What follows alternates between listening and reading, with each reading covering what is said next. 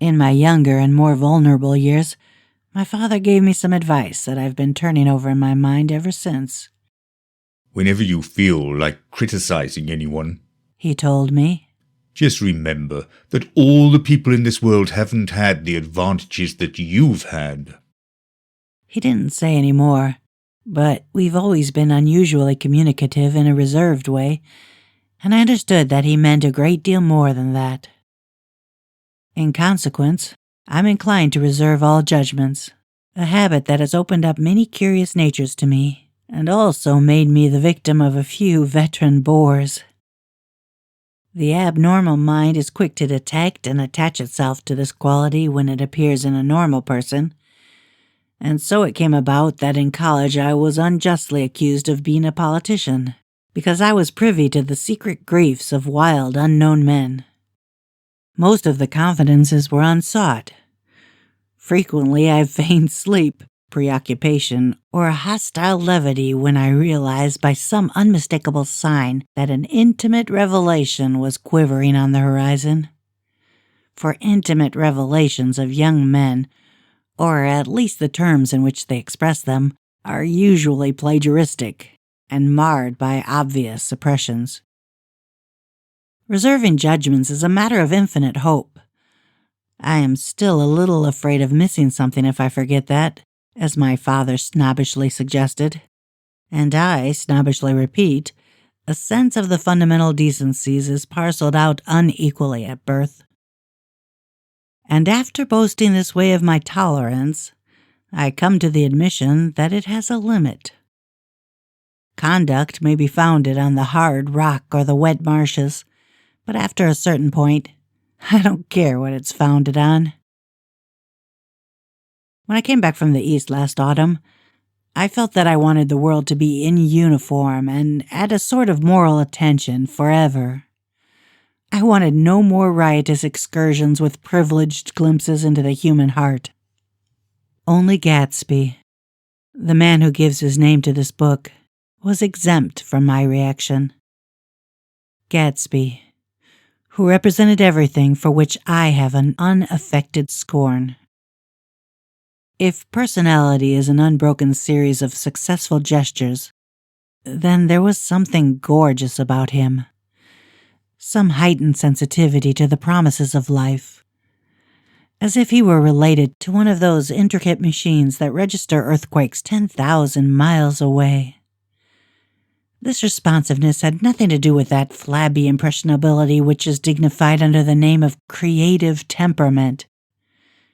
It was an extraordinary gift for hope, a romantic readiness such as I have never found in any other person, and which it is not likely I shall ever find again. No, Gatsby turned out all right in the end. It is what preyed on Gatsby, what foul dust floated in the wake of his dreams, that temporarily closed out my interest in the abortive sorrows and short-winded elations of men. My family have been prominent, well-to-do people in this Midwestern city for 3 generations. The Carraways are something of a clan, and we have a tradition that we're descended from the Dukes of Buccleuch. But the actual founder of my line was my grandfather's brother, who came here in 51, sent a substitute to the Civil War, and started the wholesale hardware business that my father carries on today. I never saw this great uncle, but I'm supposed to look like him, with special reference to the rather hard-boiled painting that hangs in Father's office. I graduated from New Haven in 1915, just a quarter of a century after my father, and a little later I participated in that delayed Teutonic migration known as the Great War. I enjoyed the counter-raid so thoroughly that I came back restless. Instead of being the warm center of the world, the Middle West now seemed like the ragged edge of the universe. So I decided to go east and learn the bond business. Everybody I knew was in the bond business, so I supposed it could support one more single man. All my aunts and uncles talked it over as if they were choosing a prep school for me, and finally said, "Why, yes," with very grave, hesitant faces. Father agreed to finance me for a year, and after various delays, I came east. Permanently, I thought, in the spring of 22. The practical thing was to find rooms in the city, but it was a warm season and I had just left a country of wide lawns and friendly trees. So when a young man at the office suggested that we take a house together in a commuting town, it sounded like a great idea.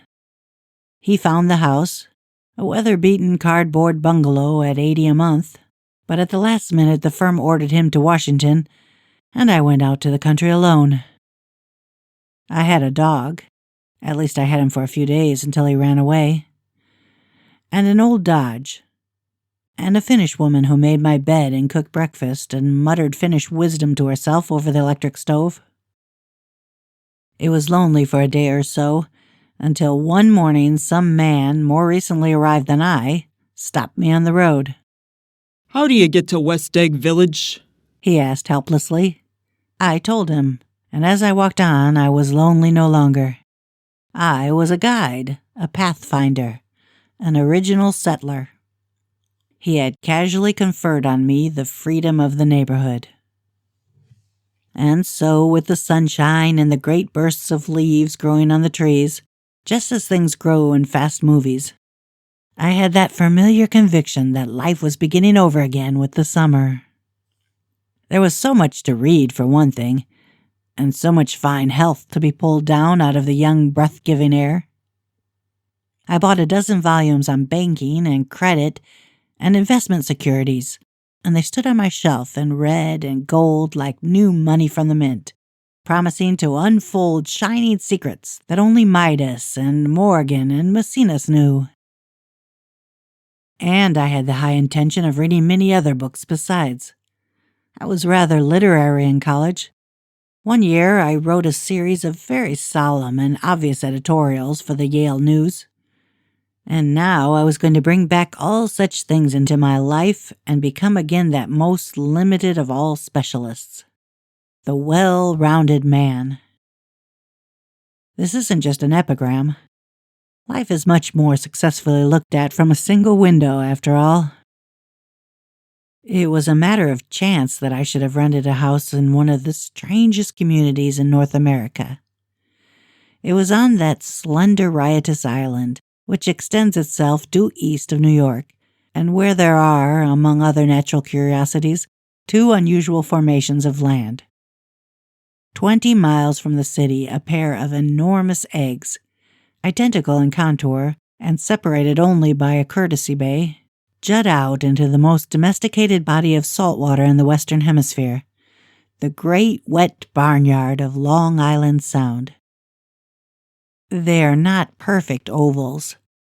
Like the egg in the Columbus story, they are both crushed flat at the contact end. But their physical resemblance must be a source of perpetual confusion to the gulls that fly overhead. To the wingless, a more arresting phenomenon is their dissimilarity in every particular except shape and size. I lived at West Egg, the less fashionable of the two, though this is a most superficial tag to express the bizarre and not a little sinister contrast between them. My house was at the very tip of the egg, only 50 yards from the Sound, and squeezed between 2 huge places that rented for $12,000 or $15,000 a season. The one on my right was a colossal affair by any standard. It was a factual imitation of some Hotel de Ville in Normandy, with a tower on one side, spanking new under a thin beard of raw ivy, and a marble swimming pool, and more than 40 acres of lawn and garden. It was Gatsby's mansion. Or rather, as I didn't know Mr. Gatsby, it was a mansion inhabited by a gentleman of that name. My own house was an eyesore, but it was a small eyesore, and it had been overlooked. So I had a view of the water, a partial view of my neighbor's lawn, and the consoling proximity of millionaires, all for $80 a month. Across the courtesy bay, the white palaces of fashionable East Egg glittered along the water, And the history of the summer really begins on the evening I drove over there to have dinner with the Tom Buchanans. Daisy was my second cousin once removed, and I'd known Tom in college. And just after the war, I spent 2 days with them in Chicago. Her husband, among various physical accomplishments, had been one of the most powerful ends that ever played football at New Haven. A national figure in a way. One of those men who reached such an acute limited excellence at 21 that everything afterwards savors of anticlimax. His family were enormously wealthy. Even in college, his freedom with money was a matter for reproach. But now he'd left Chicago and come east in a fashion that rather took your breath away. For instance, he'd brought down a string of polo ponies from Lake Forest. It was hard to realize that a man in my own generation was wealthy enough to do that. Why they came east, I don't know. They had spent a year in France for no particular reason, and then drifted here and there unrestfully, wherever people played polo and were rich together. This was a permanent move, said Daisy over the telephone, but I didn't believe it. I had no sight into Daisy's heart, but I felt that Tom would drift on forever, seeking a little wistfully for the dramatic turbulence of some irrecoverable football game. And so it happened that on a warm, windy evening, I drove over to East Egg to see 2 old friends, whom I scarcely knew at all. Their house was even more elaborate than I expected. A cheerful red and white Georgian colonial mansion overlooking the bay. The lawn started at the beach and ran toward the front door for a 1/4 of a mile, jumping over sundials and brick walks and burning gardens. Finally, when it reached the house, drifting up the side in bright vines, as though from the momentum of its run. The front was broken by a line of French windows, glowing now with reflected gold, and wide open to the warm, windy afternoon, and Tom Buchanan in riding clothes was standing with his legs apart on the front porch. He had changed since his New Haven years. Now he was a sturdy, straw-haired man of 30, with a rather hard mouth and a supercilious manner.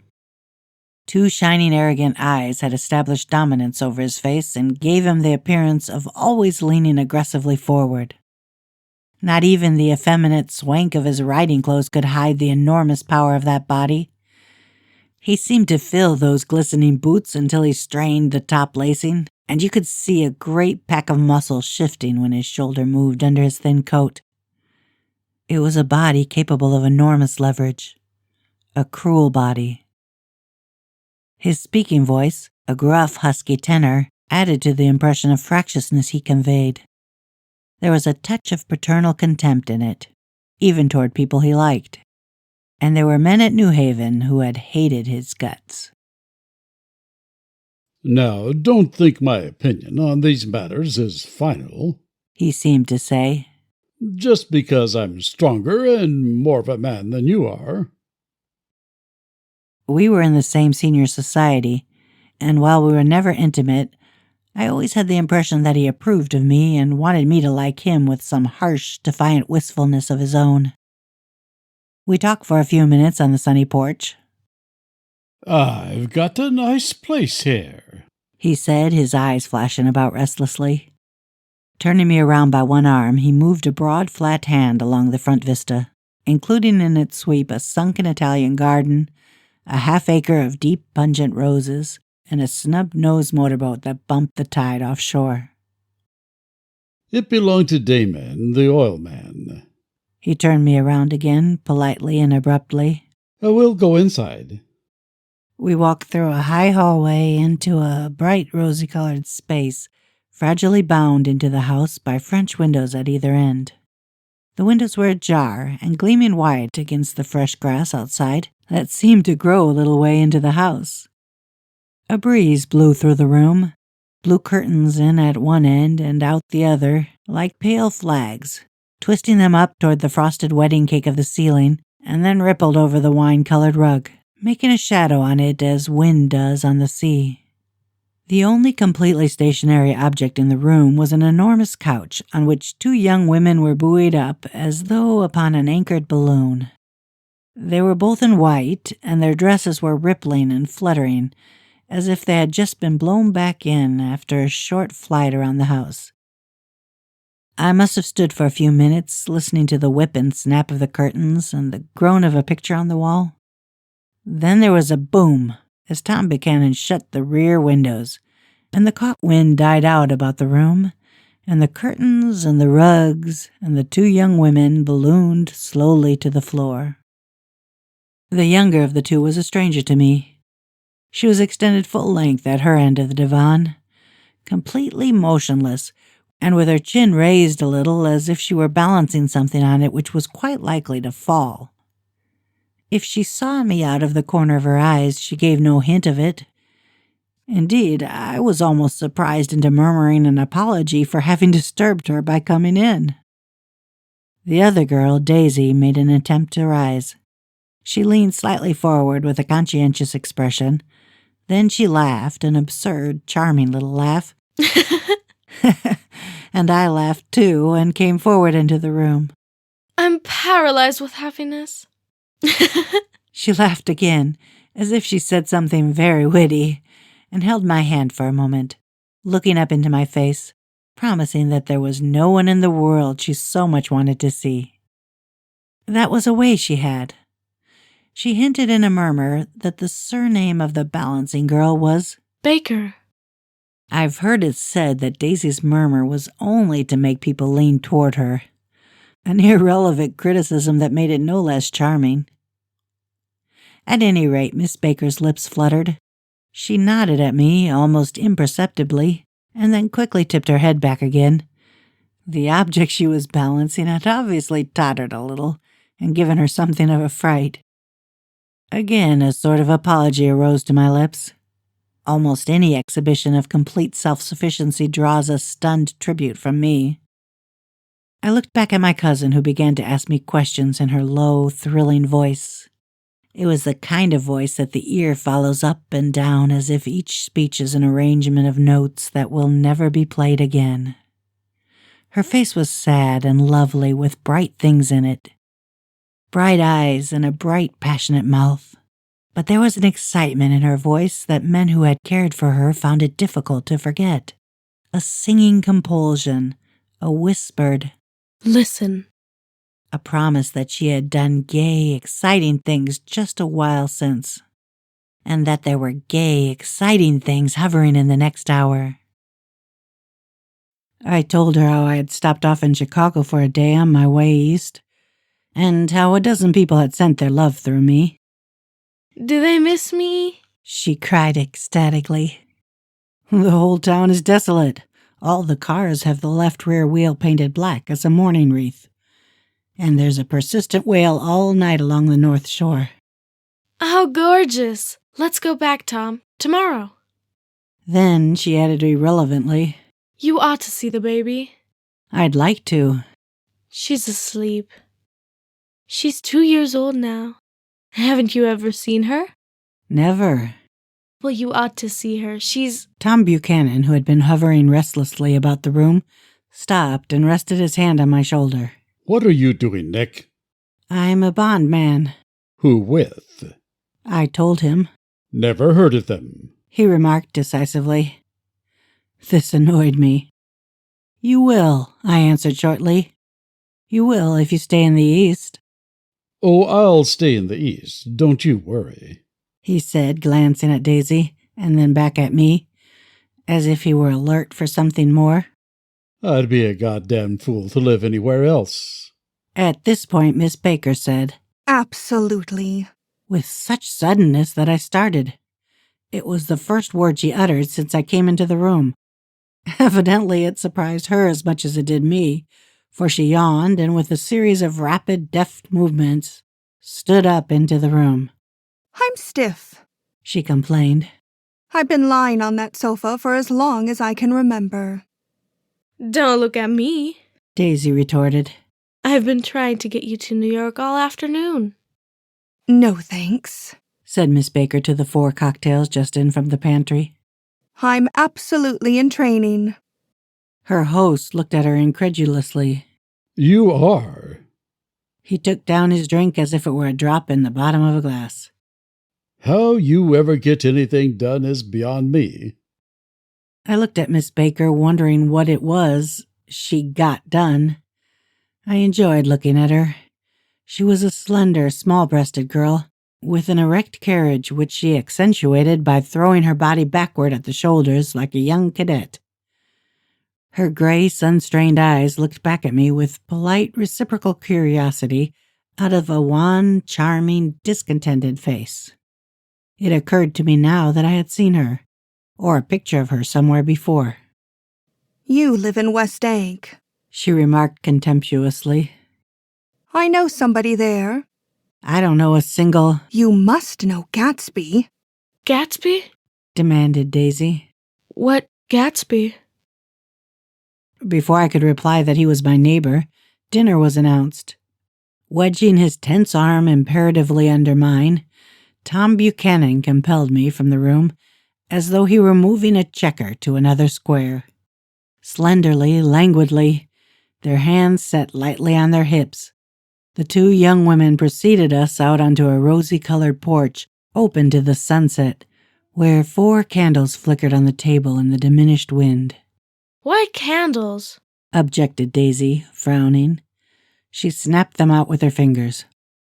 In 2 weeks it'll be the longest day in the year. She looked at us all radiantly. Do you always watch for the longest day in the year and then miss it? I always watch for the longest day in the year and then miss it. We ought to plan something, yawned Miss Baker, sitting down at the table as if she were getting into bed. All right, said Daisy. What'll we plan? She turned to me helplessly. What do people plan? Before I could answer, her eyes fastened with an odd expression on her little finger. Look! She complained. I heard it. We all looked. The knuckle was black and blue. You did it, Tom, she said accusingly. I know you didn't mean to, but you did do it. That's what I get for marrying a brute of a man. A great big hulking physical specimen of a... I hate that word, hulking, objected Tom crossly. Even in kidding.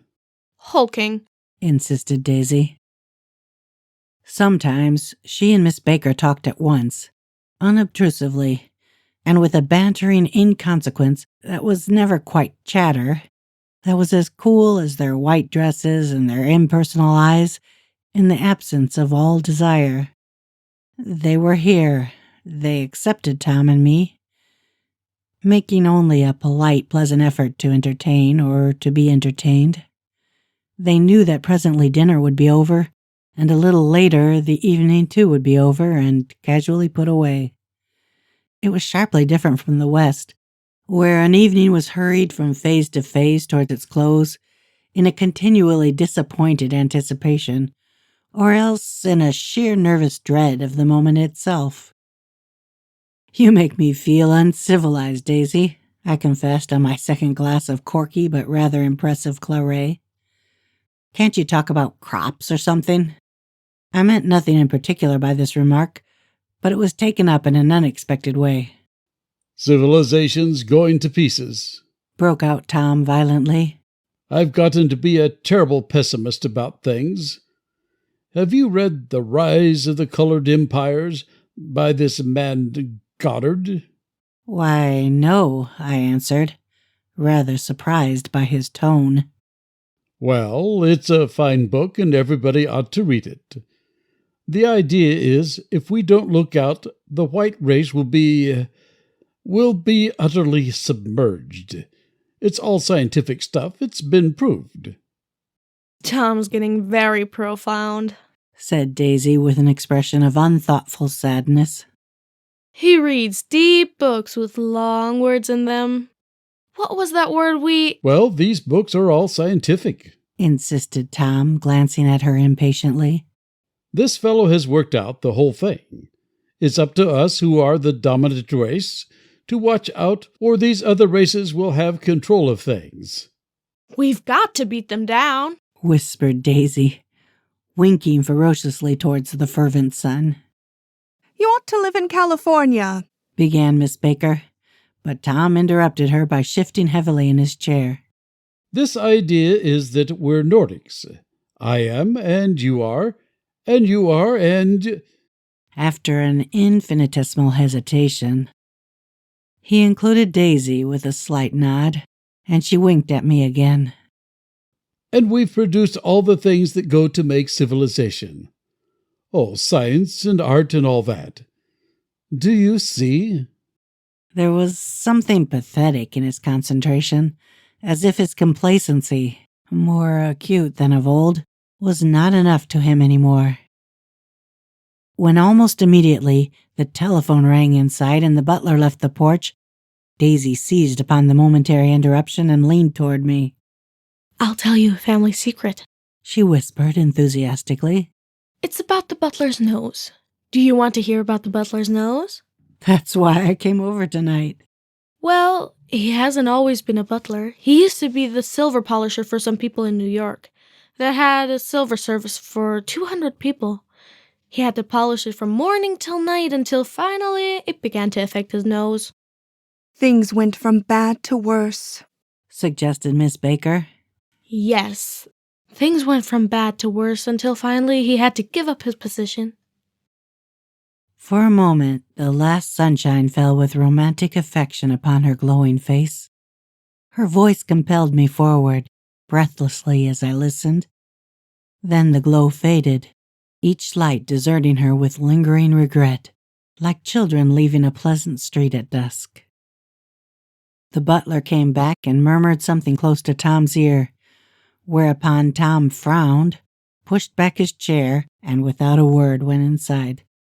As if his absence quickened something within her, Daisy leaned forward again, her voice glowing and singing. I love to see you at my table, Nick. You remind me of a rose, an absolute rose. Doesn't he? She turned to Miss Baker for confirmation. An absolute rose. This was untrue. I am not even faintly like a rose. She was only extemporizing. But a stirring warmth flowed from her, as if her heart was trying to come out to you, concealed in one of those breathless, thrilling words. Then suddenly she threw her napkin on the table and excused herself, and went into the house. Miss Baker and I exchanged a short glance, consciously devoid of meaning. I was about to speak when she sat up alertly and said, "Shh," in a warning voice.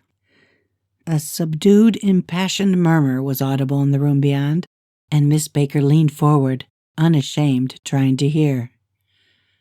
The murmur trembled on the verge of coherence, sank down, mounted excitedly, and then ceased altogether. "This Mr. Gatsby you spoke of is my neighbor," I said.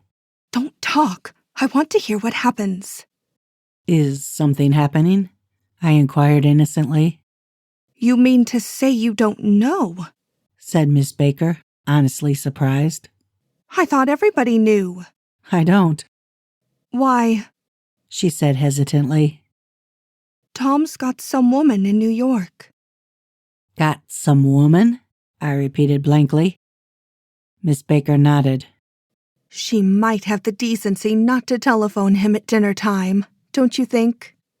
Almost before I had grasped her meaning, there was a flutter of a dress and a crunch of leather boots, and Tom and Daisy were back at the table. It couldn't be helped, cried Daisy with tense gaiety. She sat down, glanced searchingly at Miss Baker, and then at me, and continued.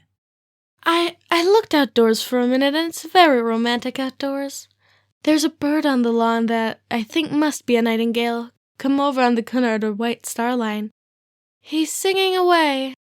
Her voice sang. It's romantic, isn't it, Tom? Very romantic, he said, then miserably to me. If it's light enough after dinner, I want to take you down to the stables. The telephone rang inside startlingly, and as Daisy shook her head decisively at Tom, the subject of the stables, in fact all subjects, vanished into air. Among the broken fragments of the last 5 minutes at table, I remember the candles being lit again, pointlessly, and I was conscious of wanting to look squarely at everyone and yet to avoid all eyes. I couldn't guess what Daisy and Tom were thinking, but I doubt if even Miss Baker, who seemed to have mastered a certain hearty skepticism, was able utterly to put this fifth guest's shrill metallic urgency out of mind. To a certain temperament, the situation might have seemed intriguing. My own instinct was to telephone immediately for the police. The horses, needless to say, were not mentioned again. Tom and Miss Baker, with several feet of twilight between them, strolled back into the library, as if to a vigil beside a perfectly tangible body. While trying to look pleasantly interested and a little deaf, I followed Daisy around a chain of connecting verandas to the porch in front. In its deep gloom, we sat down side by side on a wicker settee. Daisy took her face in her hands, as if feeling its lovely shape, and her eyes moved gradually out into the velvet dusk. I saw that turbulent emotions possessed her, so I asked what I thought would be some sedative questions about her little girl. We don't know each other very well, Nick. She said suddenly. Even if we are cousins, you didn't come to my wedding. I wasn't back from the war. That's true. She hesitated. Well, I've had a very bad time, Nick, and I'm pretty cynical about everything. Evidently, she had reason to be. I waited, but she didn't say any more, and after a moment I returned rather feebly to the subject of her daughter. I suppose she talks and eats and everything? Oh, yes. She looked at me absently. Listen, Nick. Let me tell you what I said when she was born. Would you like to hear? Very much. It'll show you how I've gotten to feel about things. Well, she was less than an hour old and Tom was God knows where. I woke up out of the ether with an utterly abandoned feeling, and I asked the nurse right away if it was a boy or a girl. She told me it was a girl, and so I turned my head away and wept. All right, I said. I'm glad it's a girl, and I hope she'll be a fool. That's the best thing a girl can be in this world. A beautiful little fool. You see, I think everything's terrible anyhow. She went on in a convinced way. Everybody thinks so. The most advanced people. And I know. I've been everywhere, and seen everything and done everything. Her eyes flashed around in a defiant way, rather like Tom's, and she laughed with thrilling scorn. Sophisticated. God, I'm sophisticated. The instant her voice broke off, ceasing to compel my attention, my belief, I felt the basic insincerity of what she had said. It made me uneasy, as though the whole evening had been a trick of some sort to exact a contributory emotion from me. I waited, and sure enough, in a moment she looked at me with an absolute smirk on her lovely face, as if she had asserted her membership in a rather distinguished secret society to which she and Tom belonged. Inside, the crimson room bloomed with light. Tom and Miss Baker sat at either end of the long couch, and she read aloud to him from the Saturday Evening Post, the words murmurous and uninflected, running together in a soothing tune.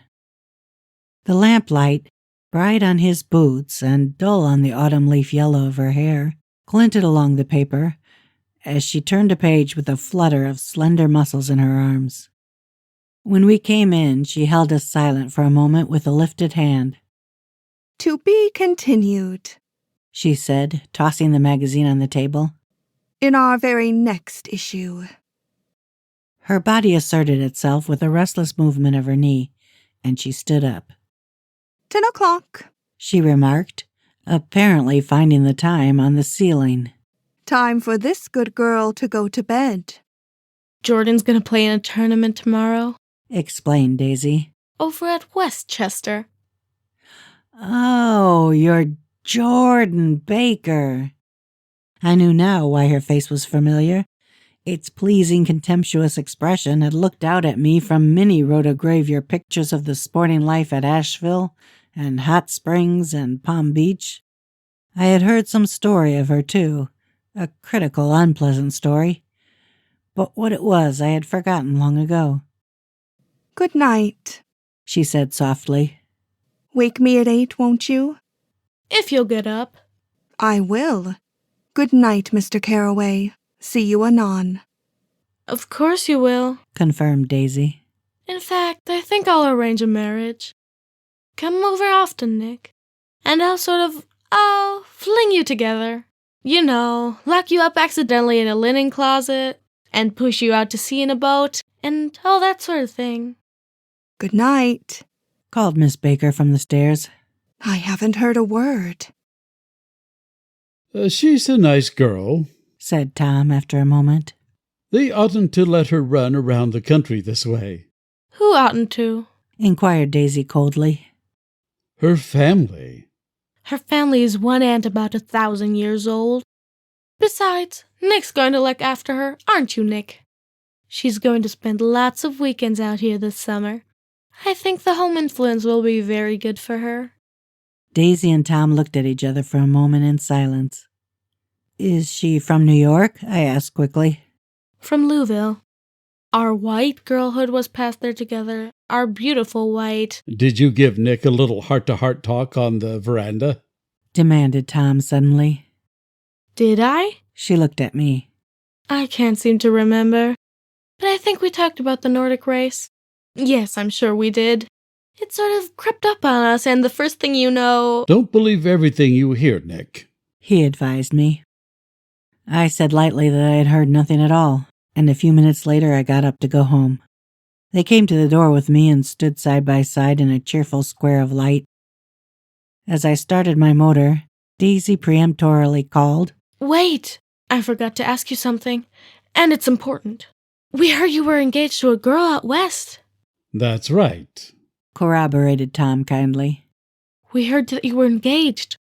It's libel. I'm too poor. But we heard it, insisted Daisy, surprising me by opening up again in a flower-like way. We heard it from 3 people, so it must be true. Of course I knew what they were referring to, but I wasn't even vaguely engaged. The fact that gossip had published the banns was one of the reasons I'd come east.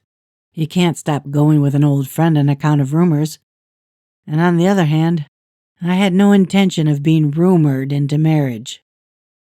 Their interest rather touched me, and made them less remotely rich. Nevertheless, I was confused, and a little disgusted as I drove away. It seemed to me that the thing for Daisy to do was to rush out of the house, child in arms. But apparently there were no such intentions in her head. As for Tom, the fact that he had some woman in New York was really less surprising than that he had been depressed by a book.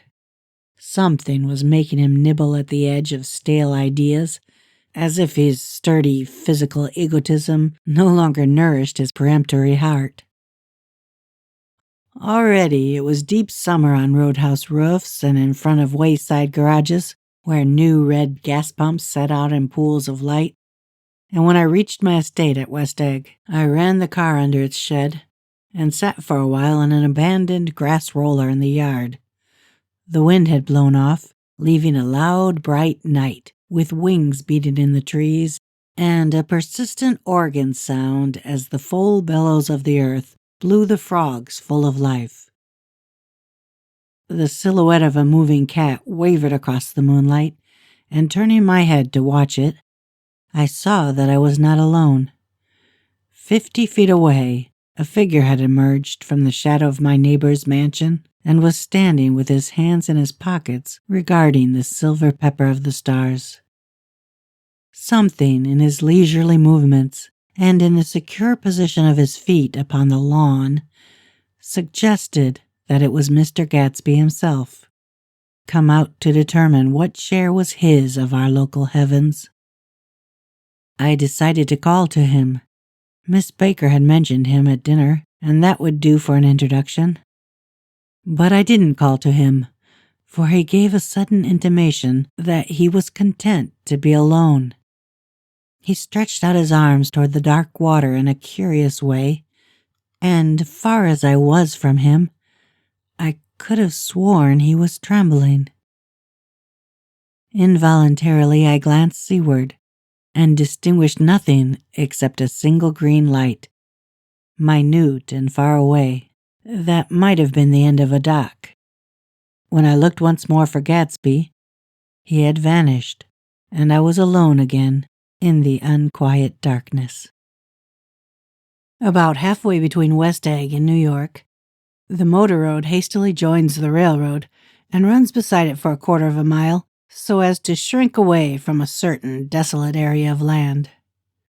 This is a valley of ashes, a fantastic farm where ashes grow like wheat into ridges and hills and grotesque gardens, where ashes take the forms of houses and chimneys and rising smoke, and finally, with a transcendent effort, of men who move dimly and already crumbling through the powdery air.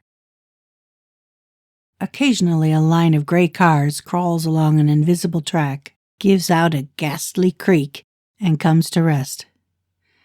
And immediately the ash-gray men swarm up with leaden spades and stir up an impenetrable cloud which screens their obscure operations from your sight. But above the gray land and the spasms of bleak dust which drift endlessly over it, you perceive, after a moment, the eyes of Dr. T.J. Eckelberg. The eyes of Dr. T.J. Eckelberg are blue and gigantic. Their retinas are 1 yard high. They look out of no face, but instead from a pair of enormous yellow spectacles, which pass over a non-existent nose. Evidently some wild wag of an oculist set them there to fatten his practice in the borough of Queens, and then sank down himself into eternal blindness, or forgot them and moved away. But his eyes, dimmed a little by many paintless days under sun and rain, brood on over the solemn dumping ground. The Valley of Ashes is bounded on one side by a small foul river, and when the drawbridge is up to let barges through, the passengers on waiting trains can stare at the dismal scene for as long as half an hour. There is always a halt there of at least a minute, and it was because of this that I first met Tom Buchanan's mistress. The fact that he had one was insisted upon wherever he was known. His acquaintances resented the fact that he turned up in popular restaurants with her, and leaving her at a table, sauntered about, chatting with whomsoever he knew. Though I was curious to see her, I had no desire to meet her. But I did. I went up to New York with Tom on the train one afternoon, and when we stopped by the ash heaps, he jumped to his feet and, taking hold of my elbow, literally forced me from the car. "We're getting off," he insisted. "I want you to meet my girl." I think he'd taken up a good deal at luncheon, and his determination to have my company bordered on violence. The supercilious assumption was that on Sunday afternoon I had nothing better to do. I followed him over a low whitewashed railroad fence, and we walked back 100 yards along the road under Dr. Eckelberg's persistent stare. The only building in sight was a small block of yellow brick sitting on the edge of the wasteland, a sort of compact main street ministering to it, and contiguous to absolutely nothing. One of the 3 shops it contained was for rent, and another was an all-night restaurant approached by a trail of ashes. The third was a garage. Repairs, George B. Wilson. Cars bought and sold.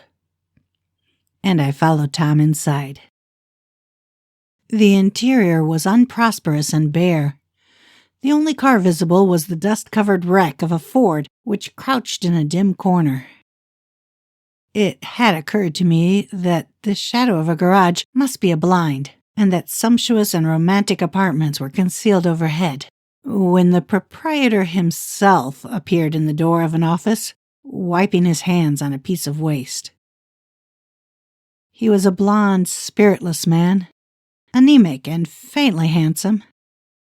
When he saw us, a damp gleam of hope sprang into his light blue eyes.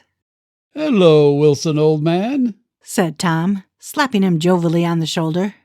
"How's business?" "I can't complain," answered Wilson unconvincingly. "When are you going to sell me that car?" "Next week. I've got my man working on it now." "Works pretty slow, don't he?" "No, he doesn't," said Tom coldly. "And if you feel that way about it, maybe I'd better sell it somewhere else after all." "I don't mean that," explained Wilson quickly. I just meant... His voice faded off, and Tom glanced impatiently around the garage. Then I heard footsteps on the stairs, and in a moment, the thickish figure of a woman blocked out the light from the office door. She was in the middle 30s and faintly stout, but she carried her surplus flesh sensuously, as some women can. Her face, above a spotted dress of dark blue creped sheen, contained no facet or gleam of beauty, but there was an immediately perceptible vitality about her, as if the nerves of her body were continually smoldering. She smiled slowly, and walking through her husband, as if he were a ghost, shook hands with Tom, looking him flush in the eye. Then she wet her lips, and without turning around, spoke to her husband in a soft, coarse voice. "Get some chairs, why don't you, so somebody can sit down?" "Oh, sure," agreed Wilson hurriedly, and went toward the little office, mingling immediately with the cement color of the walls. A white ashen dust veiled his dark suit and his pale hair as it veiled everything in the vicinity, except his wife, who moved close to Tom. "I want to see you," said Tom intently. "Get on the next train. "All right." I'll meet you by the newsstand on the lower level." She nodded and moved away from him just as George Wilson emerged with 2 chairs from his office door. We waited for her down the road and out of sight. It was a few days before the 4th of July, and a gray, scrawny Italian child was setting torpedoes in a row along the railroad track. "Terrible place, isn't it?" said Tom, exchanging a frown with Dr. Eckelberg. "Awful." "It does her good to get away." "Doesn't her husband object?" "Wilson? He thinks she goes to see her sister in New York. He's so dumb he doesn't know he's alive." So Tom Buchanan and his girl and I went up together to New York. Or not quite together, for Mrs. Wilson sat discreetly in another car. Tom deferred that much to the sensibilities of those East Eggers who might be on the train. She had changed her dress to a brown-figured muslin, which stretched tight over her rather wide hips as Tom helped her to the platform in New York. At the newsstand, she bought a copy of Town Tattle and a moving picture magazine, and in the station drugstore, some cold cream and a small flask of perfume. Upstairs, in the solemn echoing drive, she let 4 taxicabs drive away before she selected a new one, lavender-colored with gray upholstery, and in this we slid out from the mass of the station into the glowing sunshine. But immediately she turned sharply from the window and, leaning forward, tapped on the front glass. "I want to get one of those dogs," she said earnestly. "I want to get one for the apartment. They're nice to have, a dog." We backed up to a gray old man who bore an absurd resemblance to John D. Rockefeller. In a basket swung from his neck cowered a dozen very recent puppies of an indeterminate breed. "What kind are they?" asked Mrs. Wilson eagerly as he came to the taxi window. "All kinds. What kind do you want, lady?" "I'd like to get one of those police dogs. I don't suppose you got that kind." The man peered doubtfully into the basket, plunged in his hand, and drew one up, wriggling, by the back of the neck. That's no police dog, said Tom. No, it's not exactly a police dog. Said the man, with disappointment in his voice. It's more of an Airedale. He passed his hand over the brown wash rag of a back. Look at that coat. Some coat. That's a dog that'll never bother you with catching cold. I think it's cute, said Mrs. Wilson enthusiastically. How much is it? That dog? He looked at it admiringly. That dog will cost you $10. The Airedale. Undoubtedly, there was an Airedale concerned in it somewhere, though its feet were startlingly white. Changed hands and settled down into Mrs. Wilson's lap, where she fondled the weatherproof coat with rapture. Is it a boy or a girl? She asked delicately. That dog? That dog's a boy. It's a bitch, said Tom decisively. Here's your money. Go and buy 10 more dogs with it.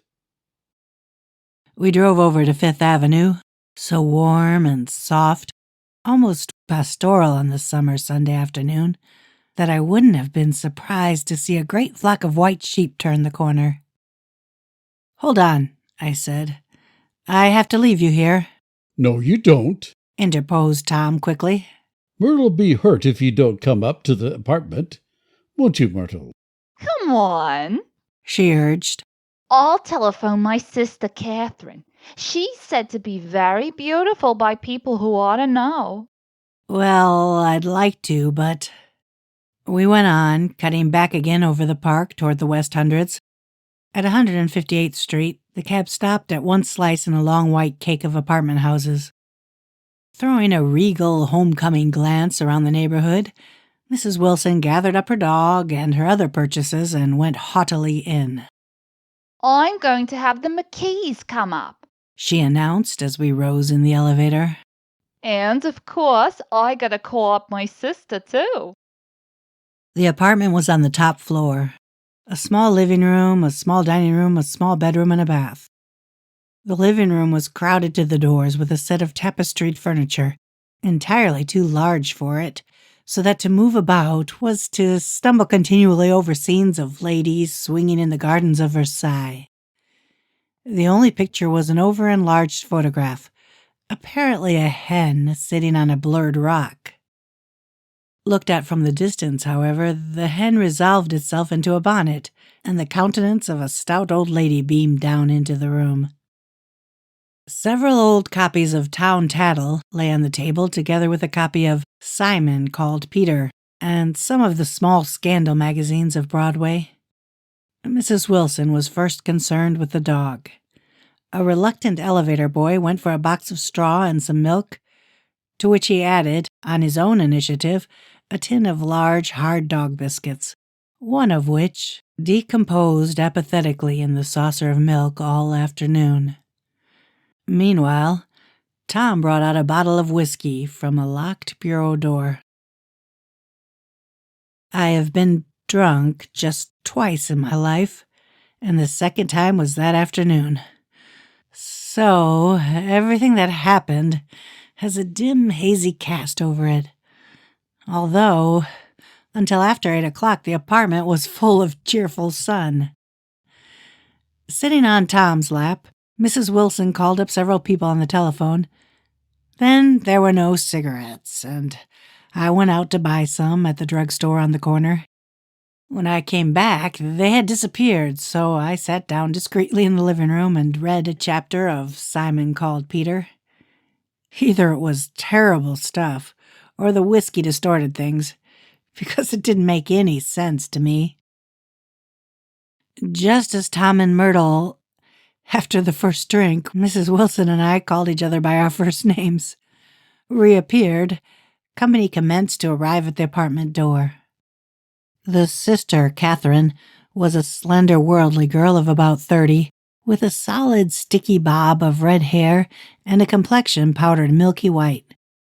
Her eyebrows had been plucked and then drawn on again at a more rakish angle. But the efforts of nature toward the restoration of the old alignment gave a blurred air to her face. When she moved about, there was an incessant clicking as innumerable pottery bracelets jingled up and down upon her arms. She came in with such a proprietary haste and looked around so possessively at the furniture that I wondered if she lived here. But when I asked her, she laughed immoderately,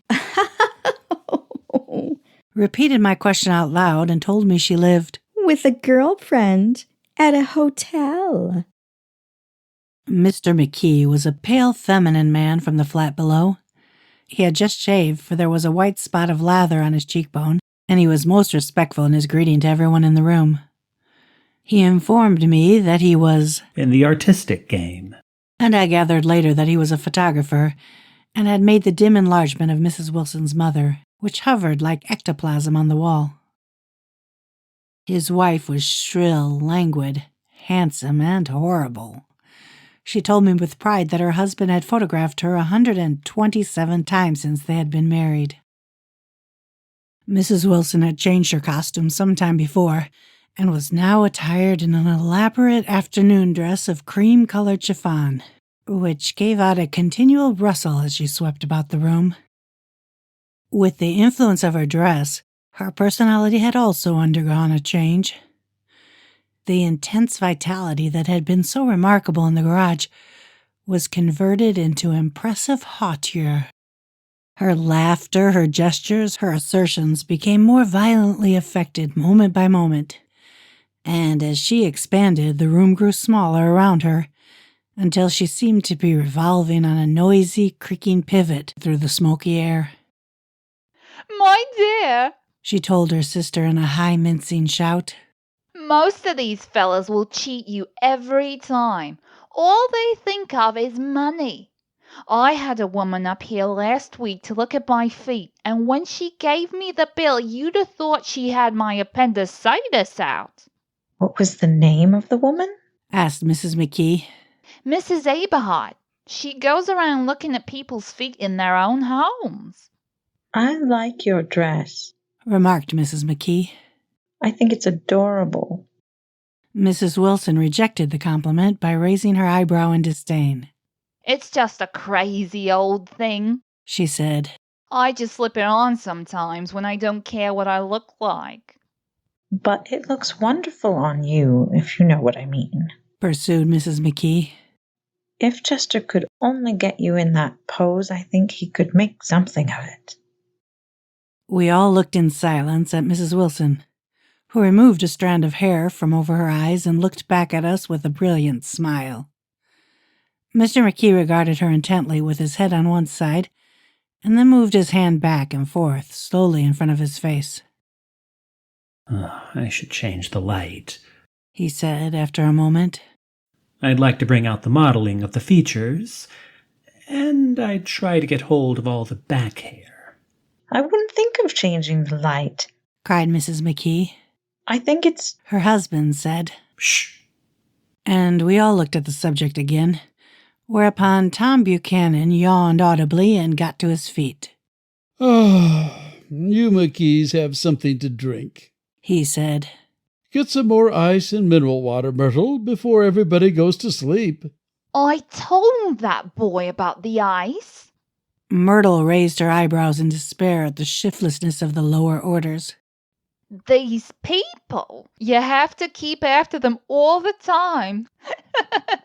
She looked at me and laughed pointlessly.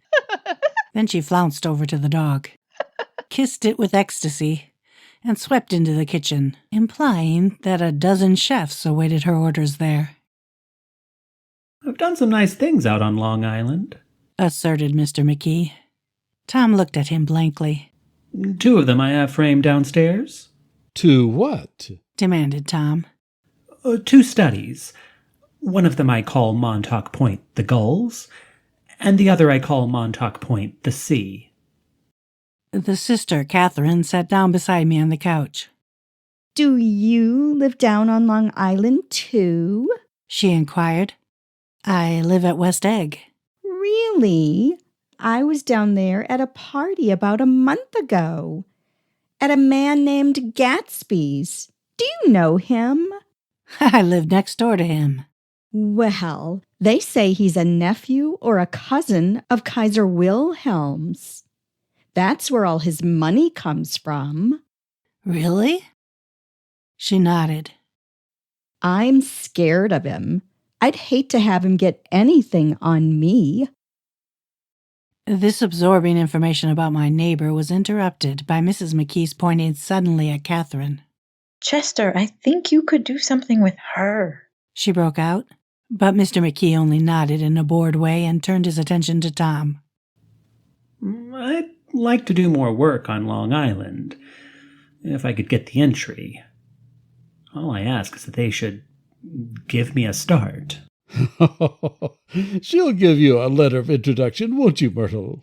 Said Tom, breaking into a short shout of laughter as Mrs. Wilson entered with a tray. Do what? She asked, startled. You'll give McKee a letter of introduction to your husband so he can do some studies of him. His lips moved silently for a moment as he invented. George B. Wilson at the gasoline pump, or something like that. Catherine leaned close to me and whispered in my ear. Neither of them can stand the person they're married to. Can't they? Can't stand them. She looked at Myrtle and then at Tom. What I say is, why go on living with them if they can't stand them? If I was them, I'd get a divorce and get married to each other right away. Doesn't she like Wilson either? The answer to this was unexpected. It came from Myrtle, who had overheard the question, and it was violent and obscene. You see, cried Catherine triumphantly. She lowered her voice again. It's really his wife that's keeping them apart. She's a Catholic, and they don't believe in divorce. Daisy was not a Catholic, and I was a little shocked at the elaborateness of the lie. When they do get married, continued Catherine, they're going west to live for a while until it blows over. It'd be more discreet to go to Europe. Oh, do you like Europe? She exclaimed surprisingly. I just got back from Monte Carlo. Really? Just last year, I went over there with another girl. Stay long? No, we just went to Monte Carlo and back. We went by way of Marseille. We had over $1,200 when we started, but we got gypped out of it all in 2 days in the private rooms. We had an awful time getting back, I can tell you. God, I hated that town. The afternoon sky bloomed in the window for a moment, like the blue honey of the Mediterranean. Then the shrill voice of Mrs. McKee called me back into the room. I almost made a mistake, too, she declared vigorously. I almost married a little kike who'd been after me for years. I knew he was below me. Everybody kept saying to me, Lucille, that man's way below you. But if I hadn't met Chester, he'd have got me sure. Yes, but listen, said Myrtle Wilson, nodding her head up and down.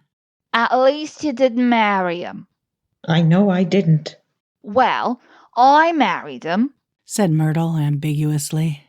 And that's the difference between your case and mine. Why did you, Myrtle? Demanded Catherine. Nobody forced you to. Myrtle considered. I married him because I thought he was a gentleman, she said finally. I thought he knew something about breeding, but he wasn't fit to lick my shoe. You were crazy about him for a while, said Catherine. Crazy about him? Cried Myrtle incredulously. Who said I was crazy about him? I never was any more crazy about him than I was about that man there. She pointed suddenly at me, and everyone looked at me accusingly. I tried to show by my expression that I had played no part in her past.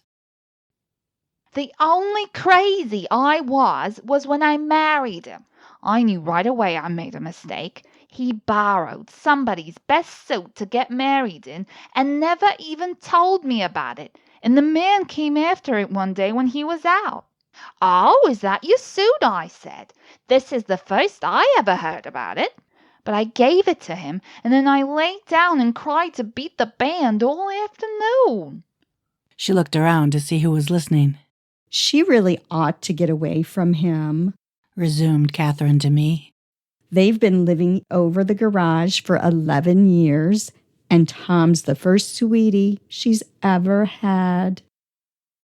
The bottle of whiskey, a second one, was now in constant demand by all present, excepting Catherine, who felt just as good on nothing at all. Tom rang for the janitor and sent him for some celebrated sandwiches, which were a complete supper in themselves. I wanted to get out and walk eastward toward the park through the soft twilight, but each time I tried to go, I became entangled in some wild, strident argument which pulled me back, as if with ropes, into my chair. Yet, high over the city, our line of yellow windows must have contributed their share of human secrecy to the casual watcher in the darkening streets. And I was him, too, looking up and wondering. I was within and without, simultaneously enchanted and repelled by the inexhaustible variety of life. Myrtle pulled her chair close to mine, and suddenly her warm breath poured over me the story of her first meeting with Tom. It was on the two little seats facing each other that are always the last ones left on the train. I was going up to New York to see my sister and spend the night. He had on a dress suit and patent leather shoes, and I couldn't keep my eyes off him, but every time he looked at me, I had to pretend to be looking at the advertisement over his head. When we came into the station, he was next to me, and his white shirt front pressed against my arm, and so I told him I'd have to call a policeman. But he knew I lied. I was so excited that when I got into a taxi with him, I didn't hardly know I wasn't getting into a subway train. All I kept thinking about over and over was, you can't live forever. You can't live forever. She turned to Mrs. McKee, and the room rang full of her artificial laughter.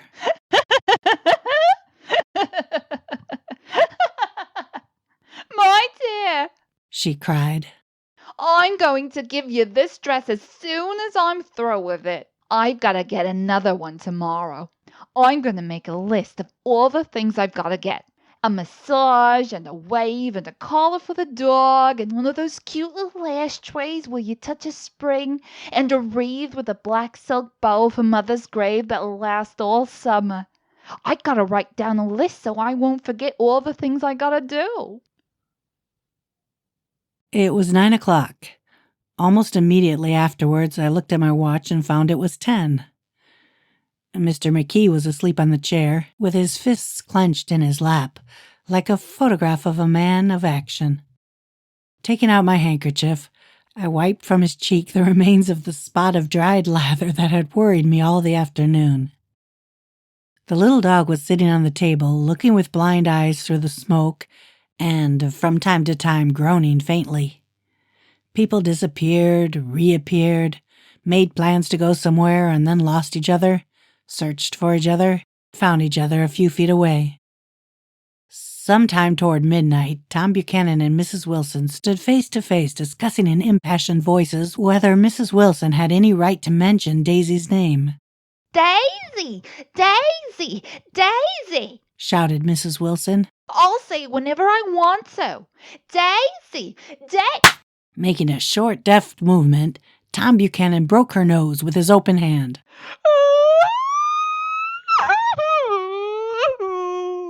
Then there were bloody towels on the bathroom floor, and women's voices scolding. Oh, how dare you! What an outrage! How... And high over the confusion, a long, broken wail of pain. Mr. McKee awoke from his doze and started in a daze toward the door. What on... When he had gone halfway, he turned around and stared at the scene. His wife and Catherine scolding and consoling as they stumbled here and there among the crowded furniture with articles of aid. Goodness gracious. And the despairing figure on the couch, bleeding fluently and trying to spread a copy of Town Tattle over the tapestry scenes of Versailles. Then Mr. McKee turned and continued on out the door. Taking my hat from the chandelier, I followed. Come to lunch sometime. He suggested as we groaned down in the elevator. Where? Anywhere. Keep your hands off the lever, snapped the elevator boy. I beg your pardon, said Mr. McKee with dignity.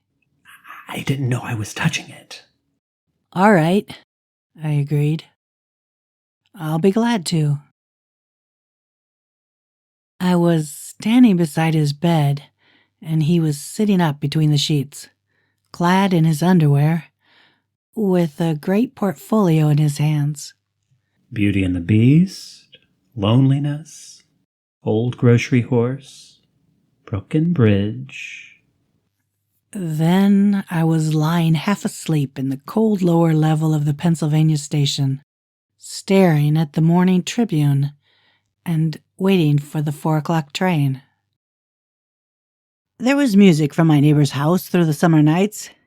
In his blue gardens, men and girls came and went like moths among the whisperings and the champagne and the stars. At high tide in the afternoon, I watched his guests diving from the tower of his raft or taking the sun on the hot sand of his beach while his 2 motorboats slit the waters of the Sound, drawing aquaplanes over the cataracts of foam. On weekends, his Rolls-Royce became an omnibus, bearing parties to and from the city between 9 in the morning and long past midnight, while his station wagon scampered like a brisk yellow bug to meet all trains. And on Mondays, 8 servants, including an extra gardener, toiled all day with mops and scrubbing brushes and hammers and garden shears, repairing the ravages of the night before. Every Friday, 5 crates of oranges and lemons arrived from a fruiterer in New York. Every Monday, these same oranges and lemons left his back door in a pyramid of pulpless halves. There was a machine in the kitchen which could extract the juice of 200 oranges in half an hour, if the little button was pressed 200 times by a butler's thumb. At least once a fortnight, a corps of caterers came down with several hundred feet of canvas and enough colored lights to make a Christmas tree of Gatsby's enormous garden. On the buffet tables, garnished with glistening hors d'oeuvres, spiced baked hams crowded against salads of harlequin designs and pastry pigs and turkeys bewitched to a dark gold. In the main hall, a bar with a real brass rail was set up, and stocked with gins and liquors and with cordials so long forgotten that most of his female guests were too young to know one from another. By 7 o'clock the orchestra has arrived. No thin 5-piece affair, but a whole pit full of oboes and trombones and saxophones and violas and cornets and piccolos and low and high drums. The last swimmers have come in from the beach now and are dressing upstairs. The cars from New York are parked 5 deep in the drive, and already the halls and salons and verandas are gaudy with primary colors and hair shorn in strange new ways, and shawls beyond the dreams of Castile. The bar is in full swing, and floating rounds of cocktails permeate the garden outside until the air is alive with chatter and laughter and casual innuendo, and introductions forgotten on the spot, and enthusiastic meetings between women who never knew each other's names. The lights grow brighter as the earth lurches away from the sun, and now the orchestra is playing yellow cocktail music, and the opera of voices pitches a key higher. Laughter is easier minute by minute, spilled with prodigality, tipped out at a cheerful word. The groups change more swiftly, swell with new arrivals, dissolve and form in the same breath. Already there are wanderers, confident girls who weave here and there among the stouter and more stable, become for a sharp, joyous moment the center of a group, and then, excited with triumph, glide on through the sea change of faces and voices and color under the constantly changing light. Suddenly, one of these gypsies in trembling opal seizes a cocktail out of the air, dumps it down for courage, and moving her hands like Frisco, dances out alone on the canvas platform. A momentary hush. The orchestra leader varies his rhythm obligingly for her, and there is a burst of chatter as the erroneous news goes out that she's Gilda Gray's understudy from the Follies. The party has begun. I believe that on the first night I went to Gatsby's house, I was one of the few guests who had actually been invited. People were not invited. They went there. They got into automobiles which bore them out to Long Island, and somehow they ended up at Gatsby's door. Once there, they were introduced by somebody who knew Gatsby, and after that, they conducted themselves according to the rules of behavior associated with amusement parks. Sometimes they came and went without having met Gatsby at all. Came for the party with a simplicity of heart that was its own ticket of admission. I had actually been invited. A chauffeur in a uniform of robin's egg blue crossed my lawn early that Saturday morning with a surprisingly formal note from his employer. The honor would be entirely Gatsby's, it said, if I would attend his little party that night. He had seen me several times and had intended to call on me long before, but a peculiar combination of circumstances had prevented it. Signed, J. Gatsby in a majestic hand. Dressed up in white flannels, I went over to his lawn a little after 7 and wandered around rather ill at ease among the swirls and eddies of people I didn't know. Though here and there was a face I had noticed on the commuting train.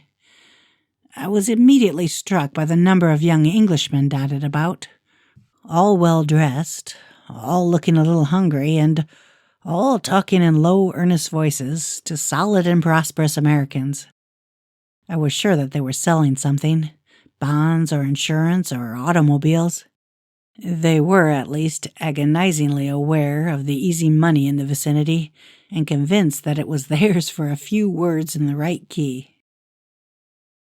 As soon as I had arrived, I made an attempt to find my host, but the 2 or 3 people of whom I asked his whereabouts stared at me in such an amazed way and denied so vehemently any knowledge of his movements that I slunk off in the direction of the cocktail table, the only place in the garden where a single man could linger without looking purposeless and alone.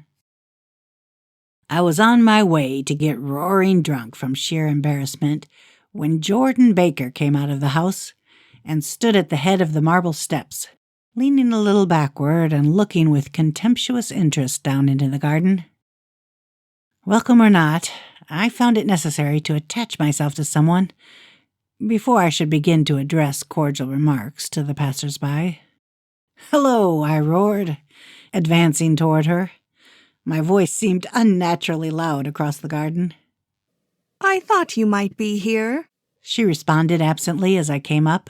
"I remembered you lived next door to—" She held my hand impersonally, as a promise that she'd take care of me in a minute, and gave her ear to 2 girls in twin yellow dresses who stopped at the foot of the steps. "Hello." "Hello," they cried together. Sorry you didn't win. That was for the golf tournament. She had lost in the finals the week before. "You don't know who we are?" said one of the girls in yellow. "But we met you here a month ago." "You've dyed your hair since then," remarked Jordan, and I started, but the girls had moved casually on, and her remark was addressed to the premature moon, produced like the supper, no doubt, out of a caterer's basket. With Jordan's slender golden arm resting in mine, we descended the steps and sauntered about the garden. A tray of cocktails floated at us through the twilight, and we sat down at a table with the 2 girls in yellow and 3 men, each one introduced to us as Mr. Mumble. "Do you come to these parties often?" inquired Jordan of the girl beside her. "The last one was the one I met you at," answered the girl in an alert, confident voice. She turned to her companion. "Wasn't it for you, Lucille?" It was for Lucille, too. "I like to come," Lucille said. "I never care what I do, so I always have a good time. When I was here last, I tore my gown on a chair, and he asked my name and address. Inside of a week, I got a package from Croyer's with a new evening gown in it." "Did you keep it?" asked Jordan. "Sure I did. I was going to wear it tonight, but it was too big in the bust and had to be altered. It was gas blue with lavender beads, $265. "There's something funny about a fellow that'll do a thing like that." said the other girl eagerly.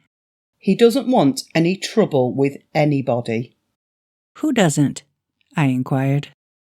Gatsby. Somebody told me. The two girls and Jordan leaned together confidentially. Somebody told me they thought he killed a man once. A thrill passed over all of us. The three Mr. Mumbles bent forward and listened eagerly. I don't think it's so much that, argued Lucille skeptically. It's more that he was a German spy during the war. One of the men nodded in confirmation. I heard that from a man who knew all about him. Grew up with him in Germany. He assured us positively. Oh, no, said the first girl. It couldn't be that, because he was in the American Army during the war. As our credulity switched back to her, she leaned forward with enthusiasm. You look at him sometimes when he thinks nobody's looking at him. I'll bet he killed a man.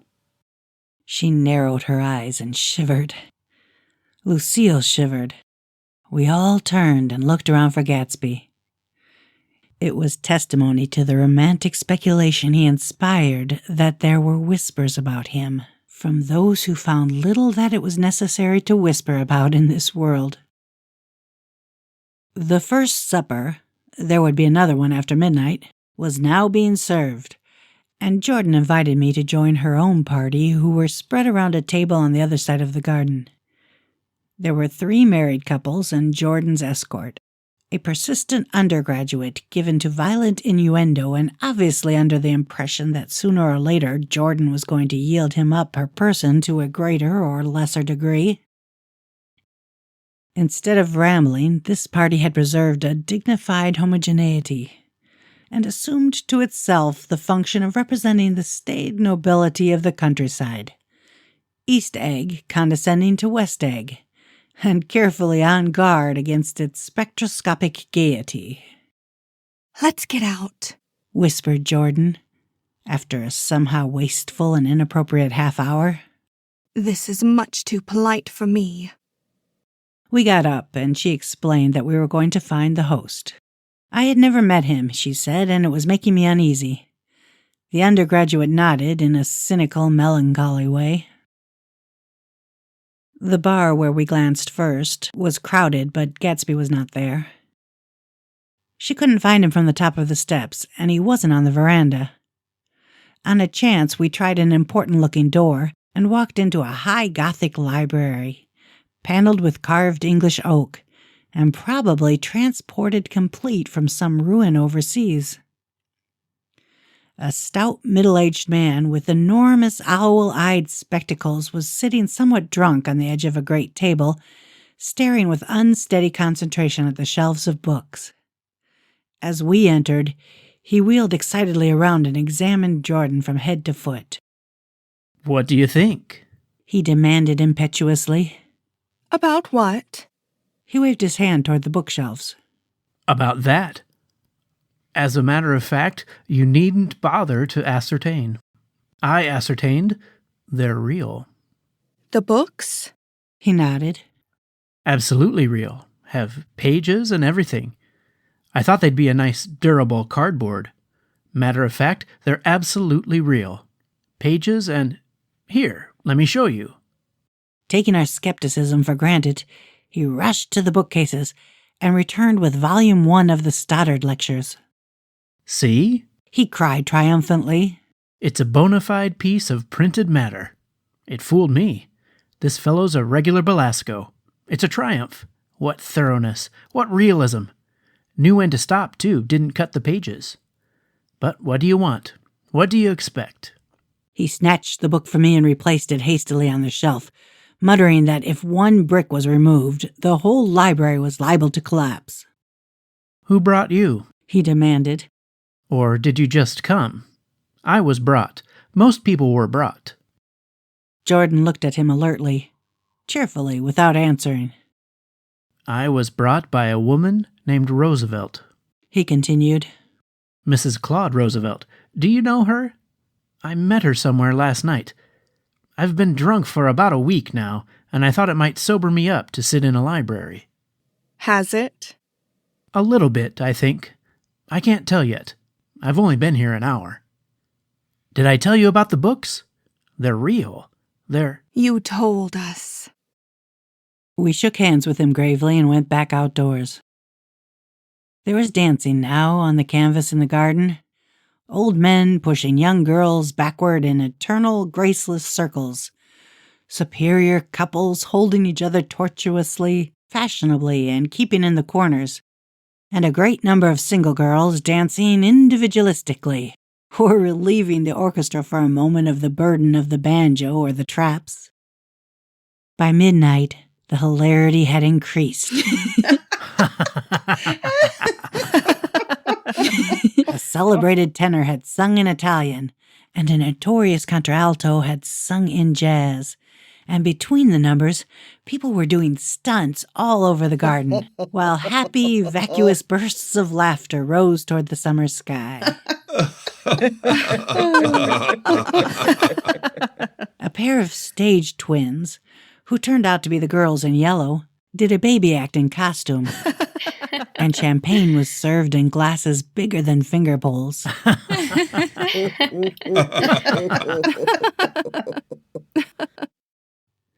The moon had risen higher, and floating in the sound was a triangle of silver scales, trembling a little bit to the stiff, tinny drip of the banjos on the lawn. I was still with Jordan Baker. We were sitting at a table with a man about my age and a ruddy little girl who gave way upon the slightest provocation to uncontrollable laughter.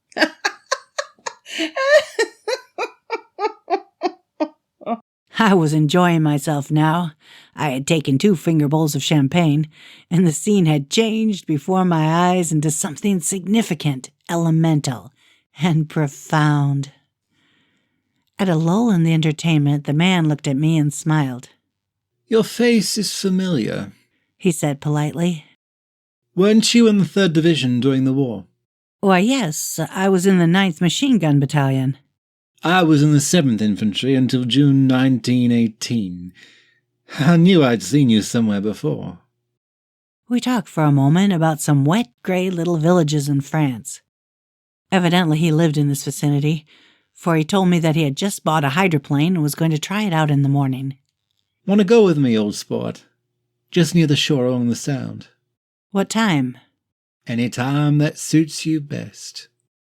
It was on the tip of my tongue to ask his name when Jordan looked around and smiled. "Having a gay time now?" she inquired. "Much better." I turned again to my new acquaintance. "This is an unusual party for me. I haven't even seen the host. I live over there." I waved my hand at the invisible hedge in the distance. And this man Gatsby sent over his chauffeur with an invitation. For a moment he looked at me as if he failed to understand. "I'm Gatsby," he said suddenly. "What?" I exclaimed. "Oh, I beg your pardon." "I thought you knew, old sport. I'm afraid I'm not a very good host." He smiled understandingly. Much more than understandingly. It was one of those rare smiles, with a quality of eternal reassurance in it, that you may come across 4 or 5 times in life. It faced, or seemed to face, the whole external world for an instant, and then concentrated on you, with an irresistible prejudice in your favor. It understood you, just so far as you wanted to be understood, believed in you as you would like to believe in yourself, and assured you that it had precisely the impression of you that, at your best, you hoped to convey. Precisely at that point, it vanished, and I was looking at an elegant young roughneck, a year or 2 over 30, whose elaborate formality of speech just missed being absurd. Some time before he introduced himself, I'd got a strong impression that he was picking his words with care. Almost at that moment, when Mr. Gatsby identified himself, a butler hurried toward him with the information that Chicago was calling him on the wire. He excused himself with a small bow that included each of us in turn. "If you want anything, just ask for it, old sport," he urged me. "Excuse me. I will rejoin you later." When he was gone, I turned immediately to Jordan, constrained to assure her of my surprise. I had expected that Mr. Gatsby would be a florid and corpulent person in his middle years. "Who is he?" I demanded. "Do you know?" "He's just a man named Gatsby." "Where is he from, I mean, and what does he do?" "Now you're started on the subject," she answered with a wan smile. "Well, he told me once he was an Oxford man." A dim background started to take shape behind him, but at her next remark, it faded away. "However, I don't believe it." "Why not?" "I don't know," she insisted. "I just don't think he went there." Something in her tone reminded me of the other girls. I think he killed a man. And had the effect of stimulating my curiosity. I would have accepted without question the information that Gatsby sprang from the swamps of Louisiana or from the Lower East Side of New York. That was comprehensible. But young men didn't. At least, in my provincial inexperience, I believed they didn't drift coolly out of nowhere and buy a palace in Long Island Sound. "Anyhow, he gives large parties," said Jordan, changing the subject with an urbane distaste for the concrete. "And I like large parties. They're so intimate. At small parties, there isn't any privacy." There was the boom of a bass drum, and the voice of the orchestra leader rang out suddenly above the echolalia of the garden. "Ladies and gentlemen," he cried, "at the request of Mr. Gatsby, we are going to play for you Mr. Vladimir Tostof's latest work, which attracted so much attention at Carnegie Hall last May. If you read the papers, you know there was a big sensation." He smiled with jovial condescension and added, "Some sensation." Whereupon everybody laughed. "The piece is known," he concluded lustily, "as Vladimir Tostof's Jazz History of the World." The nature of Mr. Tostof's composition eluded me, because just as it began, my eyes fell on Gatsby, standing alone on the marble steps and looking from one group to another with approving eyes. His tanned skin was drawn attractively tight on his face, and his short hair looked as though it were trimmed every day. I could see nothing sinister about him. I wondered if the fact that he was not drinking helped to set him off from his guests, for it seemed to me that he grew more correct as the fraternal hilarity increased. When the jazz history of the world was over, girls were putting their heads on men's shoulders in a puppyish, convivial way. Girls were swooning backward playfully into men's arms, even into groups, knowing that someone would arrest their falls. But no one swooned backward on Gatsby, and no French bob touched Gatsby's shoulders, and no singing quartets were formed with Gatsby's head for one link. "I beg your pardon." Gatsby's butler was suddenly standing beside us. "Miss Baker?" he inquired. "I beg your pardon, but Mr. Gatsby would like to speak to you alone." "With me?" she exclaimed in surprise. "Yes, madam."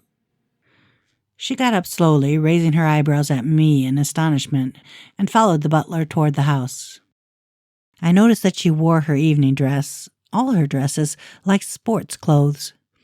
There was a jauntiness about her movements, as if she had first learned to walk upon golf courses on clean, crisp mornings.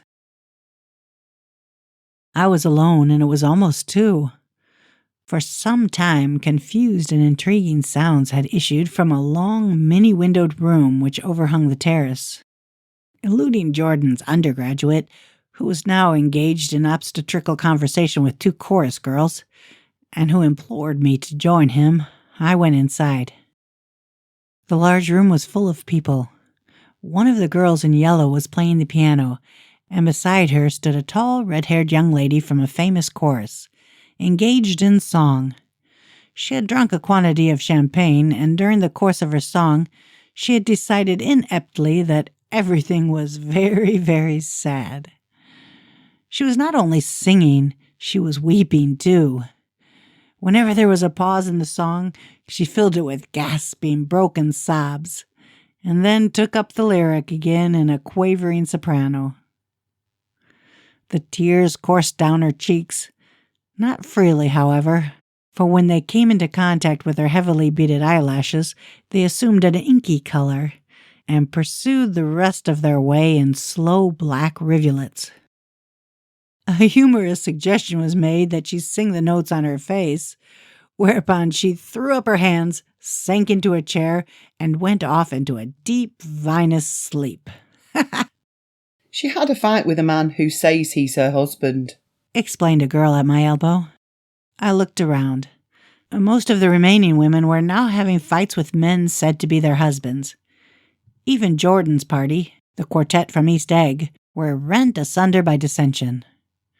One of the men was talking with curious intensity to a young actress, and his wife, after attempting to laugh at the situation in a dignified and indifferent way, broke down entirely and resorted to flank attacks.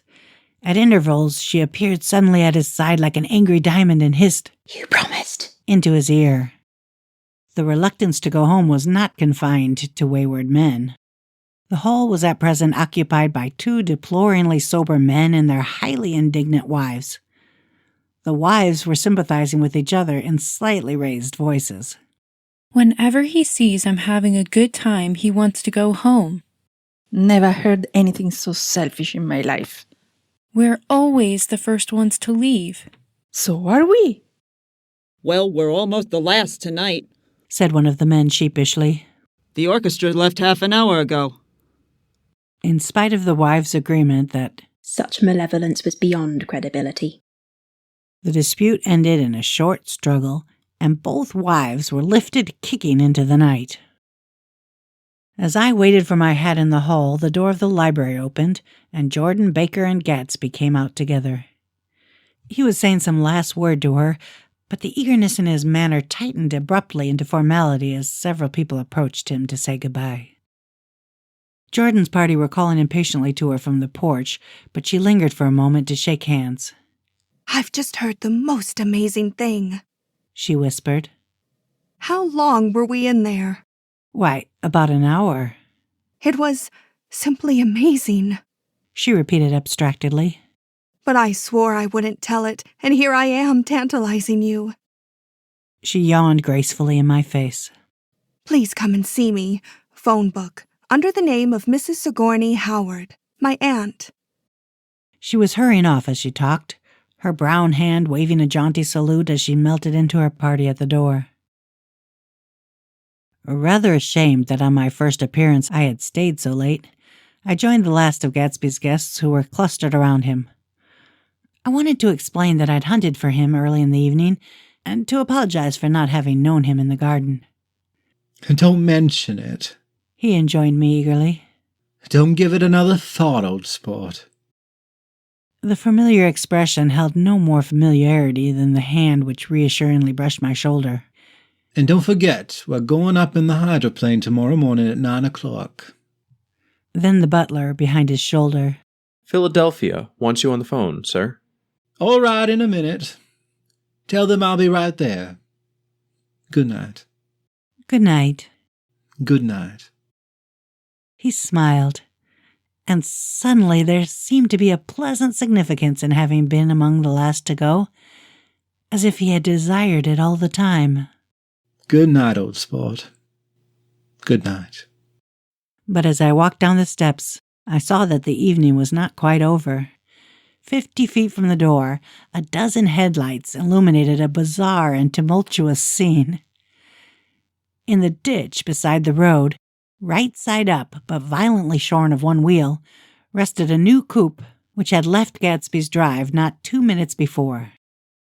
The sharp jut of a wall accounted for the detachment of the wheel, which was now getting considerable attention from half a dozen curious chauffeurs.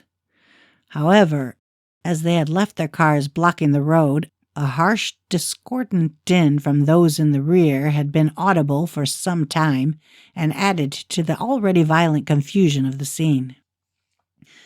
A man in a long duster had dismounted from the wreck and now stood in the middle of the road, looking from the car to the tire, and from the tire to the observers in a pleasant, puzzled way.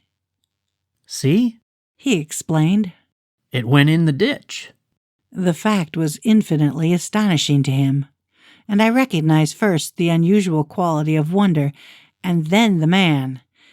It was the late patron of Gatsby's library. How'd it happen? He shrugged his shoulders. I know nothing whatever about mechanics, he said decisively. But how did it happen? Did you run into the wall? Don't ask me, said Owl Eyes, washing his hands of the whole matter. I know very little about driving, next to nothing. It happened, and that's all I know. Well, if you're a poor driver, you oughtn't to try driving at night. But I wasn't even trying, he explained indignantly. I wasn't even trying. An odd hush fell upon the bystanders. Do you want to commit suicide? You're lucky it was just a wheel. A bad driver and not even trying. You don't understand, explained the criminal. I wasn't driving. There's another man in the car. The shock that followed this declaration found voice in a sustained, Ah. As the door of the coupe swung slowly open, the crowd, it was now a crowd, stepped back involuntarily, and when the door had opened wide, there was a ghostly pause. Then, very gradually, part by part, a pale, dangling individual stepped out of the wreck, pawing tentatively at the ground with a large, uncertain dancing shoe. Blinded by the glare of the headlights and confused by the incessant groaning of the horns, the apparition stood swaying for a moment before he perceived the man in the duster. What's matter? He inquired calmly. Did we run out of gas? Look. Half a dozen fingers pointed to the amputated wheel. He stared at it for a moment, and then looked upward as though he suspected that it had dropped from the sky. It came off, someone explained. He nodded. At first, I didn't notice we'd stopped. A pause. Then, taking a long breath and straightening his shoulders, he remarked in a determined voice, Tell me, where is gasoline station?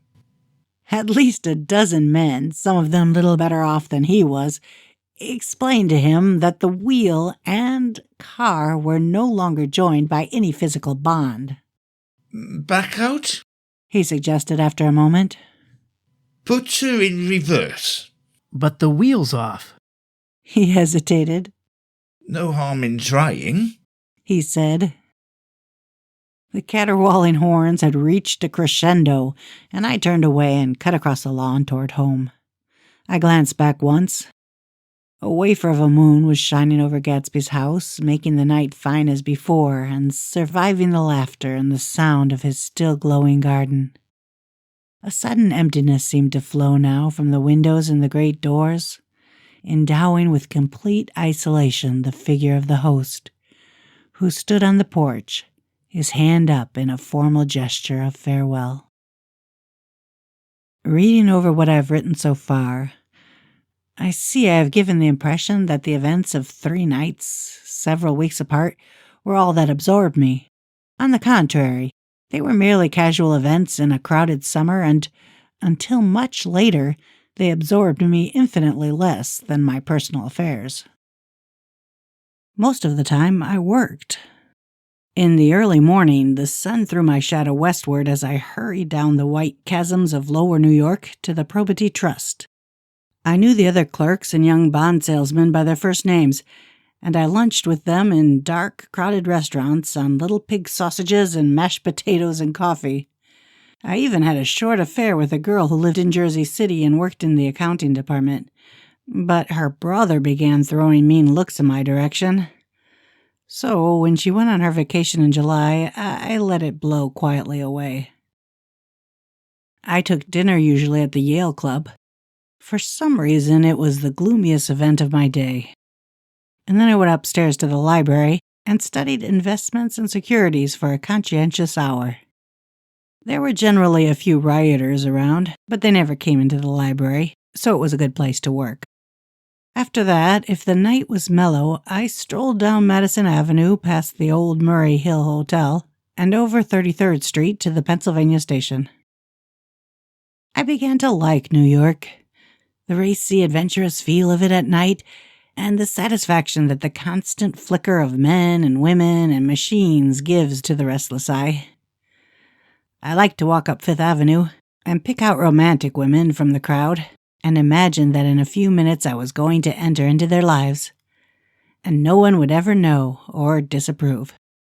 Sometimes, in my mind, I followed them to their apartments on the corners of hidden streets, and they turned and smiled back at me before they faded through a door into warm darkness. At the enchanted metropolitan twilight, I felt a haunting loneliness sometimes, and felt it in others. Poor young clerks who loitered in front of the windows waiting until it was time for a solitary restaurant dinner. Young clerks in the dusk, wasting the most poignant moments of night and life. Again at 8 o'clock, when the dark lanes of the 40s were 5 deep with throbbing taxicabs bound for the theater district, I felt a sinking in my heart. Forms leaned together in the taxis as they waited, and voices sang, and there was laughter from unheard jokes, and lighted cigarettes outlined unintelligible gestures inside. Imagining that I, too, was hurrying toward gaiety and sharing their intimate excitement, I wished them well.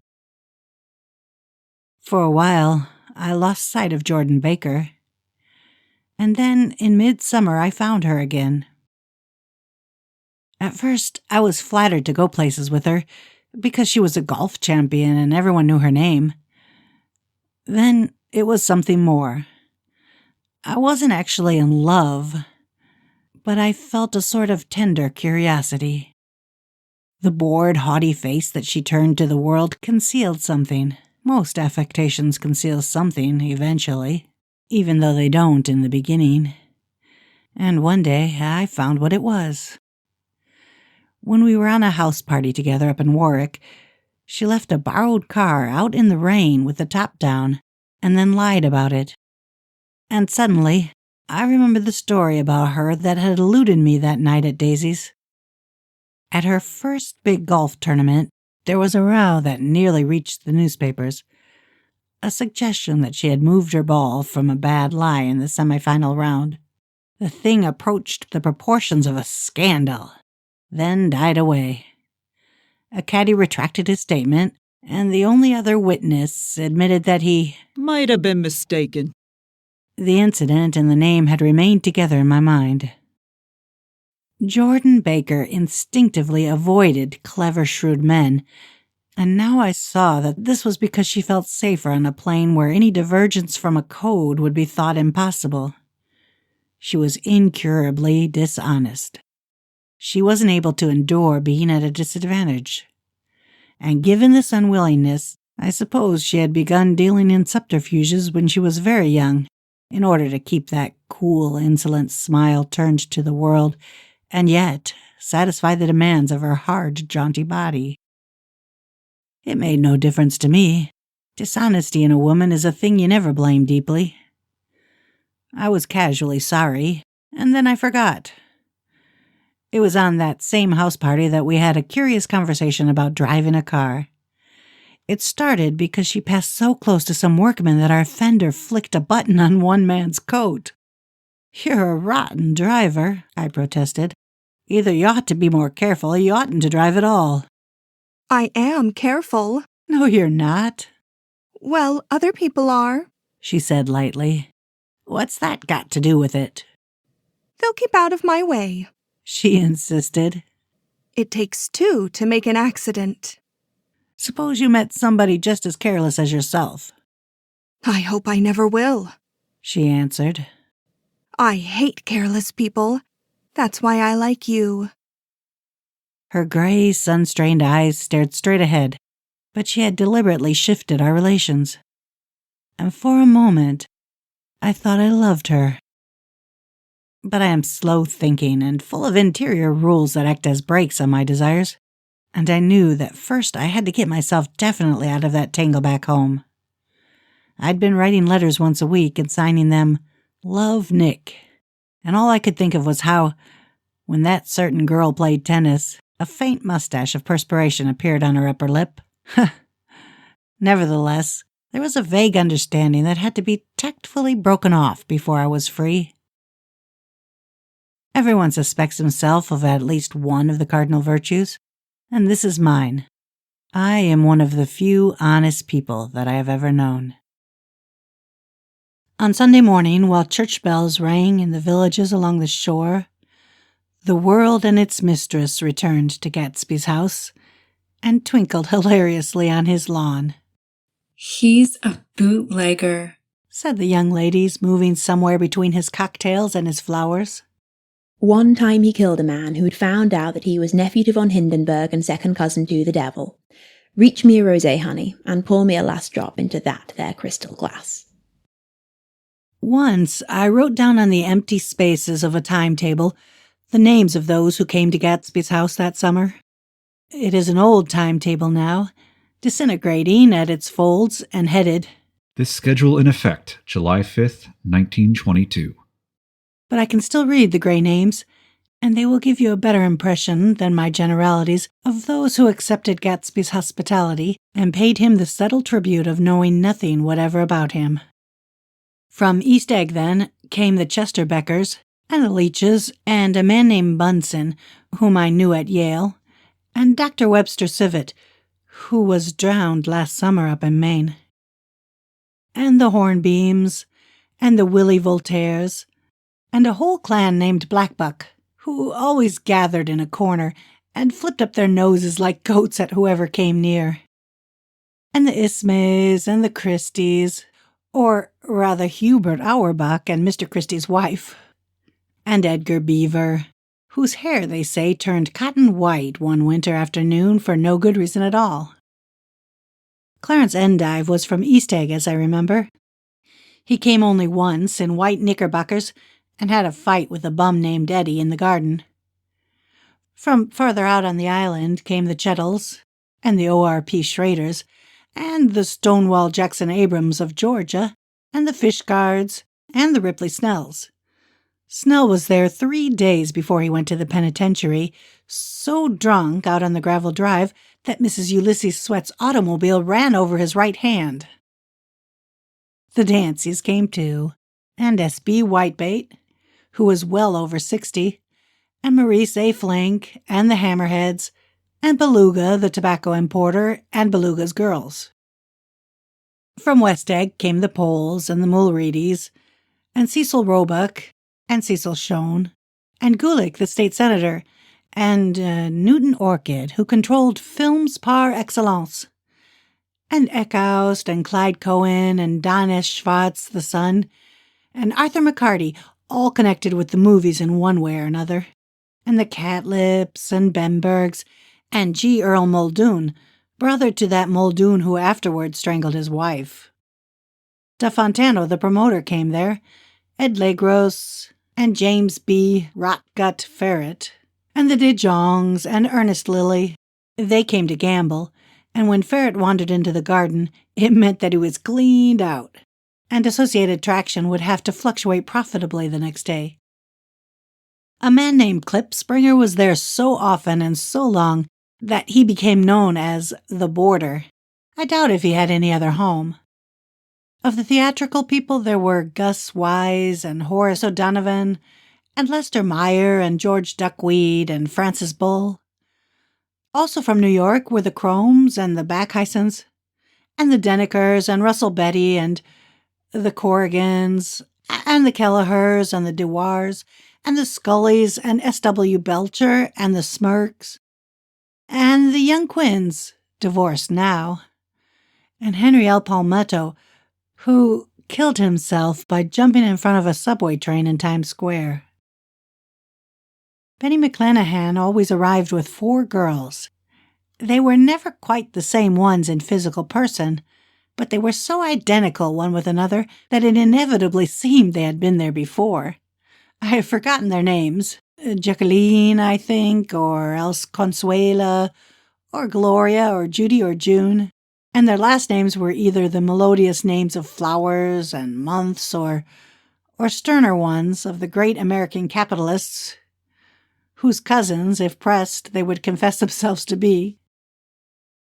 In addition to all these, I can remember that Faustina O'Brien came there at least once, and the Bedecker girls, and young Brewer, who had his nose shot off in the war, and Mr. Albrucksberger, and Miss Haig, his fiancée, and Ardita Fitzpeters, and Mr. P. Jewett, once head of the American Legion, and Miss Claudia Hipp, with a man reputed to be her chauffeur, and a prince or something whom we called Duke, and whose name, if I ever knew it, I have forgotten.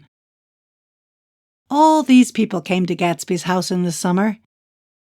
At 9 o'clock one morning, late in July, Gatsby's gorgeous car lurched up the rocky drive to my door and gave out a burst of melody from its three-noted horn. It was the first time he had called on me, though I had gone to 2 of his parties, mounted in his hydroplane, and, at his urgent invitation, made frequent use of his speech.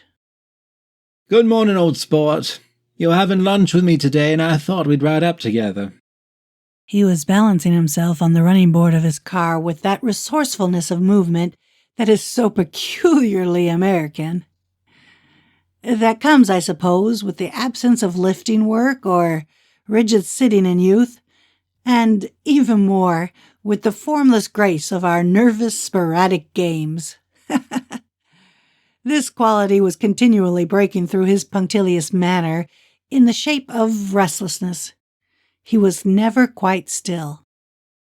There was always a tapping foot somewhere, or the impatient opening or closing of a hand. He saw me looking with admiration at his car.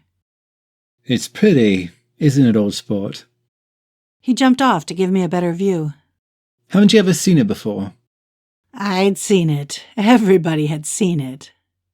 It was a rich cream color, bright with nickel, swollen here and there in its monstrous length with triumphant hat boxes and supper boxes and tool boxes, and terraced with a labyrinth of windshields that mirrored a dozen suns. Sitting down behind many layers of glass in a sort of green leather conservatory, we started to town. I had talked with him perhaps a dozen times in the past month, and found, to my disappointment, that he had little to say. So my first impression, that he was a person of some undefined consequence, had gradually faded, and he had become simply the proprietor of an elaborate roadhouse next door. And then came that disconcerting ride. We hadn't reached West Egg Village before Gatsby began leaving his elegant sentences unfinished and slapping himself indecisively on the knee of his caramel-colored suit. Look here, old sport, he broke out surprisingly. What's your opinion of me, anyhow? A little overwhelmed, I began the generalized evasions which that question deserves. Well, I'm going to tell you something about my life, he interrupted. I don't want you to get a wrong idea of me from all these stories you hear. So he was aware of the bizarre accusations that flavored conversation in his halls. I'll tell you God's truth. His right hand suddenly ordered divine retribution to stand by. I am the son of some wealthy people in the Middle West, all dead now.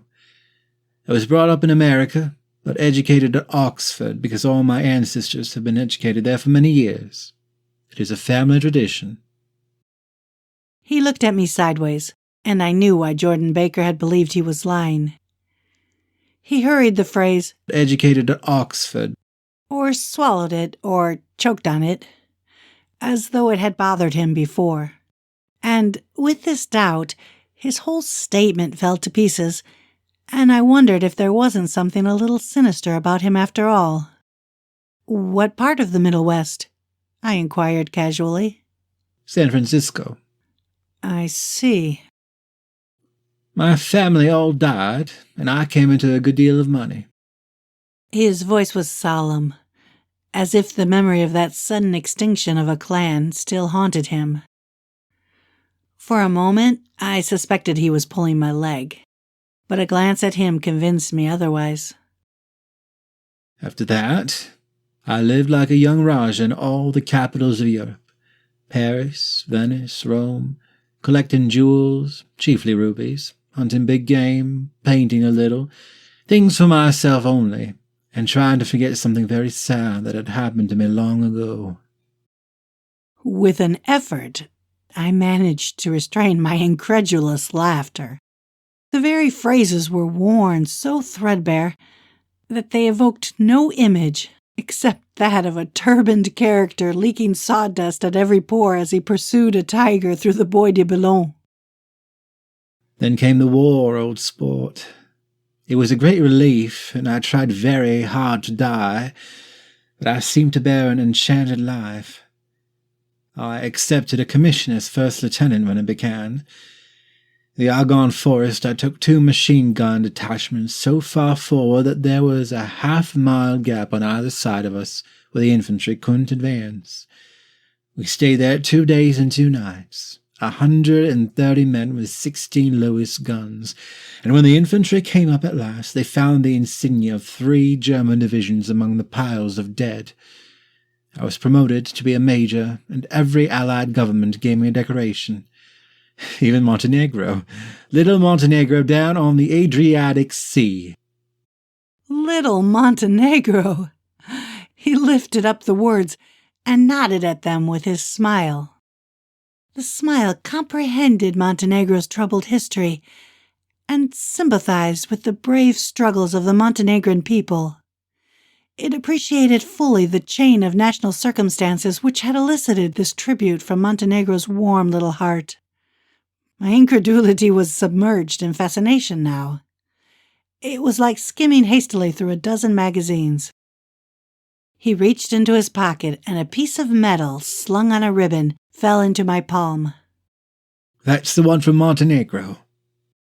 To my astonishment, the thing had an authentic look. Orderi di Danilo, ran the circular legend. Montenegro Nicholas Rex. Turn it. Major J. Gatsby, I read. For valor extraordinary. Here's another thing I always carry. A souvenir of Oxford days. It was taken in Trinity Quad. The man on my left is now the Earl of Dorchester. It was a photograph of 6 young men in blazers loafing in an archway through which were visible a host of spires. There was Gatsby, looking a little, not much, younger, with a cricket bat in his hand. Then it was all true. I saw the skins of tigers flaming in his palace on the Grand Canal. I saw him opening a chest of rubies to ease, with their crimson-lighted depths, the gnawings of his broken heart. I'm going to make a big request of you today, he said, pocketing his souvenirs with satisfaction. So I thought you ought to know something about me. I didn't want you to think I was just some nobody. You see, I usually find myself among strangers because I drift here and there trying to forget the sad thing that happened to me. He hesitated. You'll hear about it this afternoon. At lunch? Oh, no, this afternoon. I happened to find out that you're taking Miss Baker to tea. Do you mean you're in love with Miss Baker? No, old sport, I'm not. But Miss Baker has kindly consented to speak to you about this matter. I hadn't the faintest idea what this matter was, but I was more annoyed than interested. I hadn't asked Jordan to tea in order to discuss Mr. J. Gatsby. I was sure the request would be something utterly fantastic, and for a moment I was sorry I had ever set foot on his overpopulated lawn. He wouldn't say another word. His correctness grew on him as we neared the city. We passed Port Roosevelt, where there was a glimpse of red-belted ocean-going ships, and sped along the cobbled slum, lined with the dark, undeserted saloons of the faded gilt 1900s. Then the Valley of Ashes opened out on both sides of us, and I had a glimpse of Mrs. Wilson, straining at the garage pump with panting vitality as we went by. With fenders spread like wings, we scattered light through half Astoria. Only half, for as we twisted among the pillars of the elevated, I heard the familiar jug spat of a motorcycle, and a frantic policeman rode alongside. "All right, old sport," called Gatsby. We slowed down. Taking a white card from his wallet, he waved it before the man's eyes. "Right you are," agreed the policeman, tipping his cap. "Know you next time, Mr. Gatsby. Excuse me." What was that? I inquired. The picture of Oxford? I was able to do the commissioner a favor once, and he sends me a Christmas card every year.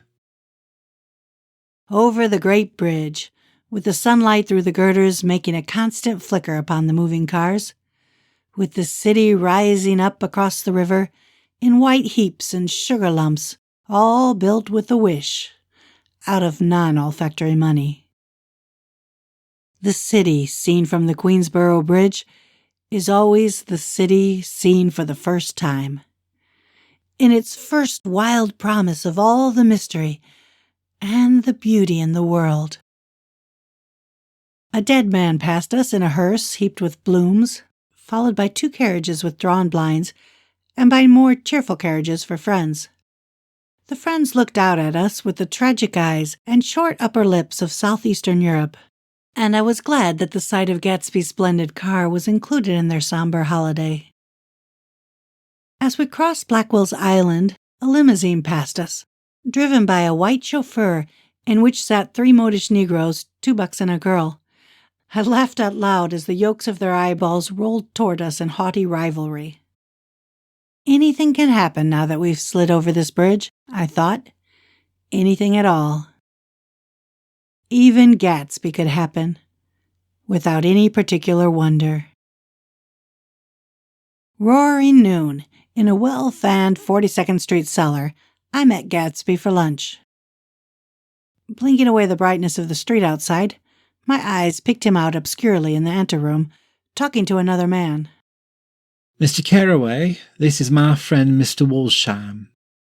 A small, flat-nosed Jew raised his large head and regarded me with 2 fine growths of hair which luxuriated in either nostril. After a moment, I discovered his tiny eyes in the half-darkness.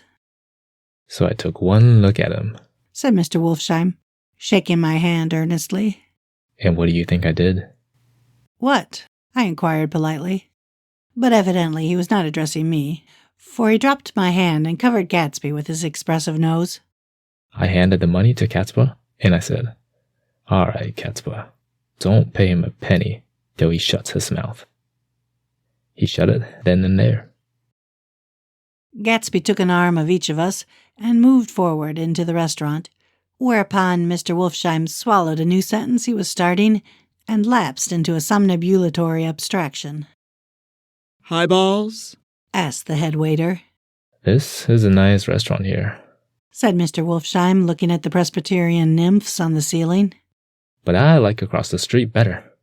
"Yes, highballs," agreed Gatsby, and then to Mr. Wolfsheim. "It's too hot over there." "Hot and small, yes," said Mr. Wolfsheim. "but full of memories." "What place is that?" I asked. "The old Metropole." "The old Metropole," brooded Mr. Wolfsheim gloomily. "Filled with faces dead and gone. Filled with friends gone now forever. I can't forget, so long as I lived, the night they shot Rosie Rosenthal there. It was 6 of us at the table, and Rosie had eaten and drunk a lot all evening. When it was almost morning, the waiter came up to him with a funny look and says, 'Somebody wants to speak to him outside.' 'All right,' says Rosie, and begins to get up, and I pulled him down in his chair. 'Let the bastards come in here if they want to, Rosie, but don't you, so help me, move outside of this room.' It was 4 o'clock in the morning then, and if we'd have raised the blinds, we'd have seen daylight." "Did he go?" I asked innocently. "Sure, he went." Mr. Wolfsheim's nose flashed at me indignantly. He turned around in the door and says, 'Don't let the waiter take away my coffee.' Then he went out onto the sidewalk, and they shot him 3 times in his full belly and drove away. 4 of them were electrocuted, I said, remembering. 5 with Becker. His nostrils turned to me in an interested way. I understand you're looking for a business connection. The juxtaposition of these 2 remarks was startling. Gatsby answered for me. Oh no, He exclaimed. this isn't the man. No? Mr. Wolfsheim seemed disappointed. Oh, this is just a friend. I told you we'd talk about that some other time. I beg your pardon, said Mr. Wolfsheim. I had a wrong man. A succulent hash arrived, and Mr. Wolfsheim, forgetting the more sentimental atmosphere of the old metropole, began to eat with ferocious delicacy. His eyes, meanwhile, roved very slowly around the room. He completed the arc by turning to inspect the people directly behind. I think that, except for my presence, he would have taken one short glance beneath our own table. Look here, old sport, said Gatsby, leaning toward me. I'm afraid I made you a little angry this morning in the car. There was the smile again, but this time I held out against it. I don't like mysteries, I answered, and I don't understand why you won't come out frankly and tell me what you want. Why has it all got to come through Miss Baker? Oh, it's nothing underhand, he assured me.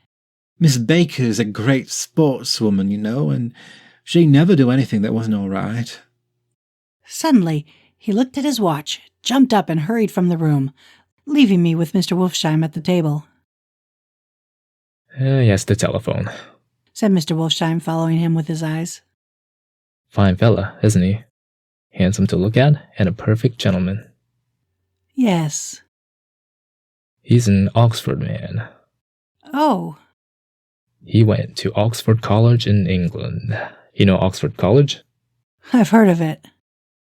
It's one of the most famous colleges in the world. Have you known Gatsby for a long time? I inquired. Several years. He answered in a gratified way. I made the pleasure of his acquaintance just after the war, but I knew I had discovered a man of fine breeding after I talked with him an hour. I said to myself, now there's the kind of man you'd like to take home and introduce to your mother and sister. He paused. I see you're looking at my cuff buttons. I hadn't been looking at them, but I did now. They were composed of oddly familiar pieces of ivory. Finest specimens of human molars, he informed me. Well, I inspected them. That's a very interesting idea. Yeah. He flipped his sleeves up under his coat. Yeah, Gatsby's very careful about women. He would never so much as look at a friend's wife. When the subject of this instinctive trust returned to the table and sat down, Mr. Wolfsheim drank his coffee with a jerk and got to his feet. I have enjoyed my lunch, he said. And I'm going to run off from you two young men before I outstay my welcome. Don't hurry, Maya, said Gatsby without enthusiasm. Mr. Wolfsheim raised his hand in a sort of benediction. You're very polite, but I belong to another generation, he announced solemnly. You sit here and discuss your sports and your young ladies and your... He supplied an imaginary noun with another wave of his hand. As for me, I am 50 years old, and I won't impose myself on you any longer. As he shook hands and turned away, his tragic nose was trembling. I wondered if I had said anything to offend him. He becomes very sentimental sometimes, explained Gatsby. This is one of his sentimental days. He's quite a character around New York. A Dennison of Broadway. Who is he, anyhow? An actor? No. A dentist? Maya Wolfsheim. No, he's a gambler. Gatsby hesitated, then added coolly, He's the man who fixed the World Series back in 1919. Fixed the World Series? I repeated. The idea staggered me. I remembered, of course, that the World Series had been fixed in 1919, but if I had thought of it at all, I would have thought of it as a thing that merely happened, the end of some inevitable chain. It never occurred to me that one man could start to play with the faith of 50 million people, with the single-mindedness of a burglar blowing a safe. How did he happen to do that? I asked after a minute. He just saw the opportunity. Why isn't he in jail? They can't get him, old sport. He's a smart man. I insisted on paying the check. As the waiter brought my change, I caught sight of Tom Buchanan across the crowded room. "Come along with me for a minute," I said. "I've got to say hello to someone." When he saw us, Tom jumped up and took half a dozen steps in our direction. "Where have you been?" he demanded eagerly. "Daisy's furious because you haven't called up." "This is Mr. Gatsby, Mr. Buchanan." They shook hands briefly, and a strained, unfamiliar look of embarrassment came over Gatsby's face. "How've you been, anyhow?" demanded Tom of me. "How'd you happen to come up this far to eat?" "I've been having lunch with Mr. Gatsby." I turned toward Mr. Gatsby, but he was no longer there. One October day in 1917, said Jordan Baker that afternoon, sitting up very straight on a straight chair in the tea garden at the Plaza Hotel. I was walking along from one place to another, half on the sidewalks and half on the lawns. I was happier on the lawns because I had on shoes from England with rubber knobs on the soles that bit into the soft ground. I had on a new plaid skirt also that blew a little in the wind, and whenever this happened, the red, white, and blue banners in front of all the houses stretched out stiff and said, "Tut, tut, tut, tut," in a disapproving way. The largest of the banners and the largest of the lawns belonged to Daisy Fay's house. She was just 18, 2 years older than me, and by far the most popular of all the young girls in Louisville. She dressed in white and had a little white roadster, and all day long the telephone rang in her house, and excited young officers from Camp Taylor demanded the privilege of monopolizing her that night, anyways for an hour. When I came opposite her house that morning, her white roadster was beside the curb, and she was sitting in it with a lieutenant I had never seen before. They were so engrossed in each other that she didn't see me until I was 5 feet away. "Hello, Jordan," she called unexpectedly. "Please come here." I was flattered that she wanted to speak to me, because of all the older girls, I admired her most.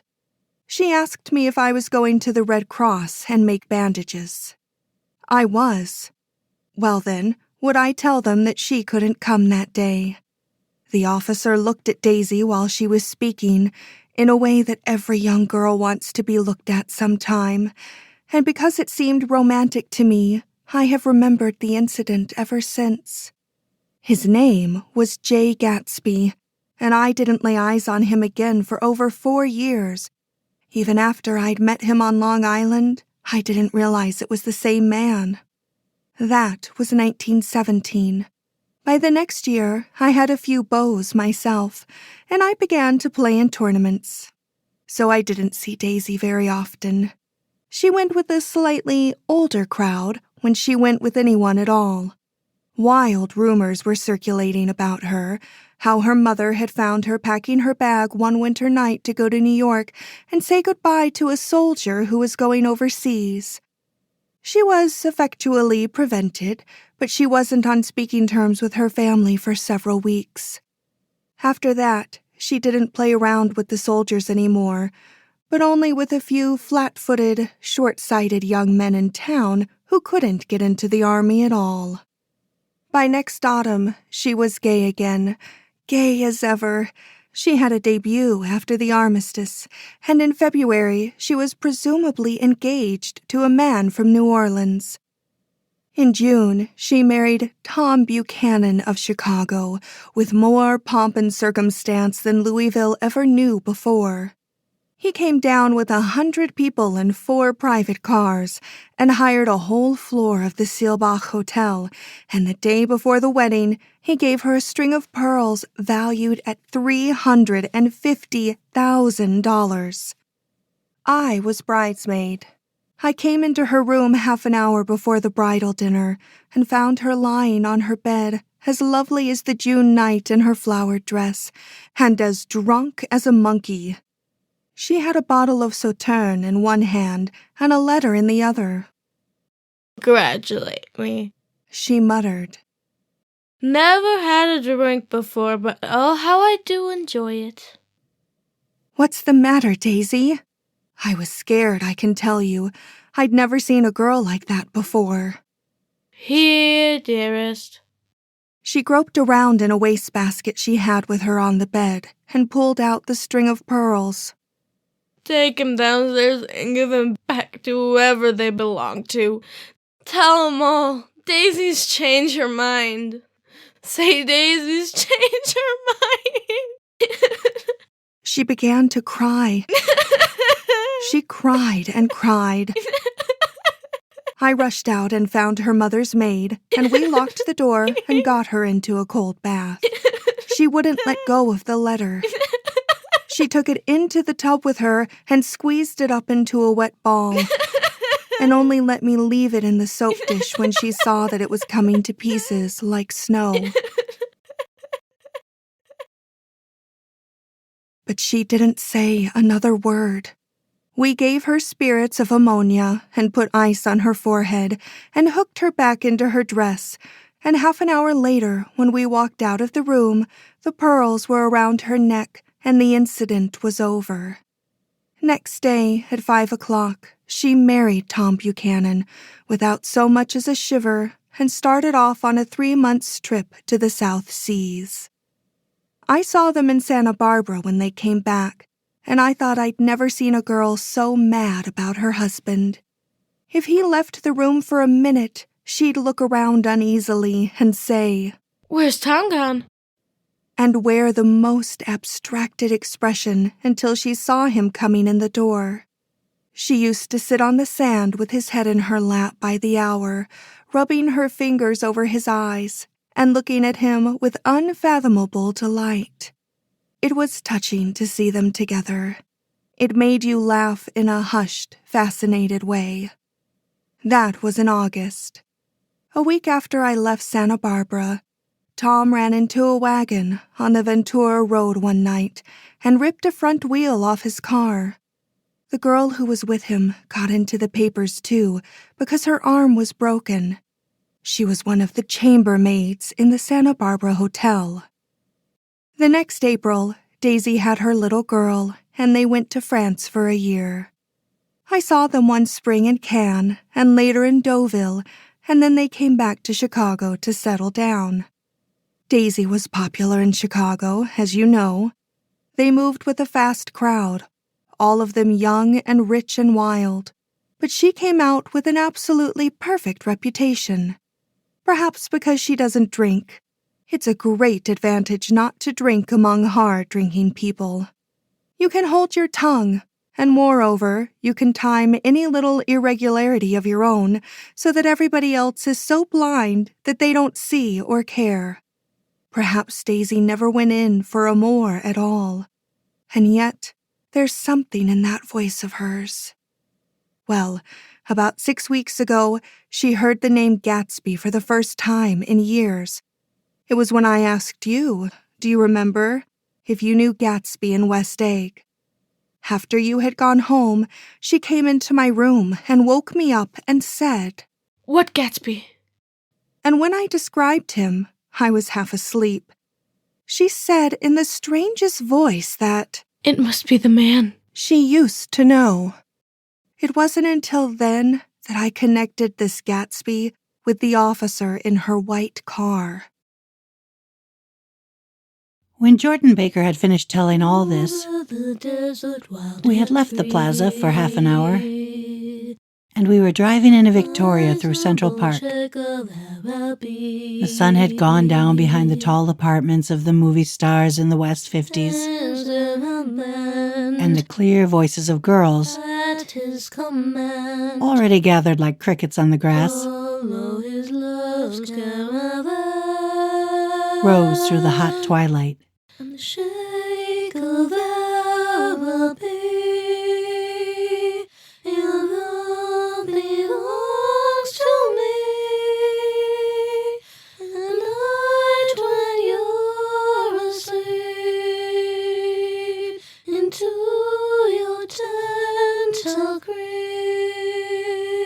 It was a strange coincidence, I said. But it wasn't a coincidence at all. Why not? Gatsby bought that house so that Daisy would be just across the bay. The stars that shine above will light our way to love. Then it had not been merely the stars to which he had aspired on that June night. He came alive to me, delivered suddenly from the womb of his purposeless splendor.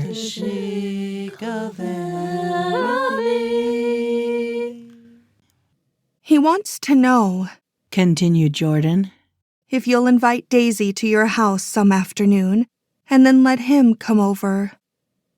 The modesty of the demand shook me. He had waited 5 years and bought a mansion where he dispensed starlight to casual moths so that he could come over some afternoon to a stranger's garden. Did I have to know all this before he could ask such a little thing? He's afraid. He's waited so long. He thought you might be offended. You see, he's a regular tough underneath it all. Something worried me. Why didn't he ask you to arrange a meeting? He wants her to see his house, she explained. And your house is right next door. Oh. I think he half expected her to wander into one of his parties some night, went on Jordan. But she never did. Then he began asking people casually if they knew her, and I was the first one he found. It was that night he sent for me at his dance, and you should have heard the elaborate way he worked up to it. Of course, I immediately suggested a luncheon in New York, and I thought he'd go mad. I don't want to do anything out of the way, he kept saying. I want to see her right next door. When I said you were a particular friend of Tom's, he started to abandon the whole idea. He doesn't know very much about Tom, though he says he's read a Chicago paper for years, just on the chance of catching a glimpse of Daisy's name. It was dark now, and as we dipped under a little bridge, I put my arm around Jordan's golden shoulder and drew her toward me and asked her to dinner. Suddenly, I wasn't thinking of Daisy and Gatsby anymore, but of this clean, hard, limited person who dealt in universal skepticism and who leaned back jauntily just within the circle of my arm. A phrase began to beat in my ears with a sort of heady excitement. There are only the pursued, the pursuing, the busy, and the tired. And Daisy ought to have something in her life, murmured Jordan to me. Does she want to see Gatsby? She's not to know about it. Gatsby doesn't want her to know. You're just supposed to invite her to tea. We passed a barrier of dark trees, and then the facade of 59th Street. A block of delicate, pale light beamed down into the park. Unlike Gatsby and Tom Buchanan, I had no girl whose disembodied face floated around the dark cornices and blinding signs. And so I drew up the girl beside me, tightening my arms. Her wan, scornful mouth smiled. And so I drew her up again, closer, this time to my face. When I came home to West Egg that night, I was afraid for a moment that my house was on fire. 2 o'clock. and the whole corner of the peninsula was blazing with light, which felt unreal in the shrubbery and made thin, elongating glints upon the roadside wires. Turning the corner, I saw that it was Gatsby's house, lit from tower to cellar. At first I thought it was another party, a wild rout that had resolved itself into hide-and-go-seek or sardines in the box, with all the house thrown open to the game. But there wasn't a sound, only wind in the trees, which blew the wires and made the lights go off and on again, as if the house had winked into the darkness. As my taxi groaned away, I saw Gatsby walking toward me across his lawn. "Your place looks like the World Fair," I said. Does it? He turned his eyes toward it absently. I have been glancing into some of the rooms. Let's go to Coney Island, old sport, in my car. It's too late. Well, suppose we take a plunge in the swimming pool. I haven't made use of it all summer. I've got to go to bed. All right. He waited, looking at me with suppressed eagerness. "I talked with Miss Baker," I said after a moment. "I'm going to call up Daisy tomorrow and invite her over here to tea." Oh, that's all right, he said carelessly. I don't want to put you to any trouble. "What day would suit you?" What day would suit you? He corrected me quickly. I don't want to put you to any trouble, you see. How about the day after tomorrow?" He considered for a moment. Then, with reluctance, I want to get the grass cut, he said. We both looked at the grass.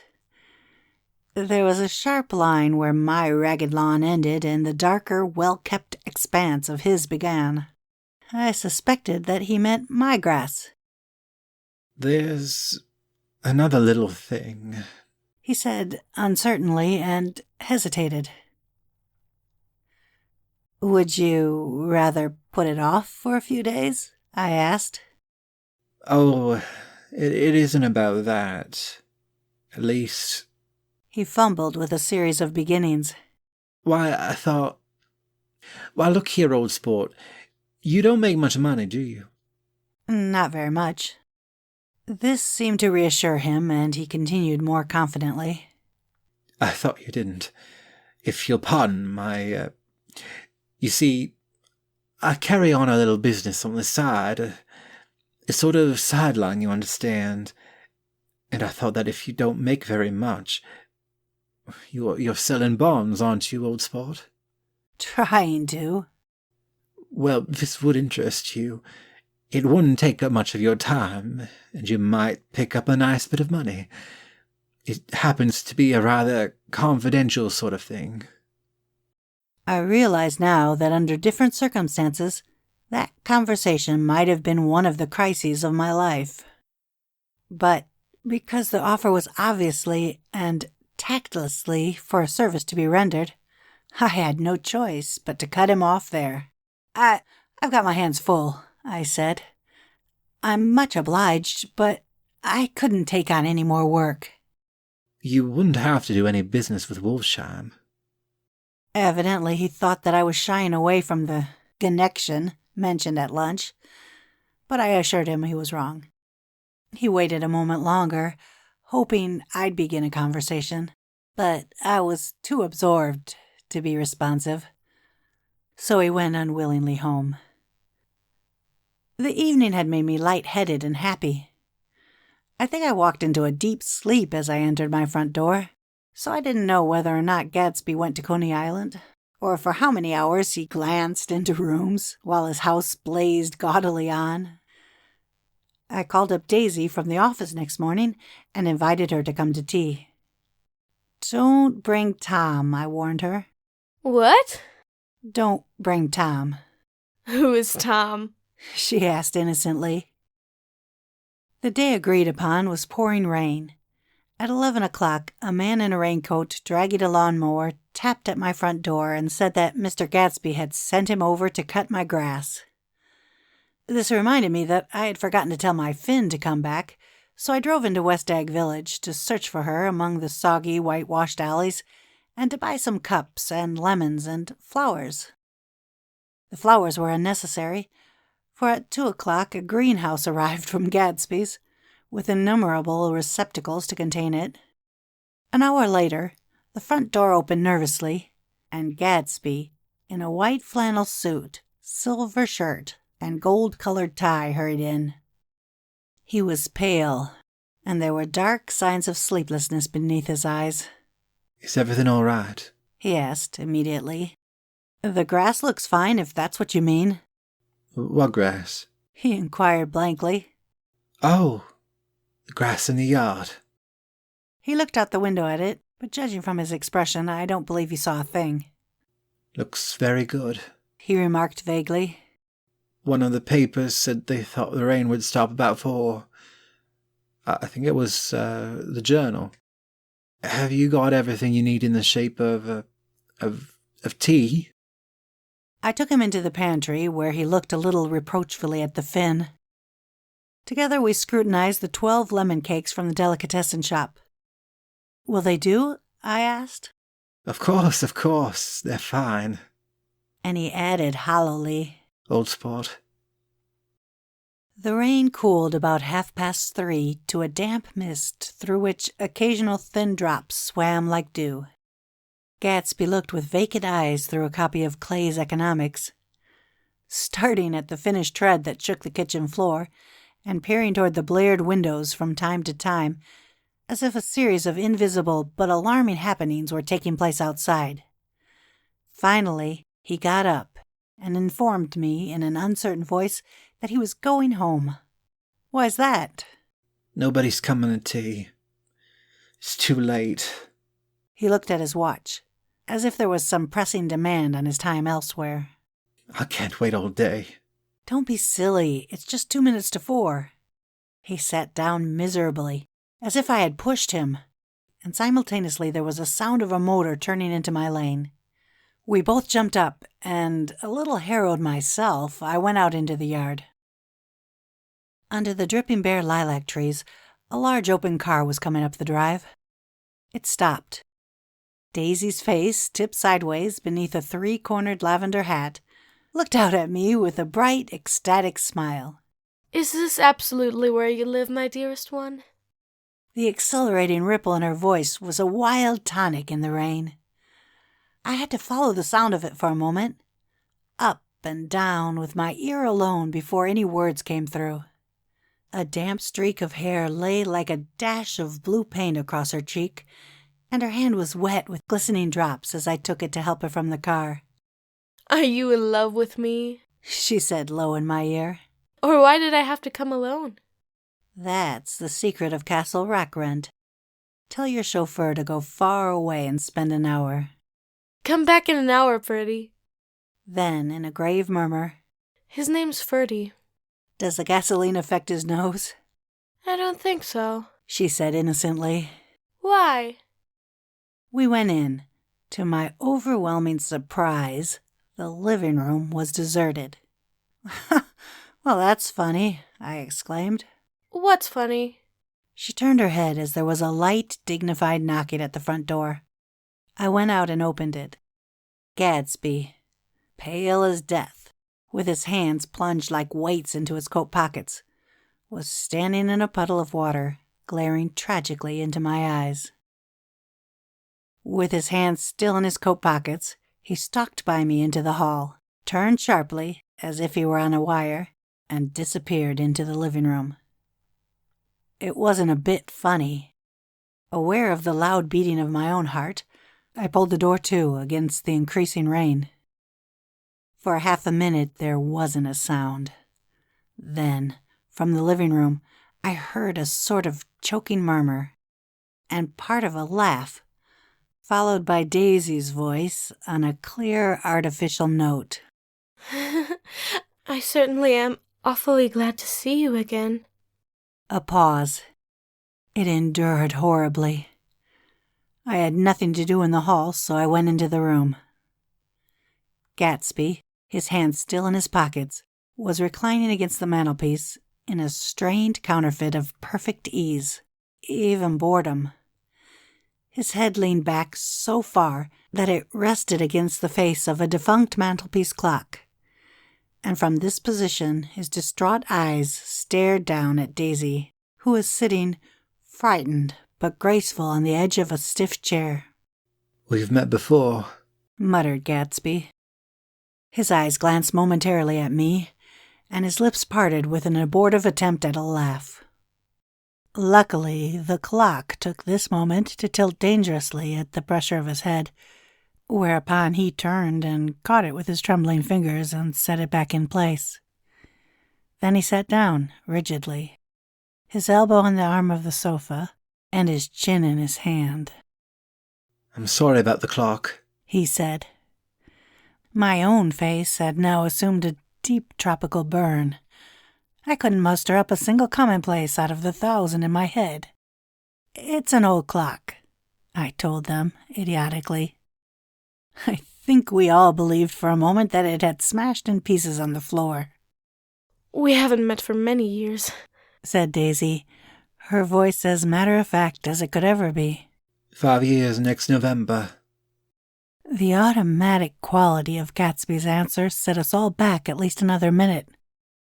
I had them both on their feet with the desperate suggestion that they help me make tea in the kitchen, when the demoniac Finn brought it on a tray.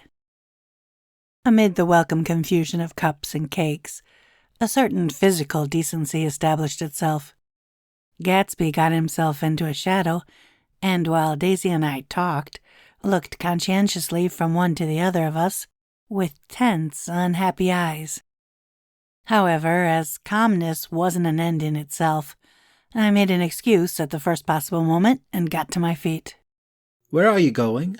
demanded Gatsby in immediate alarm. I'll be back." "I've got to speak to you about something before you go." He followed me wildly into the kitchen, closed the door, and whispered, "Oh, God," in a miserable way. "What's the matter?" "This is a terrible mistake," he said, shaking his head from side to side. "A terrible, terrible mistake." "You're just embarrassed, that's all." And luckily I added, "Daisy's embarrassed too." "She's embarrassed?" he repeated incredulously. "Just as much as you are." "Don't talk so loud." "You're acting like a little boy," I broke out impatiently. "Not only that, but you're rude. Daisy's sitting in there all alone." He raised his hand to stop my words, looked at me with unforgettable reproach, and, opening the door cautiously, went back into the other room. I walked out the back way, just as Gatsby had when he made his nervous circuit of the house half an hour before, and ran for a huge black knotted tree whose massed leaves made a fabric against the rain. Once more it was pouring in my irregular lawn, well shaved by Gatsby's gardener, abounded in small muddy swamps and prehistoric marshes. There was nothing to look at from under the tree except Gatsby's enormous house, so I stared at it, like Kant at his church steeple, for half an hour. A brewer had built it early in the period craze, a decade before, and there was a story that he'd agreed to pay 5 years' taxes on all the neighboring cottages if the owners would have their roofs thatched with straw. Perhaps their refusal took the heart out of his plan to found a family. He went into an immediate decline. His children sold his house with the black wreath still on the door. Americans, while occasionally willing to be serfs, have always been obstinate about being peasantry. After half an hour, the sun shone again, and the grocer's automobile rounded Gatsby's drive with the raw material for his servants' dinner. I felt sure he wouldn't eat a spoonful. A maid began opening the upper windows of his house, appeared momentarily in each, and, leaning from a large central bay, spat meditatively into the garden. It was time I went back. While the rain continued, it had seemed like the murmur of their voices, rising and swelling a little now and then with gusts of emotion. But in the new silence, I felt that silence had fallen within the house, too. I went in, after making every possible noise in the kitchen short of pushing over the stove, but I don't believe they heard a sound. They were sitting at either end of the couch, looking at each other as if some question had been asked or was in the air, and every vestige of embarrassment was gone. Daisy's face was smeared with tears, and when I came in she jumped up and began wiping at it with her handkerchief before a mirror. But there was a change in Gatsby that was simply confounding. He literally glowed. Without a word or a gesture of exultation, a new well-being radiated from him and filled the little room. "Oh, hello, old sport," he said, as if he hadn't seen me for years. I thought for a moment he was going to shake hands. It's stopped raining. "Has it?" When he realized what I was talking about, that there were twinkle-bills of sunshine in the room, he smiled like a weatherman, like an ecstatic patron of recurrent light, and repeated the news to Daisy. "What do you think of that? It stopped raining." I'm glad, Jay. Her throat, full of aching, grieving beauty, told only of her unexpected joy. "I want you and Daisy to come over to my house," he said. "I'd like to show her around." "You're sure you want me to come?" "Absolutely, old sport." Daisy went upstairs to wash her face. Too late, I thought with humiliation of my towels, while Gatsby and I waited on the lawn. "My house looks well, doesn't it?" he demanded. "See how the whole front of it catches the light?" I agreed that it was splendid. "Yes." His eyes went over it, every arched door and square tower. "It took me just 3 years to earn the money that bought it." "I thought you inherited your money." "I did, old sport," he said automatically. "but I lost most of it in the big panic. The panic of the war."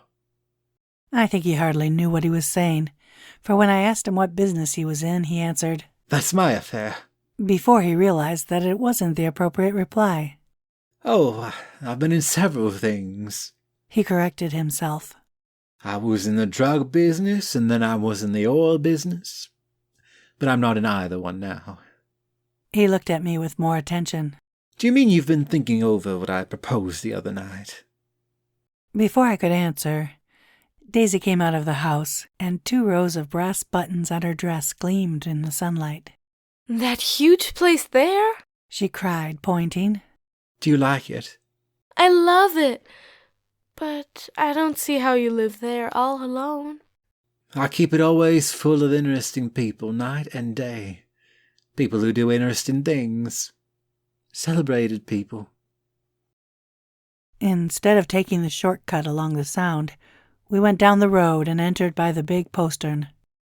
With enchanting murmurs, Daisy admired this aspect or that of the feudal silhouette against the sky, admired the gardens, the sparkling odor of jonquils, and the frothy odor of hawthorn, and plum blossoms, and the pale gold odor of Kiss Me at the Gate.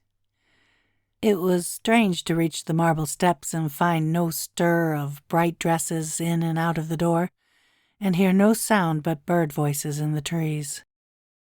And inside, as we wandered through the Marie Antoinette music rooms and restoration salons, I felt that there were guests concealed behind every couch and table, under orders to be breathlessly silent until we had passed through. As Gatsby closed the door of the Merton College library, I could have sworn I heard the owl-eyed man break into ghostly laughter. We went upstairs, through period bedrooms, swathed in rose and lavender silk, and vivid with new flowers, through dressing rooms and pool rooms, and bathrooms with sunken baths, intruding into one chamber where a disheveled man in his pajamas was doing liver exercises on the floor. It was Mr. Klipspringer, the boarder. I had seen him wandering hungrily about the beach that morning. Finally, we came to Gatsby's own apartment, a bedroom and a bath and an Adam study where we sat down and drank a glass of some chartreuse he took from a cupboard in the wall. He hadn't once ceased looking at Daisy, and I think he revalued everything in his house according to the measure of response it drew from her well-loved eyes. Sometimes, too, he stared around at his possessions in a dazed way, as though in her actual and astounding presence None of it was any longer real. Once he nearly toppled down a flight of stairs. His bedroom was the simplest room of all, except where the dresser was garnished with a toilet set of pure dull gold. Daisy took the brush with delight and smoothed her hair, whereupon Gatsby sat down and shaded his eyes and began to laugh. "It's the funniest thing, old sport," he said hilariously. "I can't, when I try to." He had passed visibly through 2 states and was entering upon a 3rd. After his embarrassment and his unreasoning joy, he was consumed with wonder at her presence. He had been full of the idea so long, dreamed it right through to the end, waited with his teeth set, so to speak, at an inconceivable pitch of intensity. Now, in the reaction, he was running down like an overwound clock.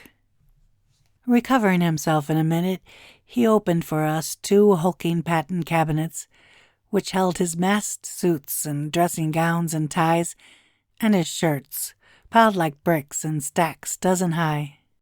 "I've got a man in England who buys me clothes. He sends over a selection of things at the beginning of each season, spring and fall."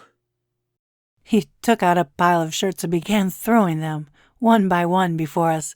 Shirts of sheer linen and thick silk and fine flannel, which lost their folds as they fell and covered the table in many-colored disarray. While we admired, he brought more, and the soft, rich heap mounted higher. Shirts with stripes and scrolls and plaids and coral and apple green, and lavender and faint orange with monograms of Indian blue. Suddenly, with a strained sound, Daisy bent her head into the shirts and began to cry stormily. They're such beautiful shirts, she sobbed, her voice muffled in the thick folds. It makes me sad because I've never seen such beautiful shirts before. After the house, we were to see the grounds and the swimming pool and the hydroplane and the midsummer flowers. But outside Gatsby's window it began to rain again, so we stood in a row looking at the corrugated surface of the Sound. "If it wasn't for the mist, we could see your home across the bay," said Gatsby. "You always have a green light that burns all night at the end of your dock." Daisy put her arm through his abruptly, but he seemed absorbed in what he had just said. Possibly it had occurred to him that the colossal significance of that light had now vanished forever. Compared to the great distance that had separated him from Daisy, it had seemed very near to her, almost touching her. It had seemed as close as a star to the moon. Now it was again a green light on a dock. His count of enchanted objects had diminished by 1. I began to walk about the room, examining various indefinite objects in the half-darkness. A large photograph of an elderly man in yachting costume attracted me, hung on the wall over his desk. "Who is this?" "That? Oh, that's Mr. Dan Cody, old sport." The name sounded faintly familiar. "He's dead now. He used to be my best friend years ago." There was a small picture of Gatsby, also in yachting costume, on the bureau. Gatsby with his head thrown back defiantly. Taken apparently when he was about 18. I adore it, exclaimed Daisy. The pompadour. You never told me you had a pompadour or a yacht. "Look at this," said Gatsby quickly. "Here's a lot of clippings. About you." They stood side by side examining it. I was going to ask to see the rubies when the phone rang and Gatsby took up the receiver. "Yes? Well, I can't talk now. I can't talk now, old sport. I said a small town. He must know what a small town is. Well, he's no use to us if Detroit is his idea of a small town." He rang off. "Come here, quick!" cried Daisy at the window. The rain was still falling, but the darkness had parted in the west, and there was a pink and golden billow of foamy clouds above the sea. "Look at that," she whispered, and then, after a moment, "I'd like to just get one of those pink clouds and put you in it and push you around." I tried to go then, but they wouldn't hear of it. Perhaps my presence made them feel more satisfactorily alone. I know what we'll do, said Gatsby. We'll have Klipspringer play the piano. He went out of the room calling, Ewing!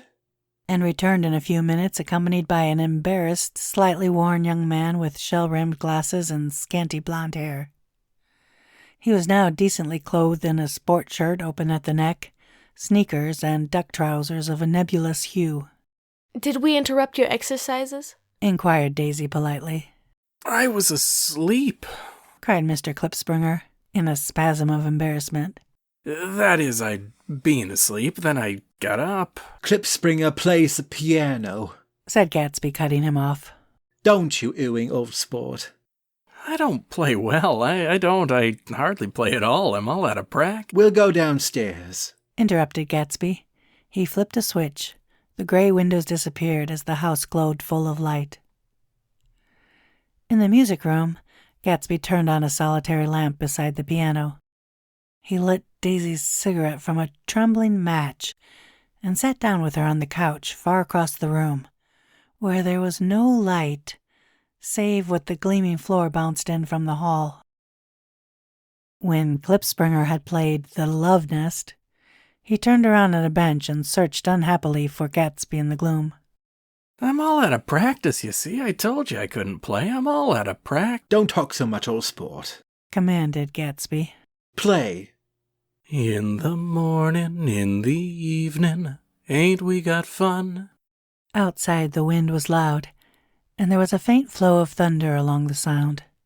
All the lights were going on in West Egg now. The electric trains, men carrying, were plunging home through the rain from New York. It was the hour of a profound human change, and excitement was generating on the air. One thing's sure and nothing's surer. The rich get richer and the poor get children.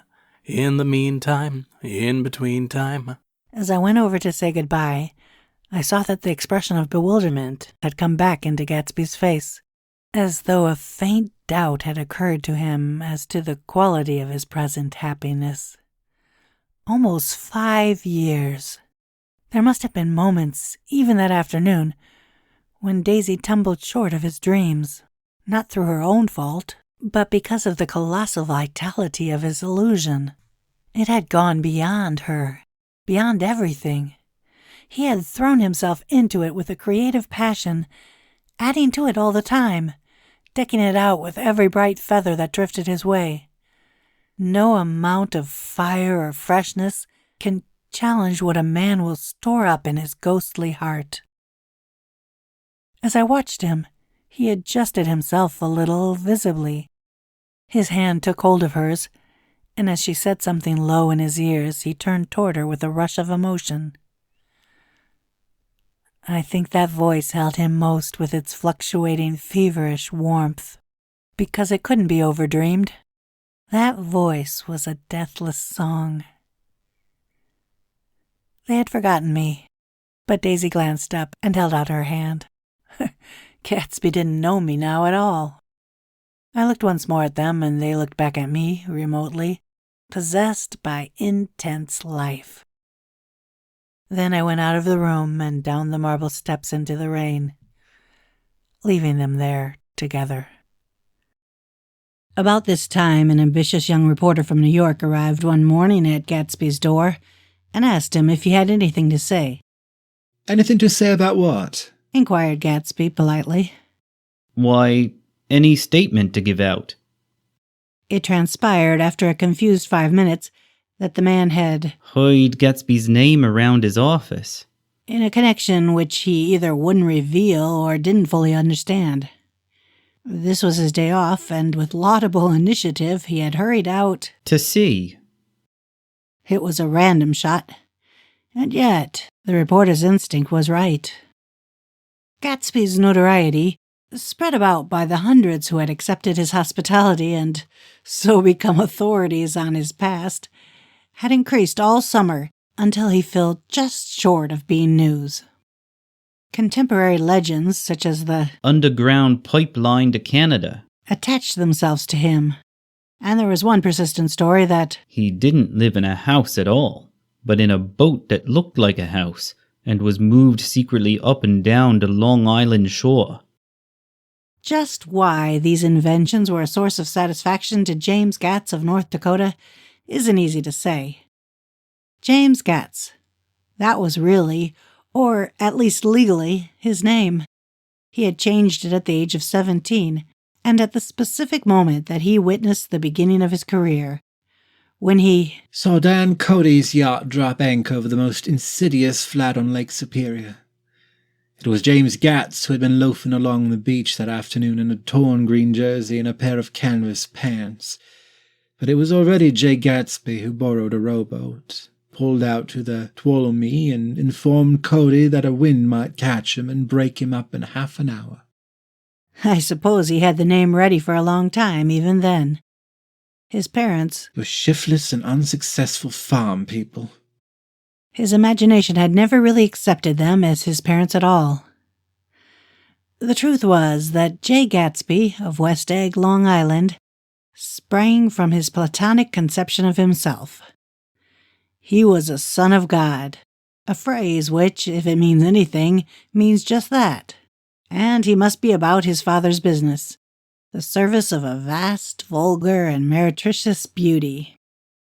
So, he invented just the sort of Jay Gatsby that a 17-year-old boy would be likely to invent, and to this conception he was faithful to the end.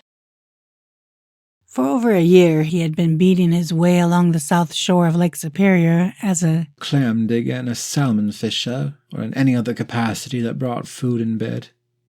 His brown, hardening body lived naturally through the half-fierce, half-lazy work of the bracing days. He knew women early, and since they spoiled him, he became contemptuous of them. Of young virgins because they were ignorant. Of the others because they were hysterical about things which, in his overwhelming self-absorption, he took for granted. But his heart was in constant turbulent riot. The most grotesque and fantastic conceits haunted him in his bed at night. A universe of ineffable gaudiness spun itself out in his brain while the clock ticked on the washstand and the moon soaked with wet light his tangled clothes upon the floor. Each night he added to the pattern of his fancies, until drowsiness closed down upon some vivid scene with an oblivious embrace. For while these reveries provided an outlet for his imagination, they were a satisfactory hint of the unreality of reality, a promise that the rock of the world was founded securely on a fairy's wing.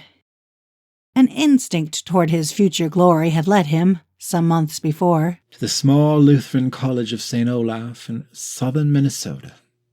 He stayed there 2 weeks, dismayed at its ferocious indifference to the drums of his destiny, to destiny itself, and despising the janitor's work with which he was to pay his way through. Then he drifted back to Lake Superior, and he was still searching for something to do on the day that Dan Cody's yacht dropped anchor in the shallows alongshore. Cody was 50 years old then, a product of the Nevada silver fields, of the Yukon, of every rush for metals since '75. The transactions in Montana copper that made him many times a millionaire found him physically robust, but on the verge of soft-mindedness, and suspecting this, an infinite number of women tried to separate him from his money.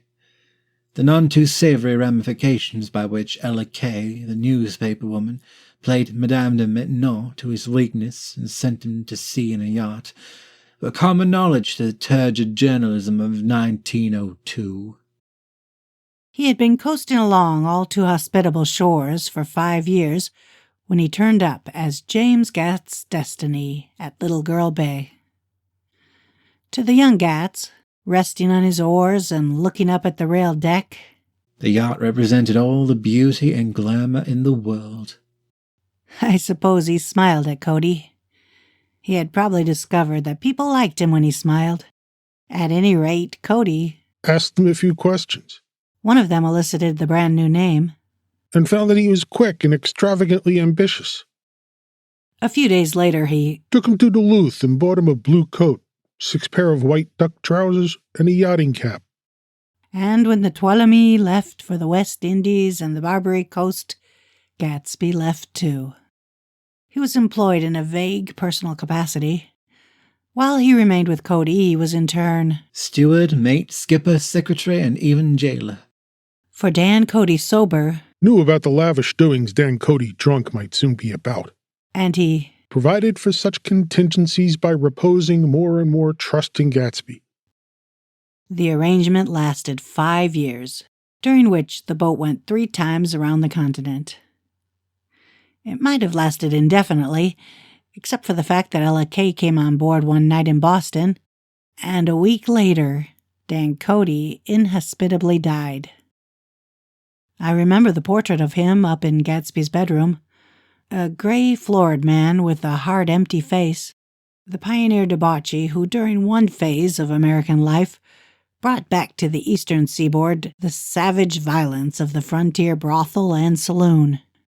It was indirectly due to Cody that Gatsby drank so little.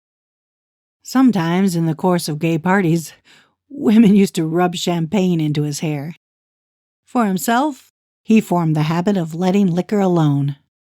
And it was from Cody that he inherited money. A legacy of $25,000. He didn't get it. He never understood the legal device that was used against him, but what remained of the millions went intact to Ella Kay. He was left with his singularly appropriate education. The vague contour of J. Gatsby had filled out to the substantiality of a man. He told me all this very much later, but I've put it down here with the idea of exploding those first wild rumors about his antecedents, which weren't even faintly true. Moreover, he told it to me at a time of confusion, when I had reached the point of believing everything and nothing about him. So I took advantage of this short halt, while Gatsby, so to speak, caught his breath, to clear this set of misconceptions away. It was a halt, too, in my association with his affairs. For several weeks I didn't see him or hear his voice on the phone. Mostly I was in New York, trotting around with Jordan and trying to ingratiate myself with her senile aunt. But finally I went over to his house one Sunday afternoon. I hadn't been there 2 minutes when somebody brought Tom Buchanan in for a drink. I was startled, naturally.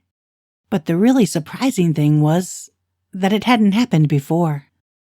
They were a party of 3 on horseback. Tom and a man named Sloane, and a pretty woman in a brown riding habit who had been there previously. I'm delighted to see you, said Gatsby, standing on his porch.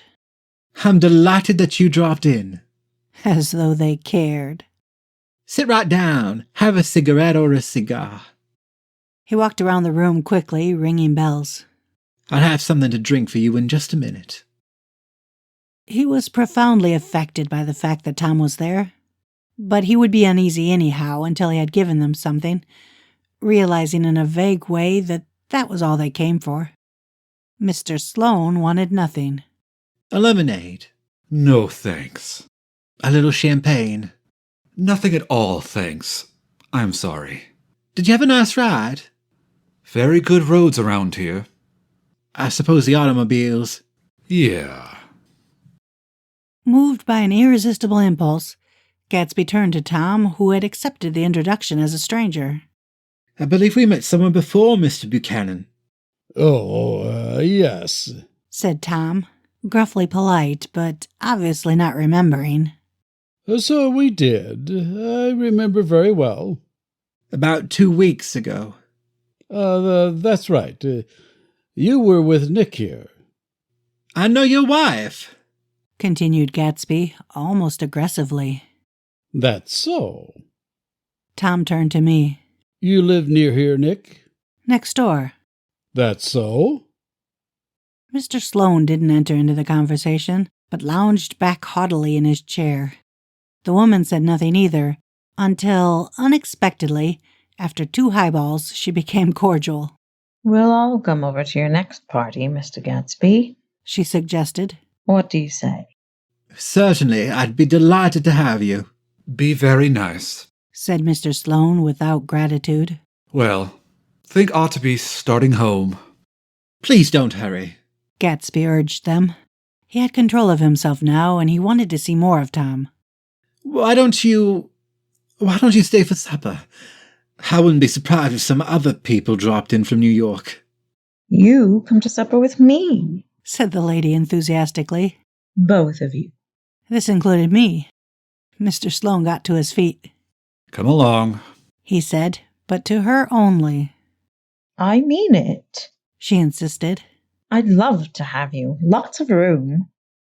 Gatsby looked at me questioningly. He wanted to go, and he didn't see that Mr. Sloane had determined he shouldn't. I'm afraid I won't be able to, I said. Well, you come, she urged, concentrating on Gatsby. Mr. Sloane murmured something close to her ear. We won't be late if we start now, she insisted aloud. I haven't got a horse, said Gatsby. I used to ride in the army, but I've never bought a horse. I'll have to follow you in my car. Excuse me for just a minute. The rest of us walked out on the porch, where Sloane and the lady began an impassioned conversation aside. My God, I believe the man's coming, said Tom. Doesn't he know she doesn't want him? She says she does want him. She has a big dinner party, and he won't know a soul there. He frowned. I wonder where in the devil he met Daisy. By God, I may be old-fashioned in my ideas, but women run around too much these days to suit me. They meet all kinds of crazy fish. Suddenly, Mr. Sloane and the lady walked down the steps and mounted their horses. Come on, said Mr. Sloane to Tom. We're late. We've got to go. And then to me. Tell him we couldn't wait, will you? Tom and I shook hands. The rest of us exchanged a cool nod, and they trotted quickly down the drive, disappearing under the August foliage just as Gatsby, with hat and light overcoat in hand, came out the front door. Tom was evidently perturbed at Daisy's running around alone, for on the following Saturday night he came with her to Gatsby's party. Perhaps his presence gave the evening its peculiar quality of oppressiveness. It stands out in my memory from Gatsby's other parties that summer. There were the same people, or at least the same sort of people, the same profusion of champagne, the same many-colored, many-keyed commotion. But I felt an unpleasantness in the air, a pervading harshness that hadn't been there before. Or perhaps I had merely grown used to it, grown to accept West Egg as a world complete in itself, with its own standards and its own great figures, second to nothing because it had no consciousness of being so. And now I was looking at it again, through Daisy's eyes. It is invariably saddening to look through new eyes at things upon which you have expended your own powers of adjustment. They arrived at twilight, and as we strolled out among the sparkling hundreds, Daisy's voice was playing murmurous tricks in her throat. These things excite me so, she whispered. If you want to kiss me any time during the evening, Nick, just let me know and I'll be glad to arrange it for you. Just mention my name. Or present a green card. I'm giving out green. Look around, suggested Gatsby. I am looking around. I'm having a marvelous... You must see the faces of many people you've heard about. Tom's arrogant eyes roamed the crowd. We don't go around very much, he said. In fact, I was just thinking I don't know a soul here. Perhaps you know that lady. Gatsby indicated a gorgeous, scarcely human orchid of a woman who sat in state under a white plum tree. Tom and Daisy stared with that peculiarly unreal feeling that accompanies the recognition of a hitherto ghostly celebrity of the movies. She's lovely, said Daisy. The man bending over her is her director. He took them ceremoniously from group to group. Mrs. Buchanan and Mr. Buchanan. After an instant's hesitation, he added, The polo player. Oh, no, objected Tom quickly. Not me. But evidently the sound of it pleased Gatsby, for Tom remained the polo player for the rest of the evening. I've never met so many celebrities, Daisy exclaimed. I like that man. What was his name? With the sort of blue nose. Gatsby identified him, adding that he was a small producer. Well, I liked him anyhow. I'd a little rather not be the polo player, said Tom pleasantly. I'd rather look at all these famous people in oblivion. Daisy and Gatsby danced. I remember being surprised by his graceful conservative foxtrot. I had never seen him dance before. Then they sauntered over to my house and sat on the steps for half an hour, while, at her request, I remained watchfully in the garden. In case there's a fire or flood, she explained. Or any act of God. Tom appeared from his oblivion as we were sitting down to supper together. Do you mind if I eat with some people over here? He said. A fellow's getting off some funny stuff. Go ahead, answered Daisy genially. And if you want to take down any addresses, here's my little gold pencil. She looked around after a moment and told me the girl was common, but pretty. And I knew that, except for the half hour she'd been alone with Gatsby, she wasn't having a good time. We were at a particularly tipsy table. That was my fault. Gatsby had been called to the phone, and I'd enjoyed these same people only 2 weeks before. But what had amused me then turned septic on the air now. How do you feel, Miss Baedeker? The girl addressed was trying unsuccessfully to slump against my shoulder. At this inquiry, she sat up and opened her eyes. What? A massive and lethargic woman, who had been urging Daisy to play golf with her at the local club tomorrow, spoke in Miss Baedeker's defense. Oh, she's all right now. When she's had 5 or 6 cocktails, she always starts screaming like that. I tell her she ought to leave it alone. I do leave it alone, affirmed the accused hollowly. We heard you yelling, so I said to Doc Civet here, there's somebody that needs your help, Doc. She's much obliged, I'm sure, said another friend without gratitude. But you got her dress all wet when you stuck her head in the pool. Anything I hate is to get my head stuck in a pool, mumbled Miss Baedeker. They almost drowned me once over in New Jersey. Then you ought to leave it alone, countered Dr. Civet. Speak for yourself, cried Miss Baedeker violently. Your handshakes, I wouldn't let you operate on me. It was like that. Almost the last thing I remember was standing with Daisy and watching the movie picture director and his star. They were still under the white plum tree, and their faces were touching except for a pale, thin ray of moonlight between. It occurred to me that he had been very slowly bending toward her all evening to attain this proximity, and even while I watched, I saw him stoop one ultimate degree and kiss her cheek. I like her, said Daisy. I think she's lovely. But the rest offended her, and inarguably, because it wasn't a gesture, but an emotion. She was appalled by West Egg, this unprecedented place that Broadway had begotten upon a Long Island fishing village, appalled by its raw vigor that chafed under the old euphemisms, and by the too obtrusive fate that herded its inhabitants along a shortcut, from nothing to nothing.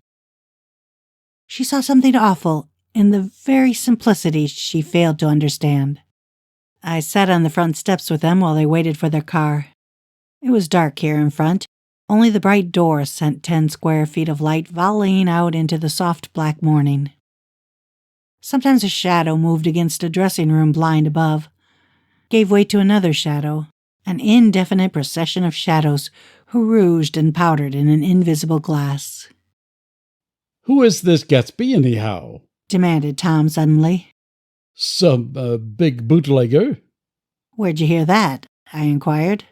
I didn't hear it. I imagined it. A lot of these newly rich people are just big bootleggers, you know. Not Gatsby, I said shortly. He was silent for a moment. The pebbles of the drive crunched under his feet. Well, he certainly must have strained himself to get this menagerie together. A breeze stirred the gray haze of Daisy's fur collar. At least they're more interesting than the people we know, she said with an effort. You didn't look so interested. Well, I was. Tom laughed and turned to me. Did you notice Daisy's face when that girl asked her to put her under a cold shower? It's 3:00 in the morning. We've danced the whole night through. Daisy began to sing with the music in a husky, rhythmic whisper. Daylight soon will be dawning. Just one more waltz with you. Bringing out a meaning in each word that it had never had before and would never have again. That melody, so entrancing, seems to be made for us two. When the melody rose, her voice broke up sweetly, following it, in a way contralto voices have. I could just keep right on dancing. And each change tipped out a little of her warm human magic upon the air. Forever, dear, with you. Lots of people come who haven't been invited, she said suddenly. That girl hadn't been invited. They simply forced their way in, and he's too polite to object. I'd like to know who he is and what he does, insisted Tom. And I think I'll make a point of finding out. I can tell you right now, she answered. He owned some drugstores, a lot of drugstores. He built them up himself. The dilatory limousine came rolling up the drive. Good night, Nick, said Daisy. There goes the 3:00 chime. Her glance left me and sought the lighted top of the steps, Chiming, where 3:00 in the morning, rhyming. a neat, sad little waltz of that year, was drifting out the open door. Our hearts keep beating in time. After all, in the very casualness of Gatsby's party, sounds like an old sweet love tune. There were romantic possibilities totally absent from her world. Say that there soon will be a honeymoon. What was it up there in the song that seemed to be calling her back inside? It's 3:00 in the morning. In the morning.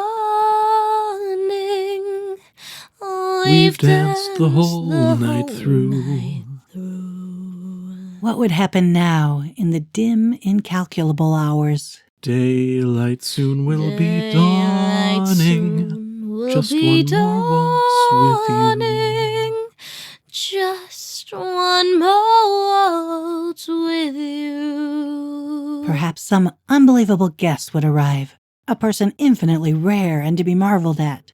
Some authentically radiant young girl who, with one fresh glance at Gatsby, one moment of magical encounter, would blot out those 5 years of unwavering devotion.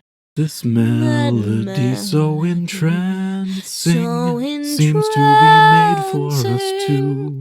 Seems to be made for us two. And I could just keep right on dancing forever. I could just dear, keep right on dancing forever, dear, with you. I stayed late that night. Gatsby asked me to wait until he was free, and I lingered in the garden until the inevitable swimming party had run up, chilled and exalted from the black beach until the lights were extinguished in the guest rooms overhead. When he came down the steps at last, the tan skin was drawn unusually tight on his face, and his eyes were bright and tired. She didn't like it, he said immediately. Of course she did. She didn't like it, he insisted. She didn't have a good time. He was silent, and I guessed at his unutterable depression. I feel far away from her, he said. It's hard to make her understand. You mean about the dance? The dance. He dismissed all the dances he had given with a snap of his fingers. Old sport, the dance is unimportant. He wanted nothing less of Daisy than that she should go to Tom and say, I never loved you. After she had obliterated 3 years for that sentence, they could decide upon the more practical measures to be taken. One of them was that, after she was free, they were to go back to Louisville and be married from her house, just as if it were 5 years ago. And she doesn't understand, he said. She used to be able to understand. We'd sit for hours. He broke off and began to walk up and down a desolate path of fruit rinds and discarded favors and crushed flowers. I wouldn't ask so much of her, I ventured.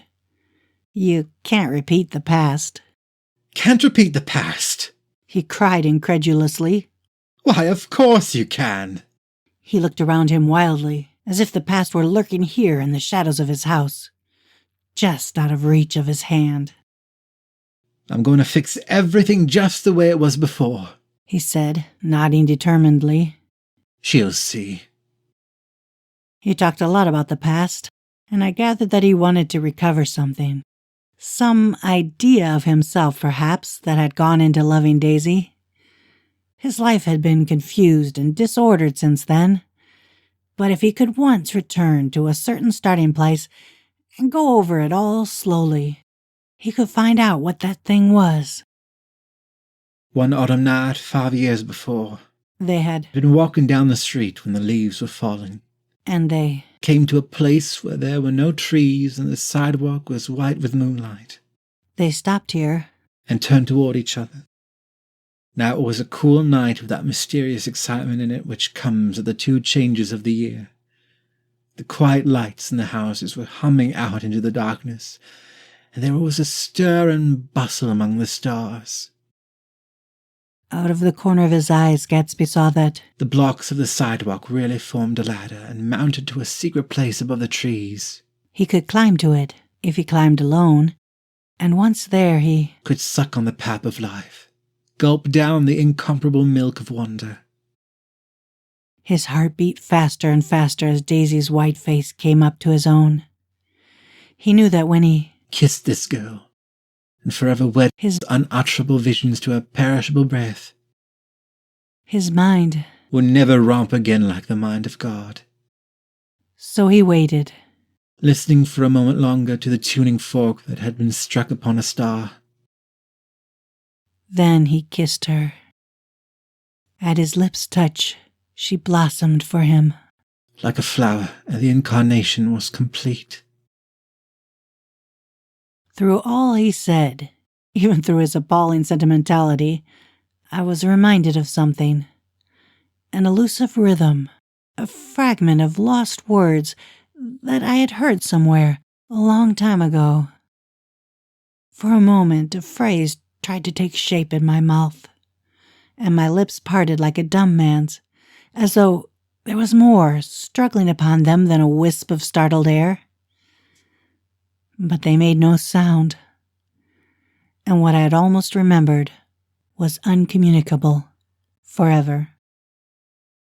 It was when curiosity about Gatsby was at its highest that the lights in his house failed to go on one Saturday night, and, as obscurely as it had begun, his career as Trimalchio was over. Only gradually did I become aware that the automobiles, which turned expectantly into his drive, stayed for just a minute and then drove sulkily away. Wondering if he were sick, I went over to find out. An unfamiliar butler with a villainous face squinted at me suspiciously from the door. "Is Mr. Gatsby sick?" Nope. After a pause, he added, "Sir?" in a dilatory, grudging way. I hadn't seen him around, and I was rather worried. "Tell him Mr. Carroway came over." Who? he demanded rudely. "Carroway." Carroway. All right, I'll tell him. Abruptly, he slammed the door. My Finn informed me that Gatsby had dismissed every servant in the house a week ago, and replaced them with 6 others who never went into West Egg Village to be bribed by the tradesmen, but ordered moderate supplies over the telephone. The grocery boy reported that the kitchen looked like a pigsty, and the general opinion in the village was that the new people weren't servants at all. Next day, Gatsby called me on the phone. "Going away?" I inquired. No, old sport. "I hear you fired all your servants." I wanted somebody who wouldn't gossip. Daisy comes over quite often, in the afternoons. So the whole caravansary had fallen in like a card house at the disapproval in her eyes. There are some people Wolfsheim wanted to do something for. They're all brothers and sisters. They used to run a small hotel. I see. He was... calling up at Daisy's request. Would I... come to lunch at her house tomorrow? Miss Baker would be there. Half an hour later, Daisy herself telephoned, and seemed relieved to find that I was coming. Something was up, and yet I couldn't believe that they would use this occasion for a scene, especially for the rather harrowing scene that Gatsby had outlined in the garden. The next day was broiling, almost the last, certainly the warmest, of the summer. As my train emerged from the tunnel into sunlight, only the hot whistles of the National Biscuit Company broke the simmering hush at noon. The straw seats of the car hovered on the edge of combustion. The woman next to me perspired delicately for a while into her white shirtwaist, and then, as her newspaper dampened under her fingers, lapsed despairingly into deep heat with a desolate cry. Her pocketbook slapped to the floor. "Oh, my," she gasped. I picked it up with a weary bend and handed it back to her, holding it at arm's length and by the extreme tip of the corners to indicate that I had no designs upon it. But everyone nearby, including the woman, suspected me just the same. "Hot," said the conductor to familiar faces. "Some weather. Hot, hot, hot. Is it hot enough for you? Is it hot? Is it?" My commutation ticket had come back to me with a dark stain from his hand. That anyone should care in this heat, whose flushed lips he kissed, whose head made damp the pajama pocket over his heart. Through the hall of the Buchanan's house blew a faint wind, carrying the sound of the telephone bell out to Gatsby and me as we waited at the door. "The master's body," roared the butler into the mouthpiece. "I'm sorry, madam, but we can't furnish it. It's far too hot to touch this noon." What he really said was, Yes, I'll see."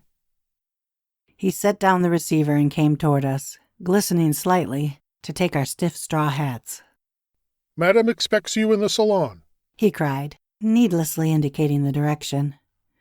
In this heat, every extra gesture was an affront to the common store of life. The room, shadowed well with awnings, was dark and cool. Daisy and Jordan lay upon an enormous couch, like silver idols, weighing down their own white dresses against the singing breeze of the fans. "We can't move. We can't move," they said together. Jordan's fingers, powdered white over their tan, rested for a moment in mine. "And Mr. Thomas Buchanan, the athlete?" I inquired. Simultaneously I heard his voice, gruff, muffled, husky, at the hall telephone. Gatsby stood in the center of the crimson carpet and gazed around with fascinated eyes. Daisy watched him and laughed, her sweet, exciting laugh. A tiny gust of powder rose from her bosom into the air. "The rumor is," whispered Jordan, "that that's Tom's girl on the telephone." We were silent. The voice in the hall rose high with annoyance. "Very well, then, I won't sell you the car at all. I'm under no obligation to you at all. And as for your bothering me about it at lunchtime, I won't stand for that at all." Holding down the receiver, said Daisy cynically. "No, he's not," I assured her. "It's a bona fide deal. I happen to know about it." Tom flung open the door, blocked out its space for a moment with his thick body, and hurried into the room. "Mr. Gatsby." He put out his broad, flat hand with well-concealed dislike. I'm glad to see you, sir. Nick. Make us a cold drink, cried Daisy. As he left the room again, she got up and went over to Gatsby and pulled his face down, kissing him on the mouth. You know I love you, she murmured. You forget there is a lady present, said Jordan. Daisy looked around doubtfully. You kiss Nick too. What a low, vulgar girl. I don't care, cried Daisy, and began to clog on the brick fireplace. Then she remembered the heat and sat down guiltily on the couch, just as a freshly laundered nurse leading a little girl came into the room. Blessed precious, she crooned, holding out her arms. Come to your own mother that loves you. The child, relinquished by the nurse, rushed across the room and rooted shyly into her mother's dress. The blessed precious. Did mother get powder on your old yellowy hair? Stand up now and say how do you do. Gatsby and I, in turn, leaned down and took the small, reluctant hand. Afterward, he kept looking at the child with surprise. I don't think he had ever really believed in its existence before. I got dressed before luncheon, said the child, turning eagerly to Daisy. That's because your mother wanted to show you off. Her face bent into the single wrinkle of the small white neck. You dream, you. You absolute little dream. Yes, admitted the child calmly. And Jordan's got on a white dress, too. How do you like mother's friends? Daisy turned her around so that she faced Gatsby. Do you think they're pretty? Where's Daddy? She doesn't look like her father, explained Daisy. She looks like me. She's got my hair and shape of the face. Daisy sat back upon the couch. The nurse took a step forward and held out her hand. Come, Pummy. Goodbye, sweetheart. With a reluctant backward glance, the well-disciplined child held to her nurse's hand and was pulled out the door just as Tom came back, preceding 4 gin rickeys that clicked full of ice. Gatsby took up his drink. They certainly look cool, he said with visible tension. We drank in long, greedy swallows. I read somewhere that the sun's getting hotter every year, said Tom genially. It seems that pretty soon the earth's going to fall into the sun. Or, wait a minute, it's just the opposite. The sun's getting colder every year. Come outside, he suggested to Gatsby. I'd like you to have a look at the place. I went with them out to the veranda. On the green Sound, stagnant in the heat, one small sail crawled slowly toward the fresher sea. Gatsby's eyes followed it momentarily. He raised his hand and pointed across the bay. I'm right across from you. So you are. Our eyes lifted over the rose beds and the hot lawn and the weedy refuse of the dog days along shore. Slowly, the white wings of the boat moved against the blue, cool limit of the sky. Ahead lay the scalloped ocean and the abounding Blessed Isles. There's sport for you, said Tom, nodding. I'd like to be out there with him for about an hour. We had luncheon in the dining room, darkened too against the heat, and drank down nervous gaiety with the cold ale. What'll we do with ourselves this afternoon? Cried Daisy. And the day after that, and the next 30 years? Don't be morbid, Jordan said. Life starts all over again when it gets crisp in the fall. But it's so hot, insisted Daisy on the verge of tears. And everything's so confused. Let's all go to town. Her voice struggled on through the heat, beating against it, molding its senselessness into forms. I've heard of making a garage out of a stable, Tom was saying to Gatsby. But I'm the first man who ever made a stable out of a garage. Who wants to go to town? Demanded Daisy insistently. Gatsby's eyes floated toward her. Ah, she cried. You look so cool. Their eyes met, and they stared together at each other, alone in space. With an effort, she glanced down at the table. You always look so cool, she repeated. She had told him that she loved him, and Tom Buchanan saw. He was astounded. His mouth opened a little, and he looked at Gatsby, and then back at Daisy, as if he had just recognized her as someone he knew a long time ago. You resemble the advertisement of the man. She went on innocently. You know the advertisement of the man? All right, broke in Tom quickly. I'm perfectly willing to go to town. Come on, we're all going to town. He got up, his eyes still flashing between Gatsby and his wife. No one moved. Come on! His temper cracked a little. What's the matter anyhow? If we're going to town, let's start. His hand, trembling with his effort at self-control, bore to his lips the last of his glass of ale. Daisy's voice got us to our feet and out onto the blazing gravel drive. Are we just going to go? She objected. Like this? Aren't we going to let anyone smoke a cigarette first? Everybody smoked all through lunch. Oh, let's have fun, she begged him. It's too hot to fuss. He didn't answer.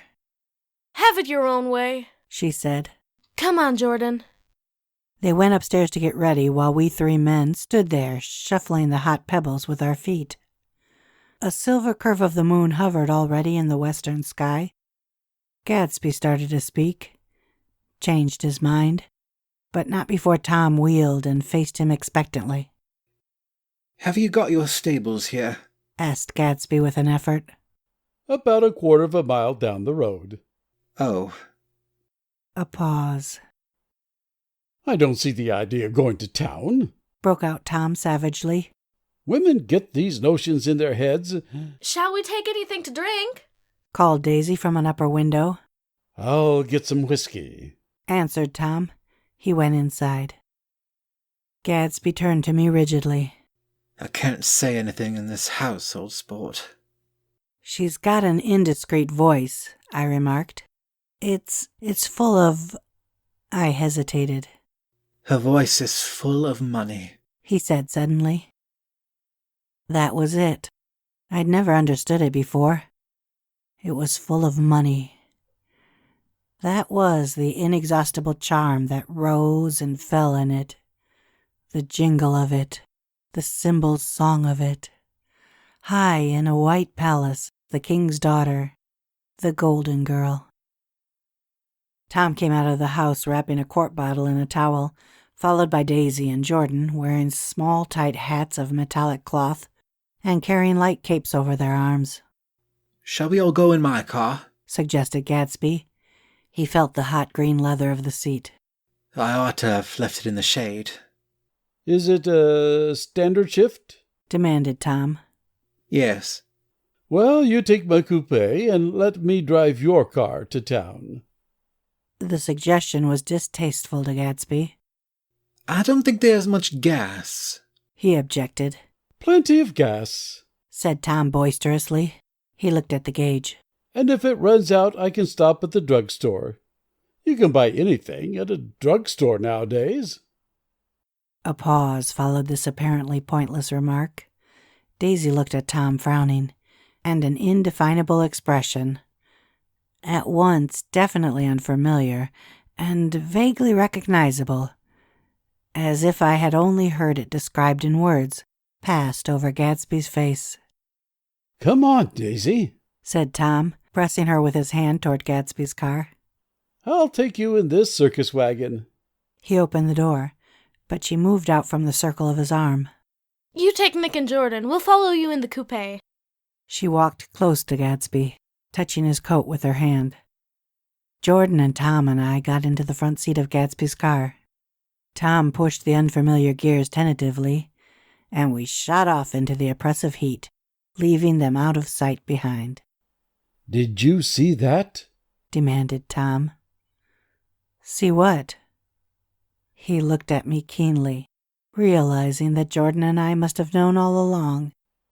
You think I'm pretty dumb, don't you? He suggested. Perhaps I am, but I have almost second sight sometimes that tells me what to do. Maybe you don't believe that, but science... He paused. The immediate contingency overtook him, pulled him back from the edge of the theoretical abyss. I've made a small investigation of this fellow, he continued. I could have gone deeper if I had known. Do you mean you've been to a medium? Inquired Jordan humorously. What? Confused, he stared at us as we laughed. A medium? About Gatsby. About Gatsby? No, I haven't. I said I'd been making a small investigation of his past. And you found he was an Oxford man? Said Jordan helpfully. An Oxford man. He was incredulous. Like hell he is. He wears a pink suit. Nevertheless, he's an Oxford man. Oxford, New Mexico. Snorted Tom contemptuously. Or something like that. Listen, Tom, if you're such a snob, why did you invite him to lunch? Demanded Jordan crossly. Daisy invited him. She knew him before we were married. God knows where. We were all irritable now with the fading ale, and, aware of it, we drove for a while in silence. Then, as Dr. T.J. Eckelberg's faded eyes came into sight down the road, I remembered Gatsby's caution about gasoline. We've got enough to get us to town, said Tom. But there's a garage right here, objected Jordan. I don't want to get stalled in this baking heat. Tom threw on both brakes impatiently, and we slid into an abrupt, dusty stop under Wilson's sign. After a moment, the proprietor emerged from the interior of his establishment and gazed hollow-eyed at the car. Let's have some gas, cried Tom roughly. What do you think we stopped for? To admire the view? I'm sick, said Wilson without moving. I've been sick all day. What's the matter? I'm all run down. Well, shall I help myself? Tom demanded. You sounded well enough on the phone. With an effort, Wilson left the shade in support of the doorway and, breathing hard, unscrewed the cap of the tank. In the sunlight, his face was green. I didn't mean to interrupt your lunch, he said. But I need money pretty bad, and I was wondering what you were going to do with your old car. How do you like this one? Inquired Tom. I bought it last week. It's a nice yellow one, said Wilson, as he strained at the handle. Like to buy it? Big chance. Wilson smiled faintly. No, but I could make some money on the other. What do you want money for all of a sudden? I've been here too long. I want to get away. My wife and I want to go west. Your wife does? Exclaimed Tom, startled. She's been talking about it for 10 years. He rested for a moment against the pump, shading his eyes. And now she's going whether she wants to or not. I'm gonna get her away. The coupe flashed by us with the flurry of dust and the flash of a waving hand. What do I owe you? Demanded Tom harshly. I just got wised up to something funny the last 2 days, remarked Wilson. That's why I want to get away. That's why I've been bothering you about the car. What do I owe you? $1.20. The relentless beating heat was beginning to confuse me, and I had a bad moment there before I realized that, so far, his suspicions hadn't alighted on Tom. He had discovered that Myrtle had some sort of life apart from him in another world, and the shock had made him physically sick.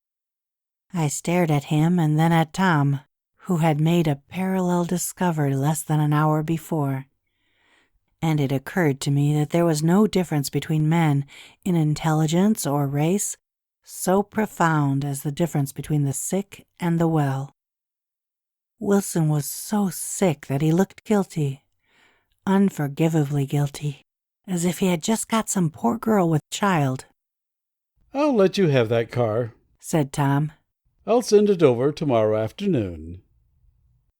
That locality was always vaguely disquieting, even in the broad glare of afternoon, and now I turned my head as though I had been warned of something behind.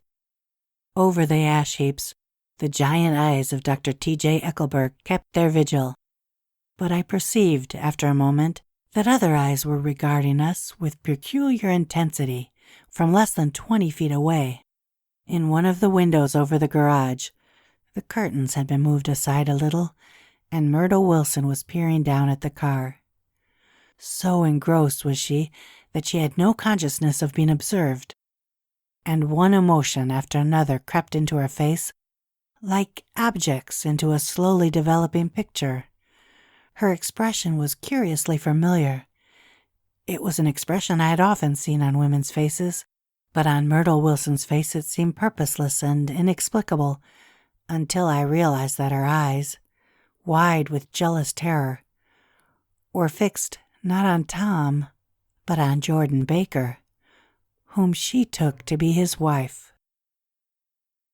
There is no confusion like the confusion of a simple mind, and as we drove away, Tom was feeling the hot whips of panic. His wife and his mistress, until an hour ago secure and inviolate, were slipping precipitately from his control. Instinct made him step on the accelerator, with the double purpose of overtaking Daisy and leaving Wilson behind. And we sped along toward the Astoria at 50 miles an hour until, among the spidery girders of the elevated, we came in sight of the easygoing blue coupe. Those big movies around 50th Street are cool, suggested Jordan. I love New York on summer afternoons when everyone's away. There's something very sensuous about it, overripe, as if all sorts of funny fruits were going to fall into your hands. The word sensuous had the effect of further disquieting Tom, but before he could invent a protest, the coupe came to a stop, and Daisy signaled us to draw up alongside. Where are we going? She cried. What about the movies? It's so hot, she complained. You go. We'll ride around and meet you after. With an effort, her wit rose faintly. We'll meet you on some corner. I'll be the man smoking 2 cigarettes. Oh, we can't argue about it here, Tom said impatiently as a truck gave out a cursing whistle behind us. You follow me to the south side of Central Park in front of the plaza. Several times he turned his head and looked back for their car, and if the traffic delayed them, he slowed up until they came into sight. I think he was afraid they would dart down a side street and out of his life forever. But they didn't. And we all took the less explicable step of engaging the parlor of a suite in the Plaza Hotel.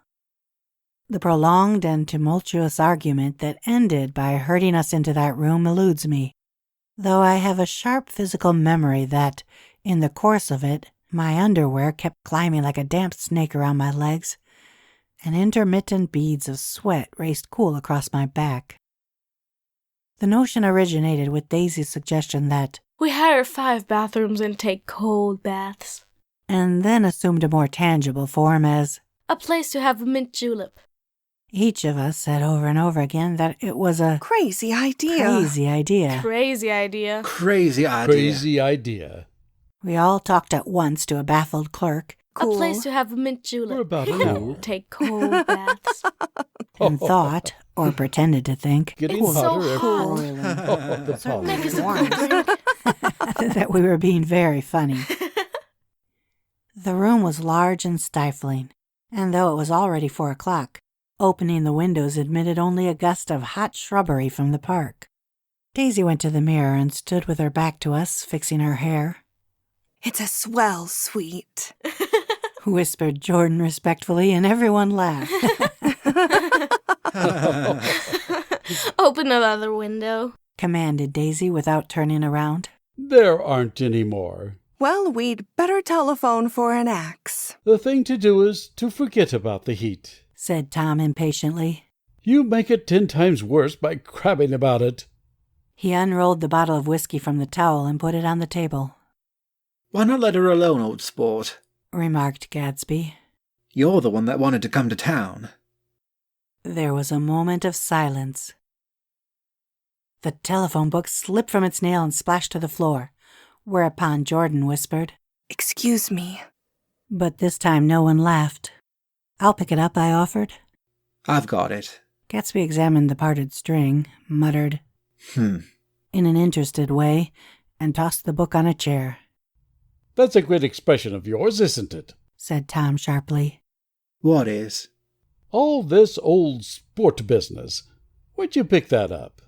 Now see here, Tom, said Daisy, turning around from the mirror. If you're going to make personal remarks, I won't stay here a minute. Call up and order some ice for the mint julep. As Tom took up the receiver, the compressed heat exploded into sound, and we were listening to the portentous chords of Mendelssohn's Wedding March from the ballroom below. "Imagine marrying anybody in this heat," cried Jordan dismally. Still, I was married in the middle of June. Daisy remembered. Louisville in June. Somebody fainted. Who was it fainted, Tom? Biloxi, he answered shortly. A man named Biloxi. Biloxi. And he made boxes. That's a fact. And he was from Biloxi, Tennessee. "They carried him into my house," appended Jordan, "because we lived just 2 doors from the church, and he stayed 3 weeks until Daddy told him he had to get out. The day after he left, Daddy died." After a moment she added, as if she might have sounded irreverent, "There wasn't any connection." "I used to know a Bill Biloxi from Memphis," I remarked. "That was his cousin. I knew his whole family history before he left. He gave me an aluminum putter that I use today." The music had died down as the ceremony began, and now a long cheer floated in at the window, followed by intermittent cries of, Yeah! and finally by a burst of jazz as the dancing began.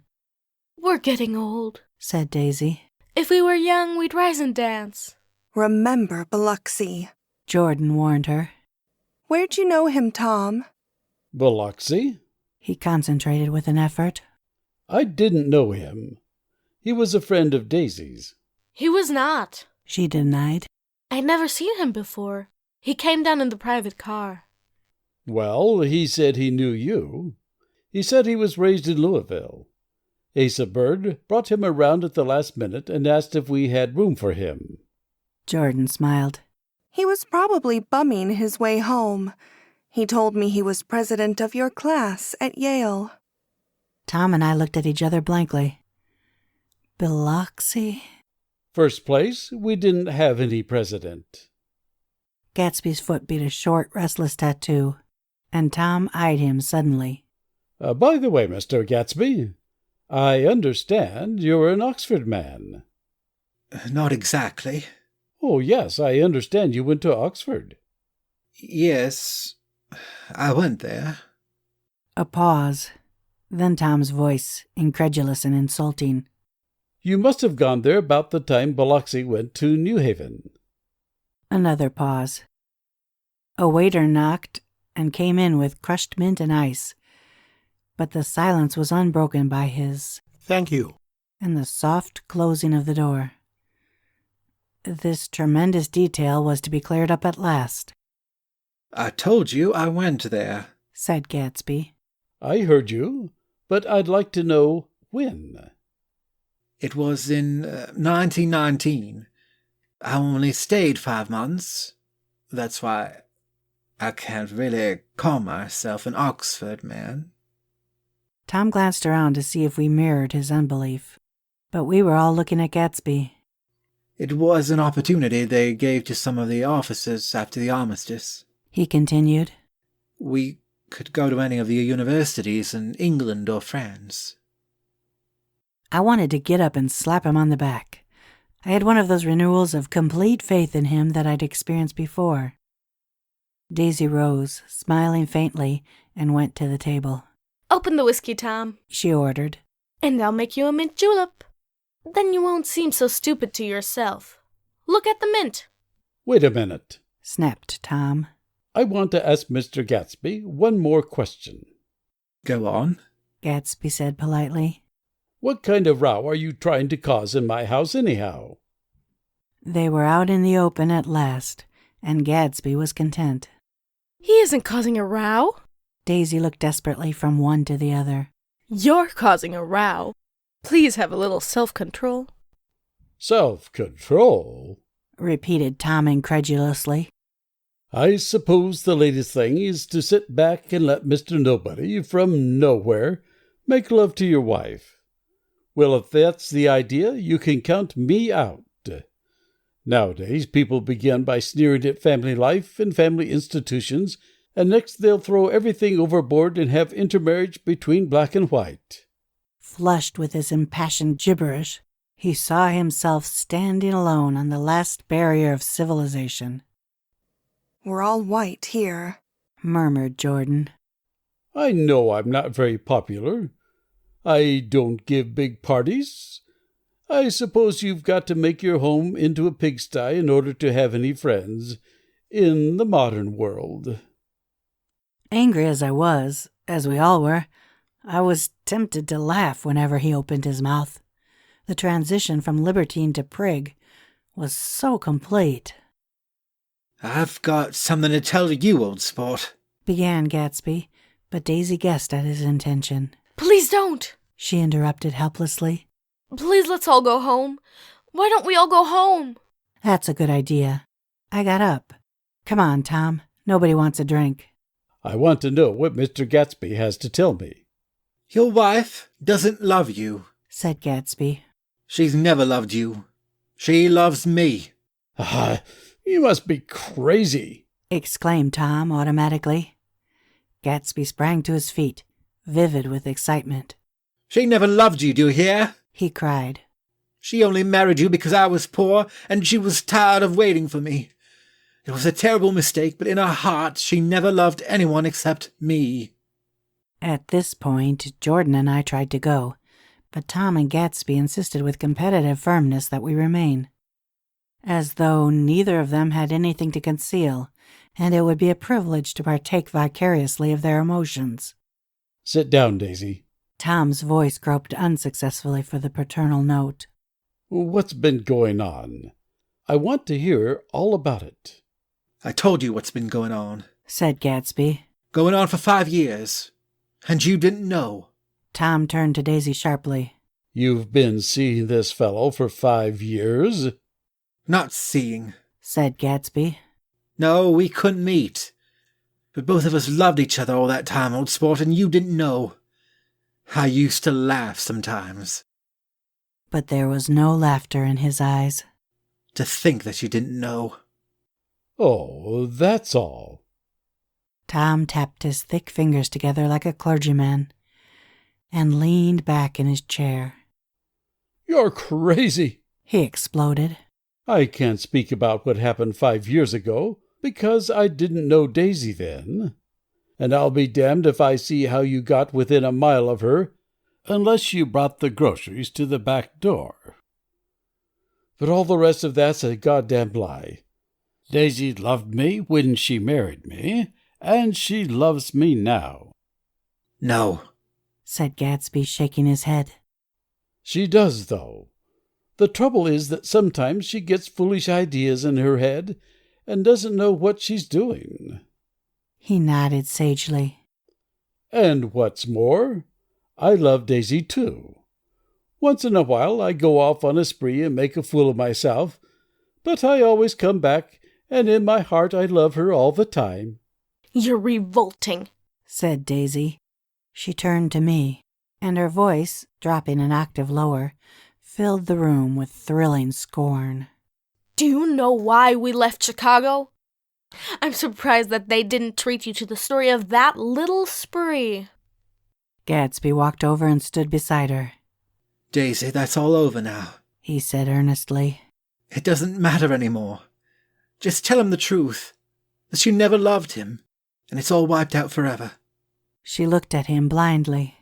Why, how could I love him possibly? You never loved him. She hesitated. Her eyes fell on Jordan and me with a sort of appeal, as though she realized at last what she was doing, and as though she had never, all along, intended doing anything at all. But it was done now. It was too late. I never loved him, she said with perceptible reluctance. Not at Kapiolani? Demanded Tom suddenly. No. From the ballroom beneath, muffled and suffocating chords were drifting up on hot waves of air. Not that day I carried you down from the punch bowl to keep your shoes dry? There was a husky tenderness in his tone. Daisy. Please don't. Her voice was cold, but the rancor was gone from it. She looked at Gatsby. There, Jay, she said, but her hand, as she tried to light a cigarette, was trembling. Suddenly she threw the cigarette and the burning match on the carpet. Oh, you want too much, she cried to Gatsby. I love you now, isn't that enough? I can't help what's past. She began to sob helplessly. I did love him once, but I loved you too. Gatsby's eyes opened and closed. You loved me too? He repeated. Even that's a lie, said Tom savagely. She didn't know you were alive. Why, there are things between Daisy and me that you'll never know. Things that neither of us can ever forget. The words seemed to bite physically into Gatsby. I want to speak to Daisy alone, he insisted. She's all excited now. Even alone, I can't say I never loved Tom, she admitted in a pitiful voice. It wouldn't be true. Of course it wouldn't, agreed Tom. She turned to her husband. As if it mattered to you, she said. Of course it matters. I'm going to take better care of you from now on. You don't understand, said Gatsby with a touch of panic. You're not going to take care of her anymore. I'm not? Tom opened his eyes wide and laughed. He could afford to control himself now. Why's that? Daisy's leaving you. Ah, nonsense. I am, though, she said with a visible effort.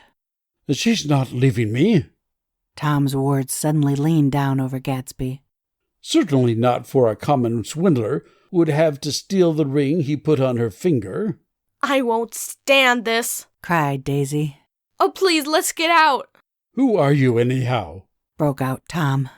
You're one of that bunch that hangs around with Meyer Wolfsheim. That much I happen to know. I've made a little investigation into your affairs, and I'll carry it further tomorrow. You can suit yourself about that, old sport, said Gatsby steadily. I found out what your drugstores were. He turned to us and spoke rapidly.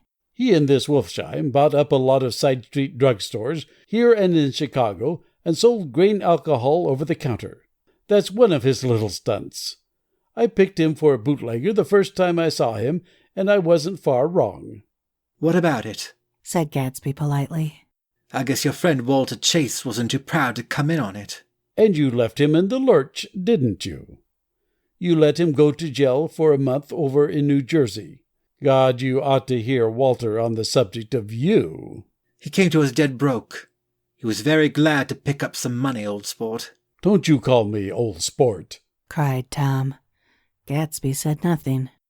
Walter could have you up on the betting laws, too, but Wolfsheim scared him into shutting his mouth. That unfamiliar yet recognizable look was back again in Gatsby's face. That drugstore business was just small change, continued Tom slowly. But you've got something on now that Walter's afraid to tell me about. I glanced at Daisy, who was staring terrified between Gatsby and her husband, and at Jordan, who had begun to balance an invisible but absorbing object on the tip of her chin. Then I turned back to Gatsby, and was startled at his expression. He looked, and this is said in all contempt for the babbled slander of his garden, as if he had killed a man. For a moment, the set of his face could be described in just that fantastic way. It passed, and he began to talk excitedly to Daisy, denying everything, defending his name against accusations that had not been made. But with every word, she was drawing further and further into herself, so he gave that up, and only the dead dream fought on as the afternoon slipped away, trying to touch what was no longer tangible, struggling unhappily, undespairingly toward that lost voice across the room. The voice begged again to go. Please, Tom, I can't stand this anymore. Her frightened eyes told that whatever intentions, whatever courage she had had, were definitely gone. You two start on home, Daisy, said Tom. In Mr. Gatsby's car. She looked at Tom, alarmed now, but he insisted with magnanimous scorn. Go on. He won't annoy you. I think he realizes that his presumptuous little flirtation is over.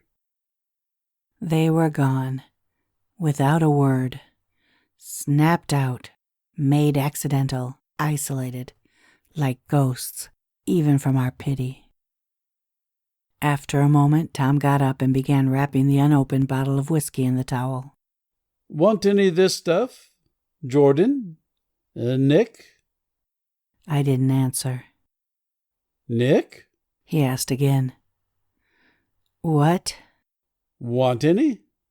No. I just remembered that today's my birthday. I was 30. Before me stretched the pretentious, menacing road of a new decade. It was 7 o'clock when we got into the coupe with him and started for Long Island. Tom talked incessantly, exulting and laughing, but his voice was as remote from Jordan and me as the foreign clamor on the sidewalk or the tumult of the elevated overhead. Human sympathy has its limits, and we were content to let all their tragic arguments fade with the city lights behind. 30. The promise of a decade of loneliness. A thinning list of single men to know. A thinning briefcase of enthusiasm. Thinning hair. But there was Jordan beside me, who, unlike Daisy, was too wise ever to carry well-forgotten dreams from age to age. As we passed over the dark bridge, her wan face fell lazily against my coat's shoulder, and the formidable stroke of 30 died away with the reassuring pressure of her hand. So we drove on toward death through the cooling twilight. The young Greek, Michaelis, who ran the coffee joint beside the ash heaps, was the principal witness at the inquest. He had slept through the heat until after 5. When he strolled over to the garage and found George Wilson sick in his office. Really sick, pale as his own pale hair and shaking all over.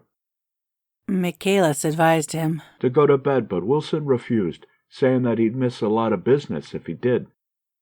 While his neighbor was trying to persuade him, a violent racket broke out overhead. I've got my wife locked in up there, explained Wilson calmly. She's gonna stay there till the day after tomorrow, and then we're gonna move away. Michaelis was astonished. They had been neighbors for 4 years, and Wilson had never seemed faintly capable of such a statement. Generally, he was one of those worn-out men. When he wasn't working, he sat on a chair in the doorway and stared at the people and the cars that passed along the road.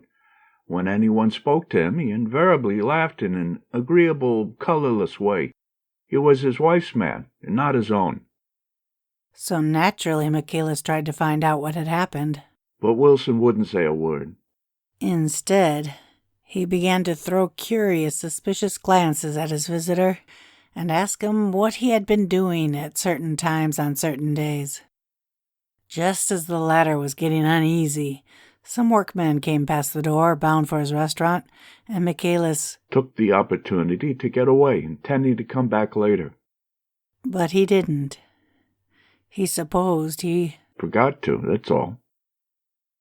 When he came outside again a little after 7, he was reminded of the conversation because he heard Mrs. Wilson's voice, loud and scolding, downstairs in the garage.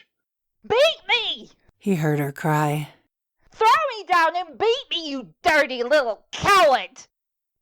A moment later, she rushed out into the dusk, waving her hands and shouting.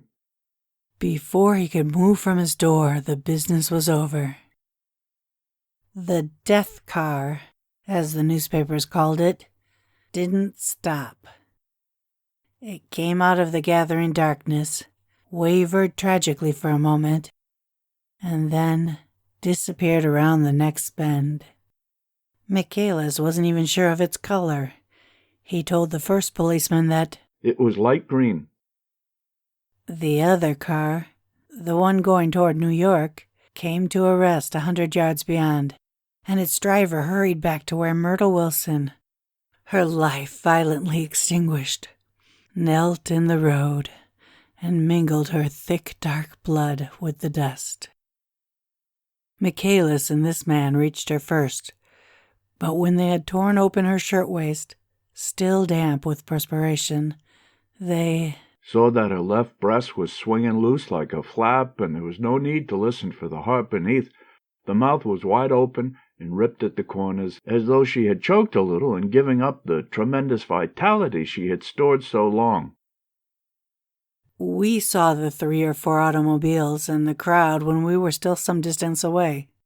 Wreck, said Tom. That's good. Wilson'll have a little business at last. He slowed down, but still without any intention of stopping until, as we came nearer, the hushed, intent faces of people at the garage door made him automatically put on the brakes. We'll take a look, he said doubtfully. Just a look.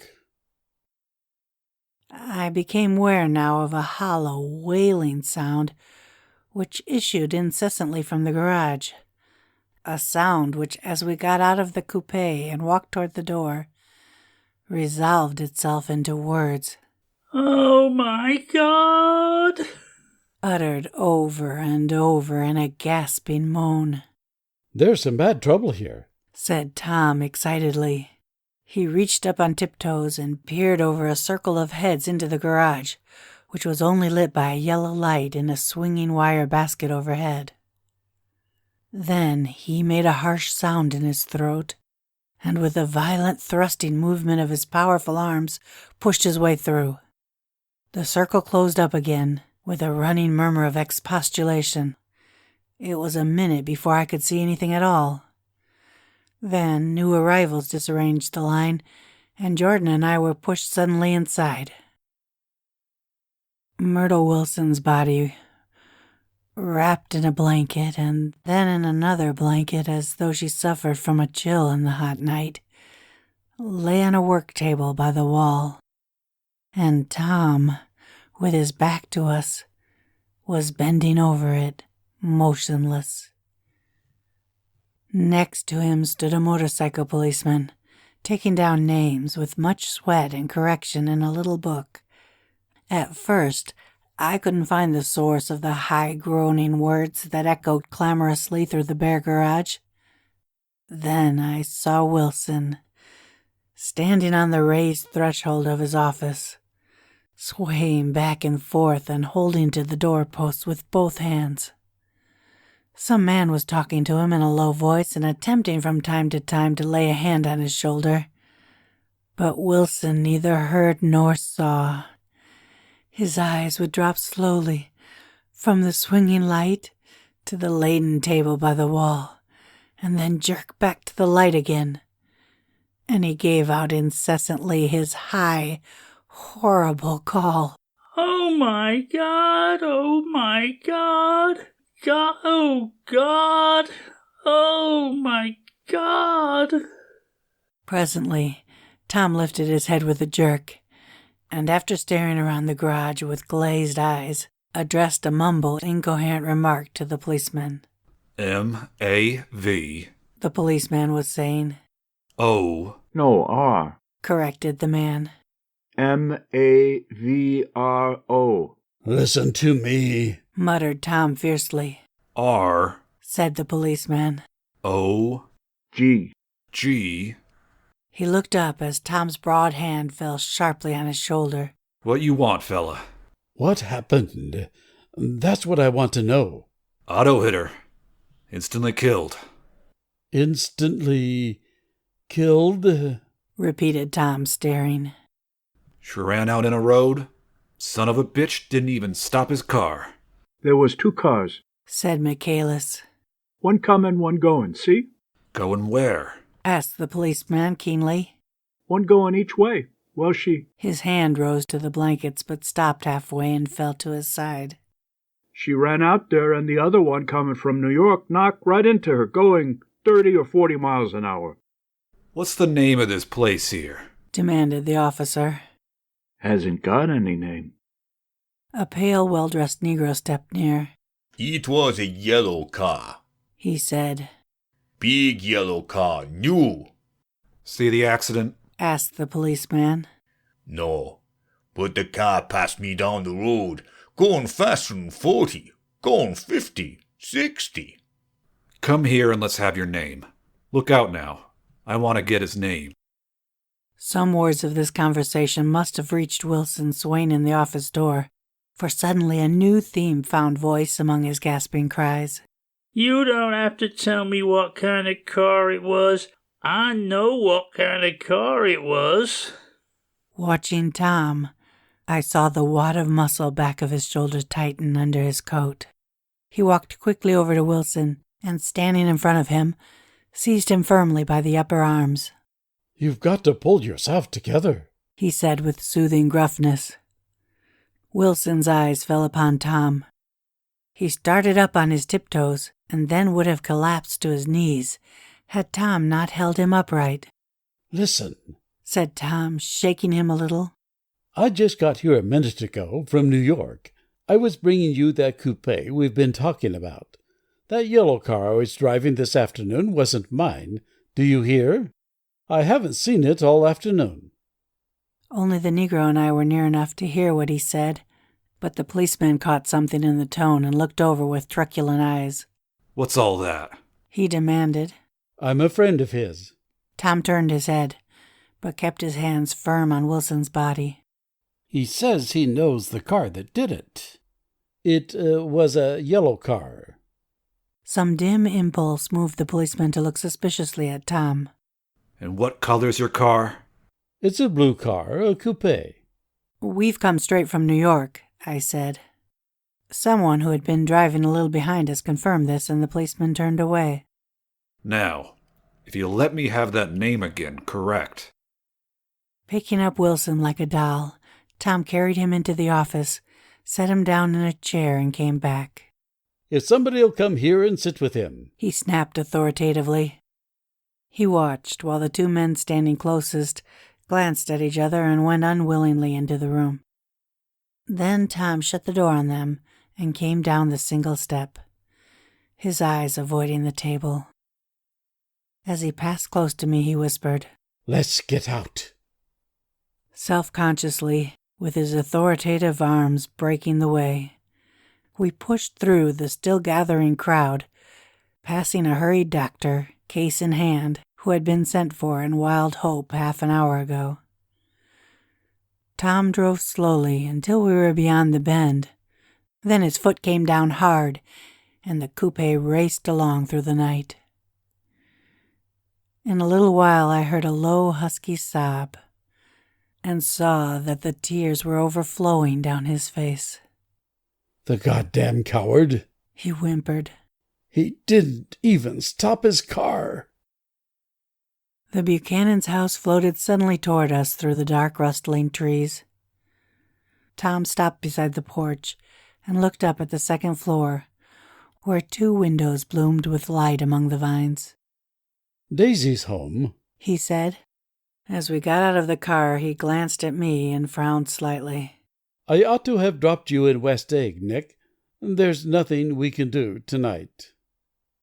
A change had come over him, and he spoke gravely and with decision. As we walked across the moonlight gravel to the porch, he disposed of the situation in a few brisk phrases. I'll telephone for a taxi to take you home, and while you're waiting, you and Jordan better go in the kitchen and have them get you some supper, if you want any. He opened the door. Come in. No, thanks. But I'd be glad if you ordered me the taxi. I'll wait outside. Jordan put her hand on my arm. Won't you come in, Nick? No, thanks. I was feeling a little sick, and I wanted to be alone. But Jordan lingered for a moment more. It's only 9:30, she said. I'd be damned if I'd go in. I'd had enough of all of them for one day, and suddenly that included Jordan too. She must have seen something of this in my expression, for she turned abruptly away and ran up the porch steps into the house. I sat down for a few minutes with my head in my hands, until I heard the phone taken up inside and the butler's voice calling a taxi. Then I walked slowly down the drive, away from the house, intending to wait by the gate. I hadn't gone 20 yards when I heard my name, and Gatsby stepped from between the two bushes into the path. I must have felt pretty weird by that time, because I could think of nothing except the luminosity of his pink suit under the moon. "What are you doing?" I inquired. "Just standing here, old sport." Somehow, that seemed a despicable occupation. For all I knew, he was going to rob the house in a moment. I wouldn't have been surprised to see sinister faces, the faces of Wolfsheim's people, behind him in the dark shrubbery. "Did you see any trouble on the road?" he asked after a minute. "Yes." He hesitated. "Was she killed?" "Yes." "I thought so. I told Daisy I thought so. It's better that the shock should all come at once. She stood it pretty well." He spoke as if Daisy's reaction was the only thing that mattered. "I got to West Egg by a side road," he went on, "and left the car in my garage. I don't think anybody saw us, but of course I can't be sure." I disliked him so much by this time that I didn't find it necessary to tell him he was wrong.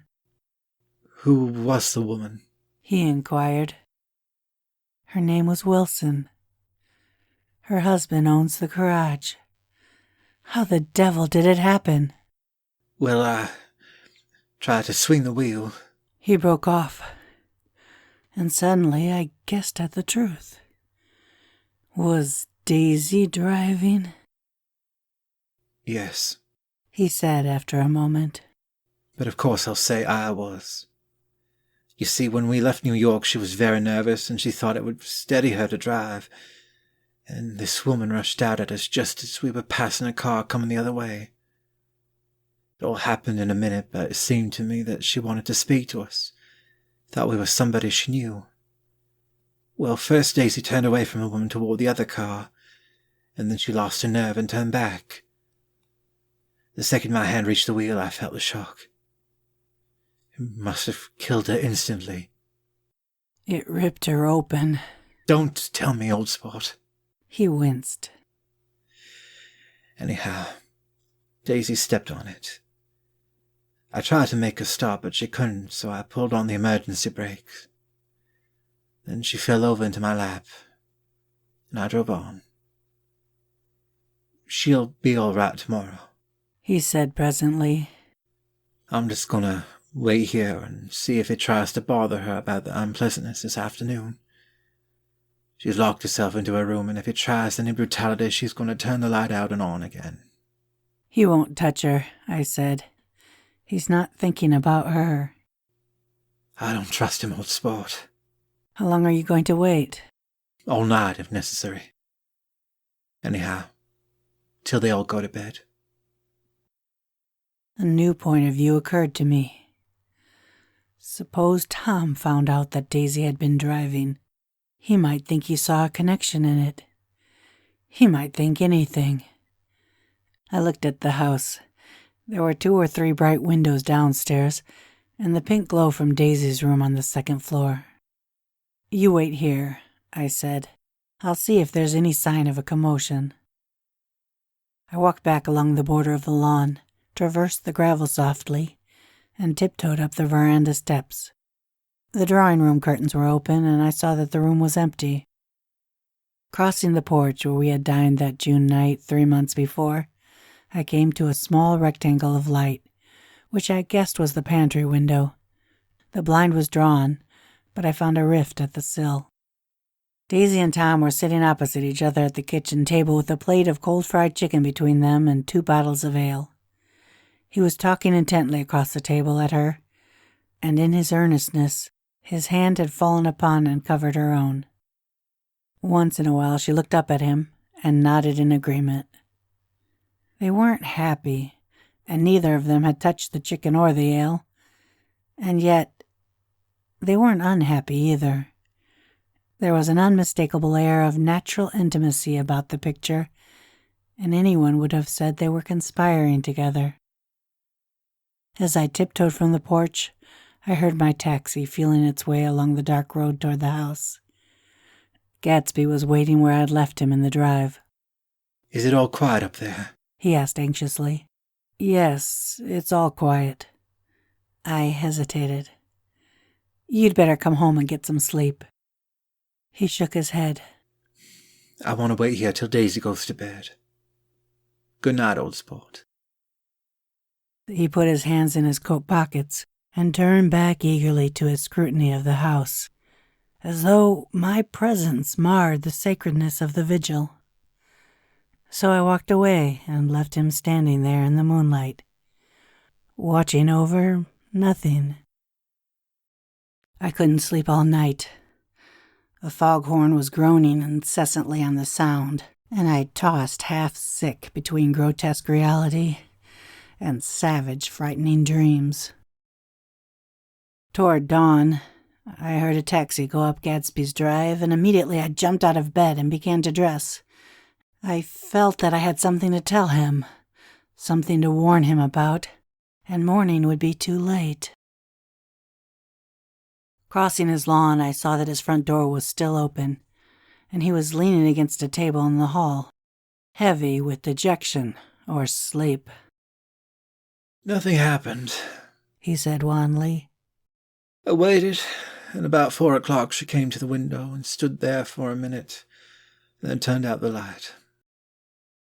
His house had never seemed so enormous to me as it did that night when we hunted through the great rooms for cigarettes. We pushed aside curtains that were like pavilions and felt over innumerable feet of dark wall for electric light switches. Once I tumbled with a sort of splash upon the keys of a ghostly piano. There was an inexplicable amount of dust everywhere, and the rooms were musty as though they hadn't been aired for many days. I found the humidor on an unfamiliar table, with 2 stale, dry cigarettes inside. Throwing open the French windows of the drawing room, we sat smoking out into the darkness. You ought to go away, I said. It's pretty certain they'll trace your car. Go away now, old sport. Go to Atlantic City for a week, or up to Montreal. He wouldn't consider it.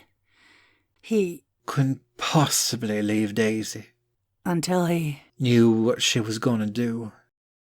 He was clutching at some last hope, and I couldn't bear to shake him free. It was this night that he told me the strange story of his youth with Dan Cody. Told it to me because Jay Gatsby had broken up like glass against Tom's hard malice, and the long, secret extravaganza was played out. I think that he would have acknowledged anything now, without reserve, but he wanted to talk about Daisy. She was the first nice girl he had ever known. In various unrevealed capacities, he had come into contact with such people, but always with indiscernible barbed wire between. He found her excitingly desirable. He went to her house, at first with other officers from Camp Taylor, then alone. It amazed him. He had never been in such a beautiful house before. But what gave it an air of breathless intensity was that Daisy lived there. It was as casual a thing to her as his tent out at camp was to him. There was a ripe mystery about it, a hint of bedrooms upstairs more beautiful and cool than other bedrooms, of gay and radiant activities taking place through its corridors, of romances that were not musty and laid away already in lavender, but fresh and breathing and redolent of this year's shining motor cars, and of dances whose flowers were scarcely withered.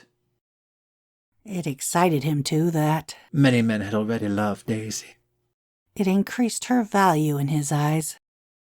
He felt their presence all about the house, pervading the air with the shades and echoes of still vibrant emotions. But he knew that he was in Daisy's house by a colossal accident.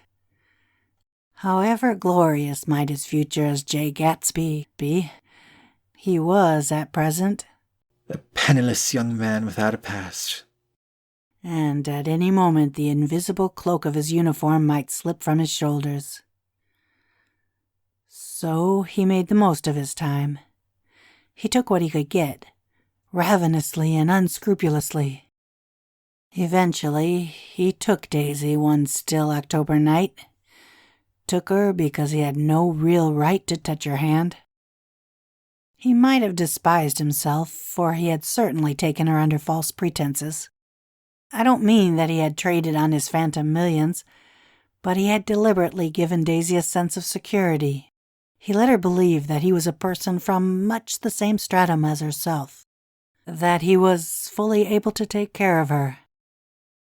As a matter of fact, he had no such facilities. He had no comfortable family standing behind him, and he was liable at the whim of an impersonal government to be blown anywhere about the world. But he didn't despise himself, and it didn't turn out as he had imagined. He had intended, probably, to take what he could and go, but now he found that he had committed himself to the following of a grail. He knew that Daisy was extraordinary. But he didn't realize just how extraordinary a nice girl could be. She vanished into her rich house, into her rich, full life. Leaving Gatsby, nothing. He felt married to her, that was all. When they met again 2 days later, it was Gatsby who was breathless, who was somehow betrayed. Her porch was bright with the bought luxury of starshine. The wicker of the settee squeaked fashionably. As she turned toward him, he kissed her curious and lovely mouth. She had caught a cold, and it made her voice huskier and more charming than ever. And Gatsby was overwhelmingly aware of the youth and mystery that wealth imprisons and preserves, of the freshness of many clothes, and of Daisy, gleaming like silver, safe and proud above the heart struggles of the poor. I can't describe to you how surprised I was to find out I loved her, old sport. I even hoped for a while that she'd throw me over, but she didn't, because she was in love with me too. She thought I knew a lot because I knew different things from her. Well, there I was, way off my ambitions, getting deeper in love every minute, and all of a sudden I didn't care. What was the use of doing great things if I could have a better time telling her what I was going to do? On the last afternoon before he went abroad, he sat with Daisy in his arms for a long, silent time.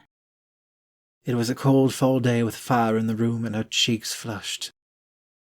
Now and then she moved, and he changed his arm a little, and once he kissed her dark, shining hair. The afternoon had made them tranquil for a while, as if to give them a deep memory for the long parting the next day promised.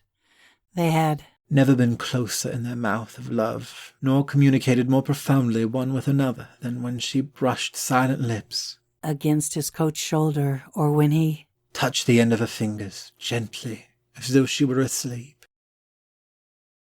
He did extraordinarily well in the war. He was a captain before he went to the front, and following the Argonne battles, he got his majority and the command of the divisional machine guns.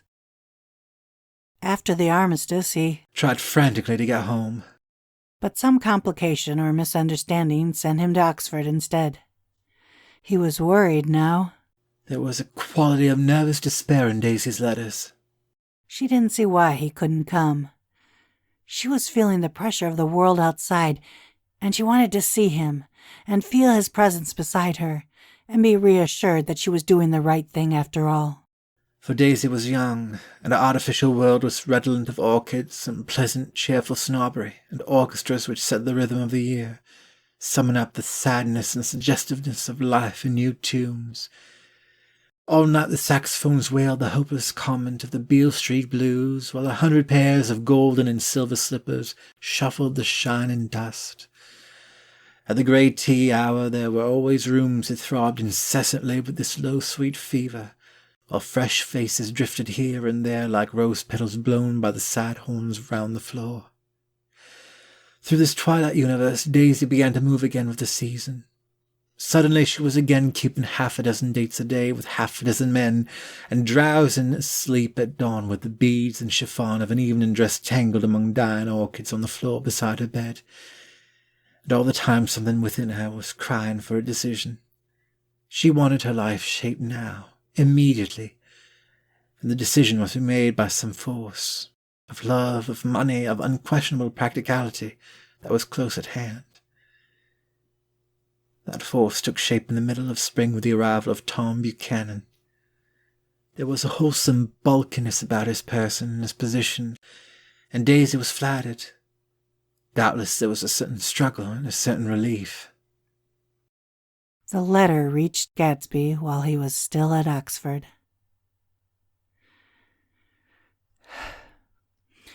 It was dawn now on Long Island, and we went about opening the rest of the windows downstairs, filling the house with gray-turning, gold-turning light. The shadow of a tree fell abruptly across the dew, and ghostly birds began to sing among the blue leaves. There was a slow, pleasant movement in the air, scarcely a wind, promising a cool, lovely day. I don't think she ever loved him. Gatsby turned around from a window and looked at me challengingly. You must remember, old sport, she was very excited this afternoon. You told her those things in a way that frightened her, that made it look as if I was some kind of cheap sharper. And the result was she hardly knew what she was saying. He sat down gloomily. Of course, she might have loved him just for a minute when they were first married. And loved me more even then, do you see? Suddenly he came out with a curious remark. In any case, he said, it was just personal. What could you make of that, except to suspect some intensity in his conception of the affair that couldn't be measured? He came back from France when Tom and Daisy were still on their wedding trip, and made a miserable but irresistible journey to Louisville. On the last of his army pay, he stayed there a week, walking the streets. Where there? Footsteps that clicked together through the November night. And revisiting the out-of-the-way places to which they had driven in her white car. Just as Daisy's house had always seemed to him. More mysterious and gay than other houses. So his idea of the city itself, even though she was gone from it, was pervaded with a melancholy beauty. He left feeling that if he had searched harder, he might have found her. That he was leaving her behind. The day coach, he was penniless now, was hot.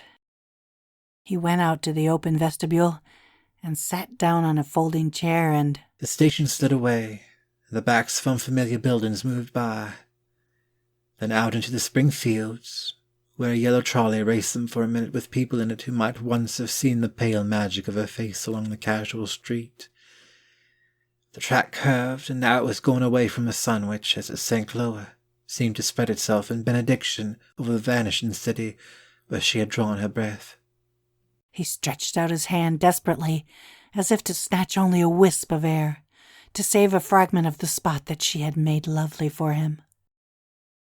But it was all going by too fast now for his blurred eyes, and he knew that he had lost that part of it, the freshest and the best, forever. It was 9 o'clock when we finished breakfast and went out on the porch. The night had made a sharp difference in the weather, and there was an autumn flavor in the air. The gardener, the last one of Gatsby's former servants, came to the foot of the steps. I'm going to drain the pool today, Mr. Gatsby. Leaves start falling pretty soon, and there's always trouble with the pipes. Don't do it today, Gatsby answered. He turned to me apologetically. You know, old sport, I've never used that pool all summer. I looked at my watch and stood up. 12 minutes till my train. I didn't want to go to the city. I wasn't worth a decent stroke of work. But it was more than that. I didn't want to leave Gatsby. I missed that train, and then another before I could get myself away. I'll call you up, I said finally. Do, old sport. I'll call you about noon. We walked slowly down the steps. I suppose Daisy'll call too. He looked at me anxiously as if he hoped I'd corroborate this. I suppose so. Well, goodbye. We shook hands, and I started away. Just before I reached the hedge, I remembered something and turned around. They're a rotten crowd, I shouted across the lawn. You're worth the whole damn bunch put together. I've always been glad I said that. It was the only compliment I ever gave him, because I disapproved of him from beginning to end. First he nodded politely, and then his face broke into that radiant and understanding smile, as if we'd been in ecstatic cahoots on that fact all the time. His gorgeous pink rag of a suit made a bright spot of color against the white steps, and I thought of the night when I first came to his ancestral home 3 months before. The lawn and drive had been crowded with the faces of those who guessed at his corruption. And he stood on those steps, concealing his incorruptible dream as he waved them goodbye. I thanked him for his hospitality. We were always thanking him for that, I and the others. Goodbye, I called. I enjoyed breakfast, Gatsby.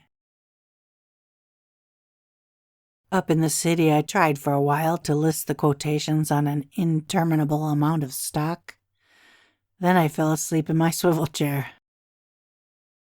Just before noon, the phone woke me, and I started up with sweat breaking out on my forehead. It was Jordan Baker. She often called me up at this hour because the uncertainty of her own movements between hotels and clubs and private houses made her hard to find in any other way. Usually her voice came over the wire as something fresh and cool, as if a divot from a green golf links had come sailing in at the office window. But this morning it seemed harsh and dry. I've left Daisy's house, she said. I'm at Hampstead, and I'm going down to Southampton this afternoon. Probably it had been tactful to leave Daisy's house, but the act annoyed me, and her next remark made me rigid. You weren't so nice to me last night. How could it have mattered then? Silence for a moment, then... However, I want to see you. I want to see you too. Suppose I don't go to Southampton and come into town this afternoon? No, I don't think this afternoon. Very well. It's impossible this afternoon. We talked like that for a while, and then abruptly we weren't talking any longer. I don't know which of us hung up with a sharp click, but I know I didn't care. I couldn't have talked to her across a tea table that day if I never talked to her again in this world. I called Gatsby's house a few minutes later, but the line was busy. I tried 4 times. Finally, an exasperated central told me that the wire was being kept open for long distance from Detroit. Taking out my timetable, I drew a small circle around the 3:50 train. Then I leaned back in my chair and tried to think. It was just noon. When I passed the ash heaps on the train that morning, I had crossed deliberately to the other side of the car. I suppose there'd be a curious crowd around there all day, with little boys searching for dark spots in the dust, and some garrulous man telling over and over what had happened, until it became less and less real, even to him, and he could tell it no longer, and Myrtle Wilson's tragic achievement was forgotten. Now I want to go back a little and tell what happened at the garage after we left there the night before. They had difficulty in locating the sister, Catherine. She must have broken her rule against drinking that night, for when she arrived she was stupid with liquor and unable to understand that the ambulance had already gone to Flushing. When they convinced her of this, she immediately fainted, as if that were the intolerable part of the affair. Someone kind or curious took her in his car and drove her in the wake of her sister's body. Until long after midnight, a changing crowd lapped up against the front of the garage, while George Wilson rocked himself back and forth on the couch inside. For a while the door of the office was open, and everyone who came into the garage glanced irresistibly through it. Finally, someone said it was a shame and closed the door. Michaelis and several other men were with him. First 4 or 5 men, later 2 or 3 men. Still later, Michaelis had to ask the last stranger to wait there 15 minutes longer while he went back to his own place and made a pot of coffee. After that, he stayed there alone with Wilson until dawn. About 3 o'clock, the quality of Wilson's incoherent muttering changed. He grew quieter and began to talk about the yellow car. He announced that he had a way of finding out whom the yellow car belonged to. And then he blurted out that a couple of months ago, his wife had come back from the city with her face bruised and her nose swollen. But when he heard himself say this, he flinched and began to cry. Oh my God! Again in his groaning voice. Michaelis made a clumsy attempt to distract him. How long have you been married, George? Come on there, try and sit still a minute and answer my question. How long have you been married? 12 years. Ever have any children? Come on, George, sit still. I asked you a question. Did you ever have any children? The hard brown beetles kept thudding up against the dull light. And whenever Michaelis heard a car go tearing along the road outside, it sounded to him like the car that hadn't stopped a few hours before. He didn't like to go into the garage because the workbench was stained where the body had been lying. So he moved uncomfortably around the office. He knew every object in it before morning, and from time to time sat down beside Wilson, trying to keep him more quiet. Have you got a church you go to sometimes, George? Maybe even if you haven't been there for a long time? Maybe I could call up the church and get a priest to come over and he could talk to you, see?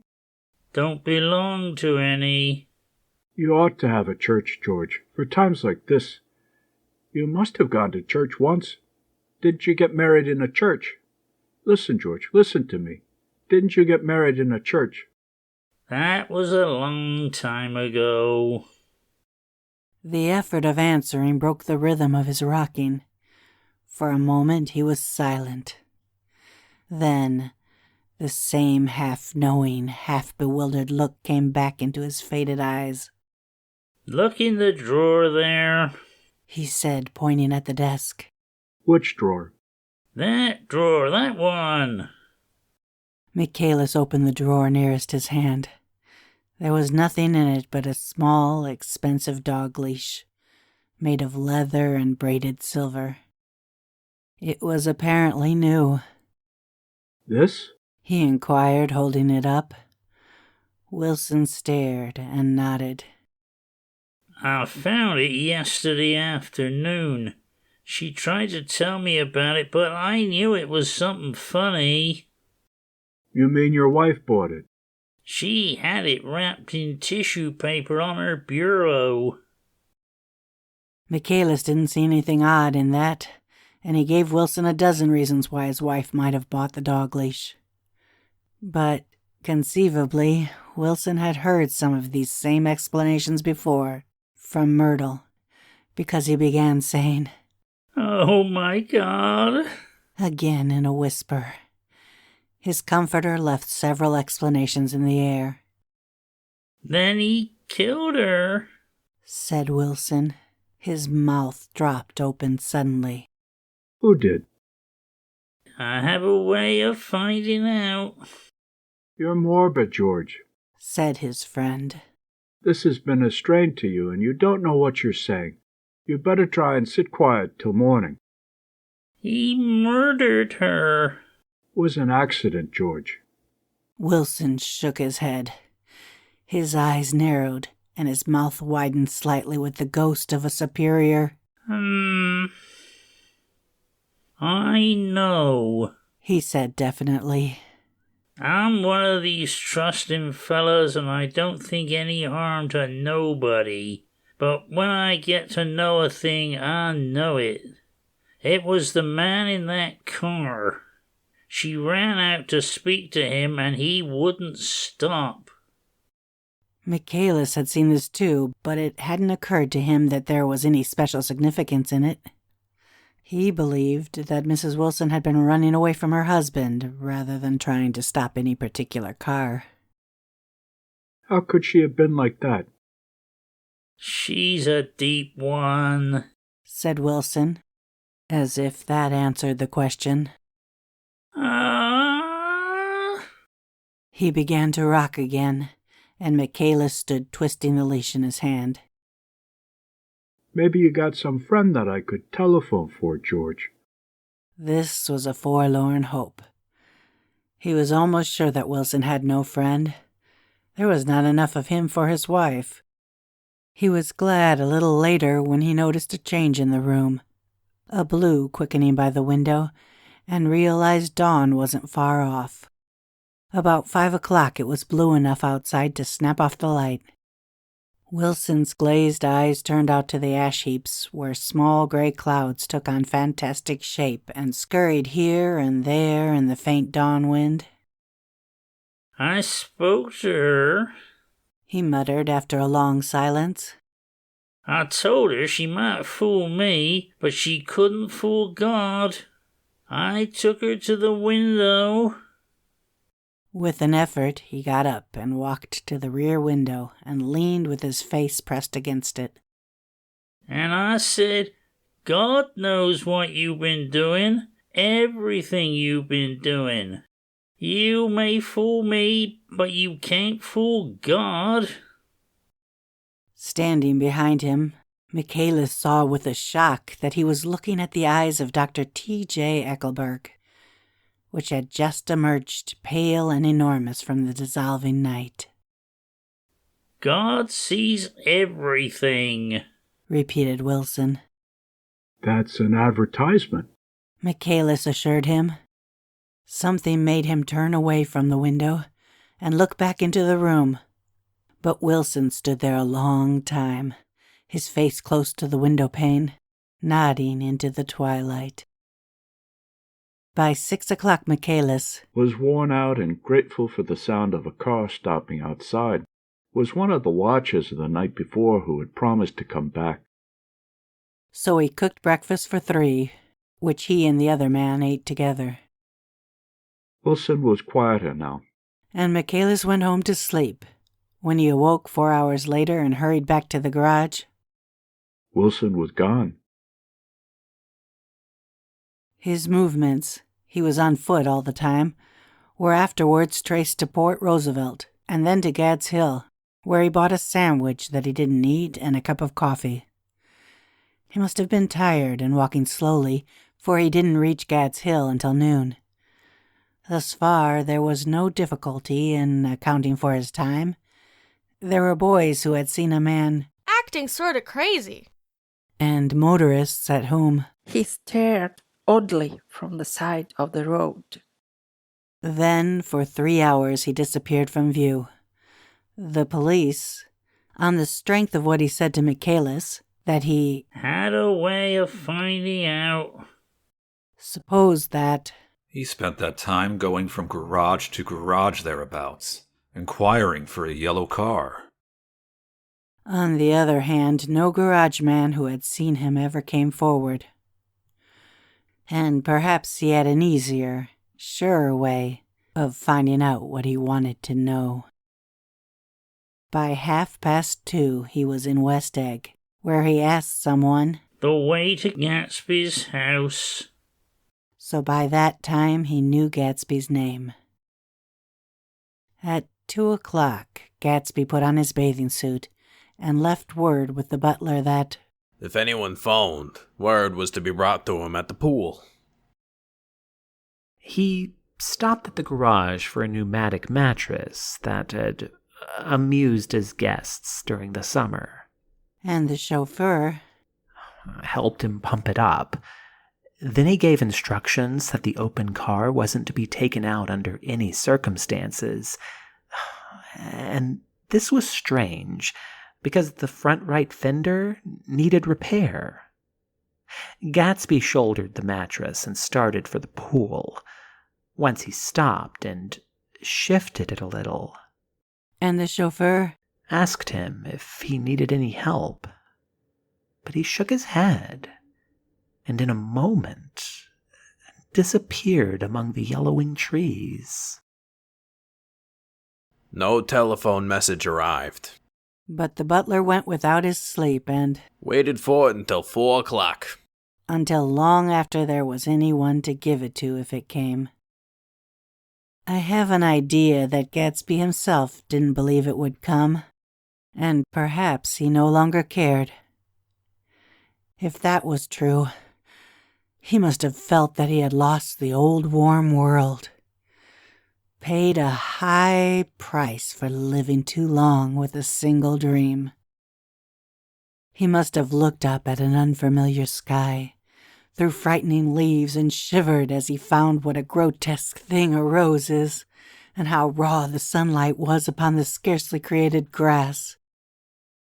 A new world, material without being real, where poor ghosts, breathing dreams like air, drifted fortuitously about like that ashen fantastic figure gliding toward him through the amorphous trees. The chauffeur, he was one of Wolfsheim's prodigies, heard the shots. Afterward, he could only say that he hadn't thought anything much about them. I drove from the station directly to Gatsby's house, and my rushing anxiously up the front steps was the first thing that alarmed anyone. But they knew then, I firmly believe. With scarcely a word said, 4 of us, the chauffeur, butler, gardener, and I, hurried down to the pool. There was a faint, barely perceptible movement of the water as the fresh flow from one end urged its way toward the drain at the other, with little ripples that were hardly the shadows of waves. The laden mattress moved irregularly down the pool. A small gust of wind that scarcely corrugated the surface was enough to disturb its accidental course with its accidental burden. The touch of a cluster of leaves revolved it slowly, tracing, like the leg of transit, a thin red circle in the water. It was after we started with Gatsby towards the house that the gardener, Sir Wilson's body a little way off in the grass. And the Holocaust was complete. After 2 years, I remember the rest of that day, and that night, and the next day, only as an endless drill of police and photographers and newspapermen in and out of Gatsby's front door. A rope stretched across the main gate, and a policeman by it kept out the curious. But little boys soon discovered that they could enter through my yard, and there were always a few of them clustered open-mouthed about the pool. Someone with a positive manner, perhaps a detective, used the expression, "Madman." as he bent over Wilson's body that afternoon. And the adventitious authority of his voice set the key for the newspaper reports the next morning. Most of those reports were a nightmare, grotesque, circumstantial, eager, and untrue. When Michaela's testimony at the inquest brought to light Wilson's suspicions of his wife, I thought the whole tale would shortly be served up in racy pasquinade. But Catherine, who might have said anything, didn't say a word. She showed a surprising amount of character about it, too. Looked at the coroner with determined eyes under that corrected brow of hers, and swore that her sister had never seen Gatsby. That her sister was completely happy with her husband. That her sister had been into no mischief whatever. She convinced herself of it, and cried into her handkerchief as if the very suggestion was more than she could endure. So Wilson was reduced to a man deranged by grief, in order that the case might remain in its simplest form, and it rested there. But all this part of it seemed remote and unessential. I found myself on Gatsby's side, and alone. From the moment I telephoned news of the catastrophe to West Egg Village, every surmise about him and every practical question was referred to me. At first, I was surprised and confused. Then, as he lay in his house and didn't move or breathe or speak, hour upon hour, it grew upon me that I was responsible, because no one else was interested. Interested, I mean, with that intense personal interest, to which everyone has some vague right at the end. I called up Daisy half an hour after we found him. Called her instinctively and without hesitation. But she and Tom had gone away early that afternoon and taken baggage with them. Left no address? No. Say when they'd be back? No. Any idea where they are? How I could reach them? I don't know. Can't say. I wanted to get somebody for him. I wanted to go into the room where he lay and reassure him. I'll get somebody for you, Gatsby. Don't worry. Just trust me, and I'll get somebody for you. Meyer Wolfsheim's name wasn't in the phone book. The butler gave me his office address on Broadway, and I called information. But by the time I had the number, it was long after 5 and no one answered the phone. Will you ring again? I've rung them 3 times. It's very important. Sorry, I'm afraid no one's there. I went back to the drawing room and thought for an instant that they were chance visitors, all these official people who suddenly filled it. But as they drew back the sheet and looked at Gatsby with unmoved eyes, his protest continued in my brain. Look here, old sport. You've got to get somebody for me. You've got to try hard. I can't go through this alone. Someone started to ask me questions, but I broke away and, going upstairs, looked hastily through unlocked parts of his desk. He never told me definitely that his parents were dead. But there was nothing, only a picture of Dan Cody, a token of forgotten violence staring down from the wall. Next morning, I sent the butler to New York with a letter to Wolfsheim which asked for information and urged him to come out on the next train. That request seemed superfluous when I wrote it.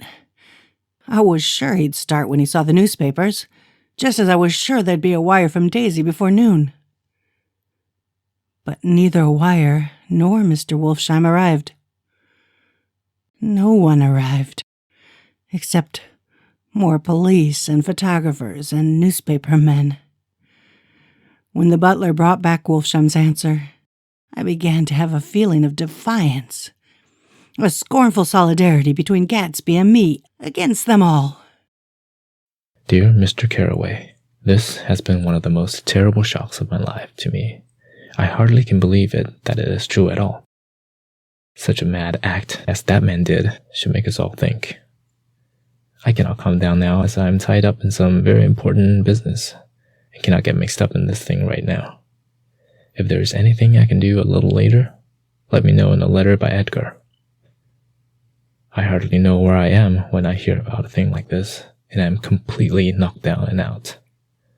Yours truly, Meyer Wolfsheim. And then hasty addenda beneath. Let me know about the funeral, etc. Do not know his family at all. When the phone rang that afternoon and long distance said Chicago was calling, I thought this would be Daisy at last. But the connection came through as a man's voice, very thin and far away. This is Slagle speaking. Yes? The name was unfamiliar. Hell of a night, isn't it?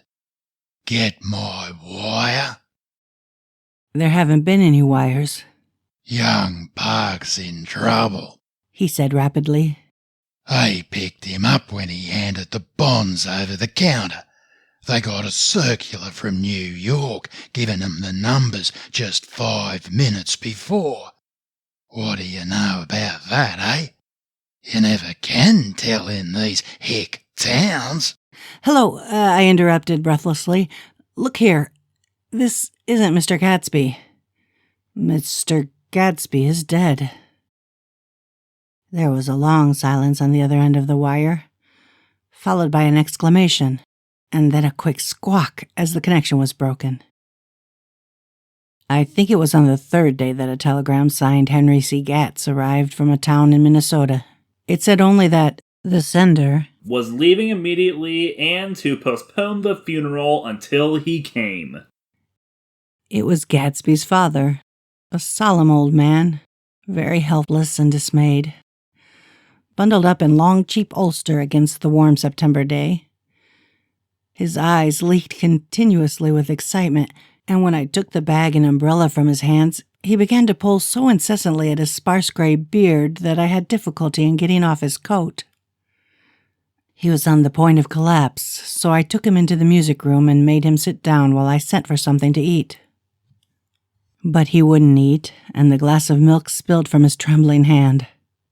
I saw it in the Chicago newspaper, he said. It was all in the Chicago newspaper. I started right away. I didn't know how to reach you. His eyes, seeing nothing, moved ceaselessly about the room. It was a madman, he said. He must have been mad. Wouldn't you like some coffee? I urged him. I don't want anything. I'm all right now, mister. Caraway. Well, I'm all right now. Where had they got Jimmy? I took him into the drawing room where his son lay and left him there. Some little boys had come up the steps and were looking into the hall.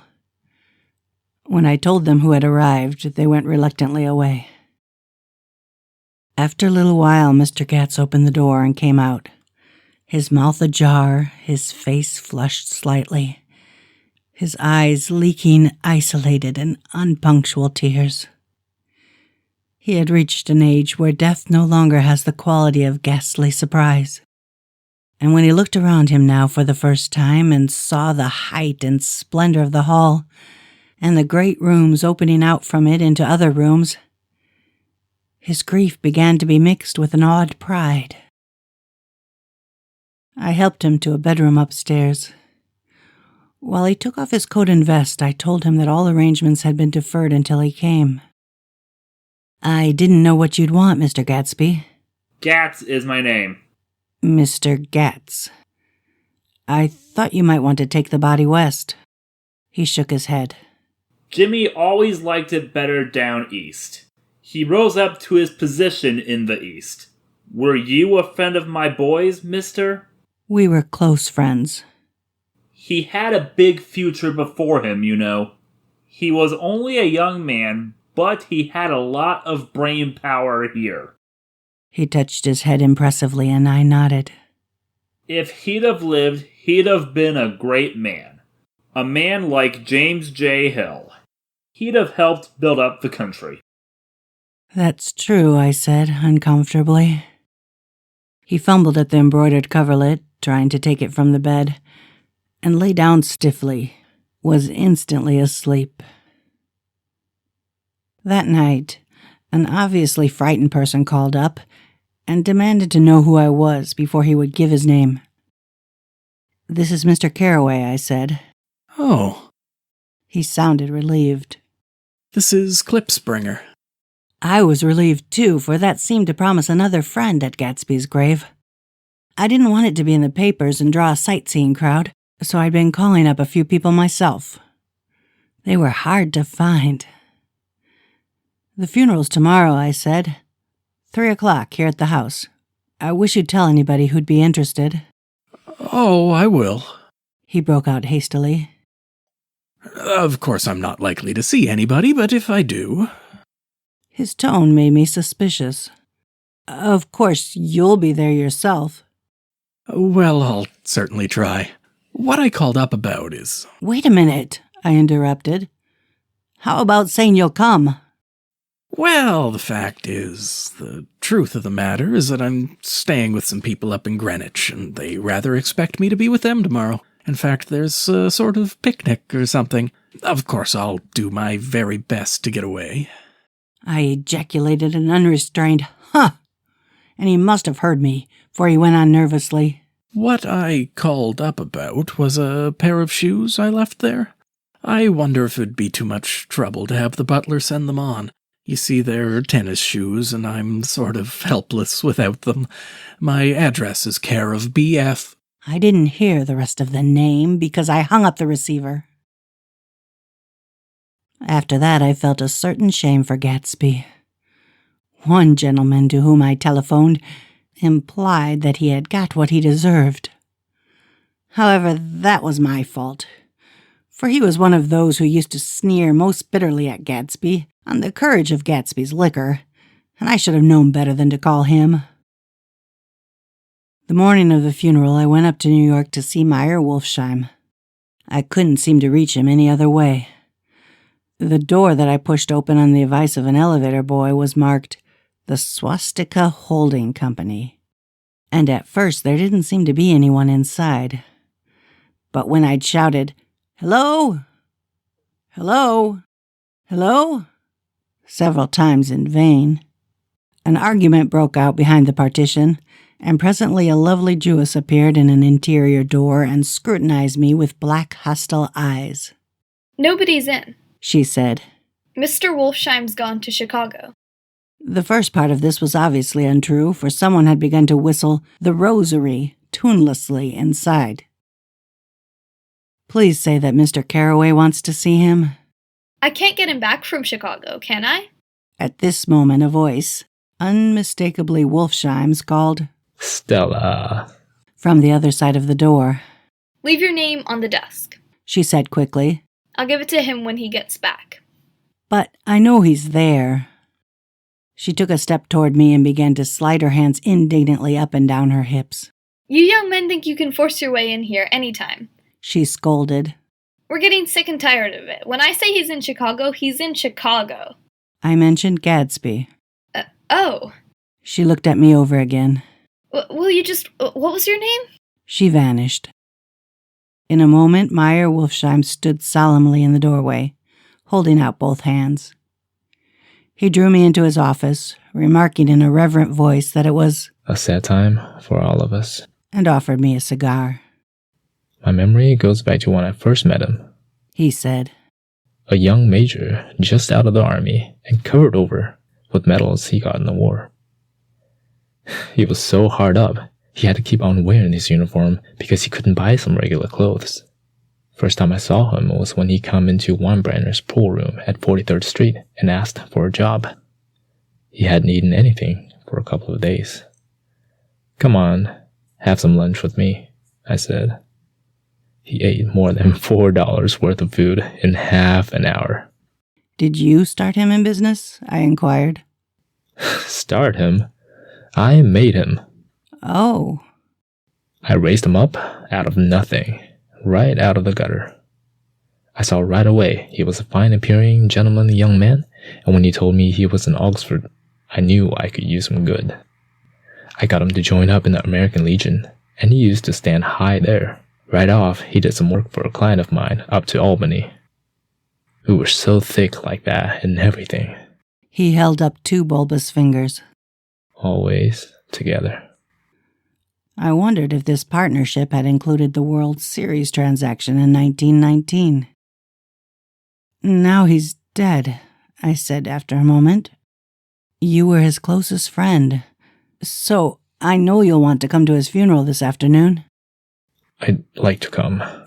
Well, come then. The hair in his nostrils quivered slightly, and as he shook his head, his eyes filled with tears. I can't do it. I can't get mixed up in it, he said. There's nothing to get mixed up in. It's all over now. When a man gets killed, I never like to get mixed up in it in any way. I keep out. When I was a young man, it was different. If a friend of mine died, no matter how, I stuck with them to the end. You may think that's sentimental, but I mean it. To the bitter end. I saw that for some reason of his own he was determined not to come, so I stood up. Are you a college man? He inquired suddenly. For a moment I thought he was going to suggest a connection, but he only nodded and shook my hand. Let us learn to show our friendship for a man when he is alive, and not after he is dead, he suggested. After that, my own rule is to let everything alone. When I left his office, the sky had turned dark, and I got back to West Egg in a drizzle. After changing my clothes, I went next door and found Mr. Gatz walking up and down excitedly in the hall. His pride in his son and his son's possessions was continually increasing, and now he had something to show me. Jimmy sent me this picture.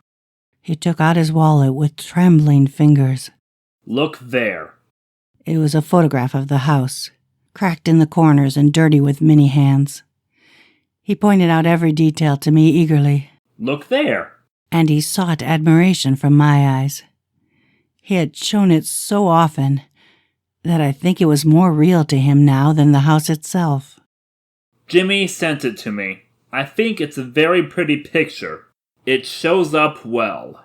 Very well. Had you seen him lately? He come out to see me 2 years ago and bought me the house I live in now. Of course, we was broke up when he run off from home, but I see now there was a reason for it.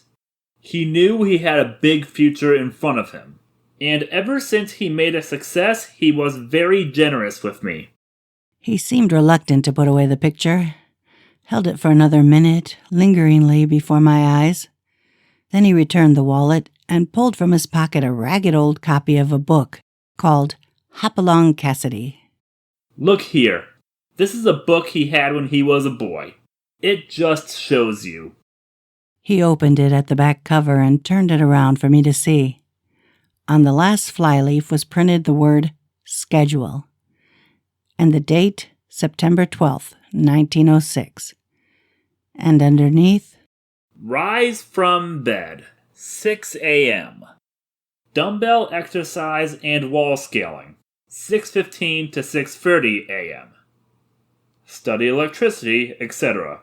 7:15 to 8:15 a.m. Work, 8:30 to 4:30 p.m. Baseball and sports, 4:30 to 5 p.m.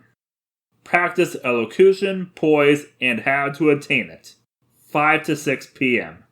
Study needed inventions, 7 to 9 p.m. General resolves, no wasting time at shafters or a name indecipherable. No more smoking or chewing. Bathe every other day. Read one improving book or magazine per week. Save $5, crossed out, $3 per week. Be better to parents. I come across this book by accident, said the old man. It just shows you, don't it? It just shows you. Jimmy was bound to get ahead. He always had some resolves like this or something. Do you notice what he's got about improving his mind? He was always great for that. He told me I ate like a hog once, and I beat him for it. He was reluctant to close the book, reading each item aloud and then looking eagerly at me. I think he rather expected me to copy down the list for my own use. A little before 3, the Lutheran minister arrived from Flushing, and I began to look involuntarily out the windows for other cars. So did Gatsby's father. And as the time passed and the servants came in and stood waiting in the hall, his eyes began to blink anxiously, and he spoke of the rain in a worried, uncertain way. The minister glanced several times at his watch, so I took him aside and asked him to wait for half an hour. But it wasn't any use. Nobody came. About 5 o'clock, our procession of 3 cars reached the cemetery and stopped in a thick drizzle beside the gate. First a motor hearse, horribly black and wet. Then Mr. Gratz and the minister and I in the limousine, and a little later 4 or 5 servants and the postman from West Egg in Gatsby's station wagon, all wet to the skin. As we started through the gate into the cemetery, I heard a car stop, and then the sound of someone splashing after us over the soggy ground. I looked around. It was the man with owl-eyed glasses whom I had found marveling over Gatsby's books in the library one night 3 months before. I'd never seen him since then. I don't know how he knew about the funeral, or even his name.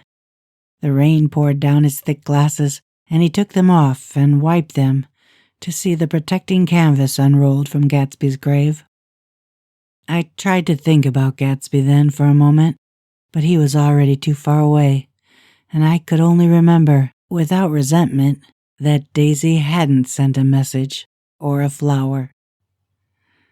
Dimly I heard someone murmur, "Blessed are the dead that the rain falls on." And then the owl-eyed man said, "Amen to that," in a brave voice. We straggled down quickly through the rain to the cars. Owl Eyes spoke to me by the gate. "I couldn't get to the house," he remarked. Neither could anybody else. "Go on," he started. "Why, my God, they used to go there by the hundreds." He took off his glasses and wiped them again outside and in. "The poor son of a bitch," he said. One of my most vivid memories is of coming back west from prep school and later from college at Christmas time. Those who went farther than Chicago would gather in the old dim Union Station at 6 o'clock of a December evening with a few Chicago friends, already caught up into their own holiday gaieties, to bid them a hasty goodbye. I remember the fur coats of the girls returning from Miss This or That's, and the chatter of frozen breath, and the hands waving overhead as we caught sight of old acquaintances, and the matchings of invitations. Are you going to the Ordways, the Herseys, the Schultzes? And the long green tickets clasped tight in our gloved hands. And last, the murky yellow cars of the Chicago, Milwaukee, and St. Paul Railroad, looking cheerful as Christmas itself on the tracks beside the gate. When we pulled out into the winter night, and the real snow, our snow, began to stretch out beside us and twinkle against the windows, and the dim lights of small Wisconsin stations moved by, a sharp wild brace came suddenly into the air. We drew in deep breaths of it as we walked back from our dinner through the cold vestibules, unutterably aware of our identity with this country for one strange hour before we melted indistinguishably into it again. That's my Middle West.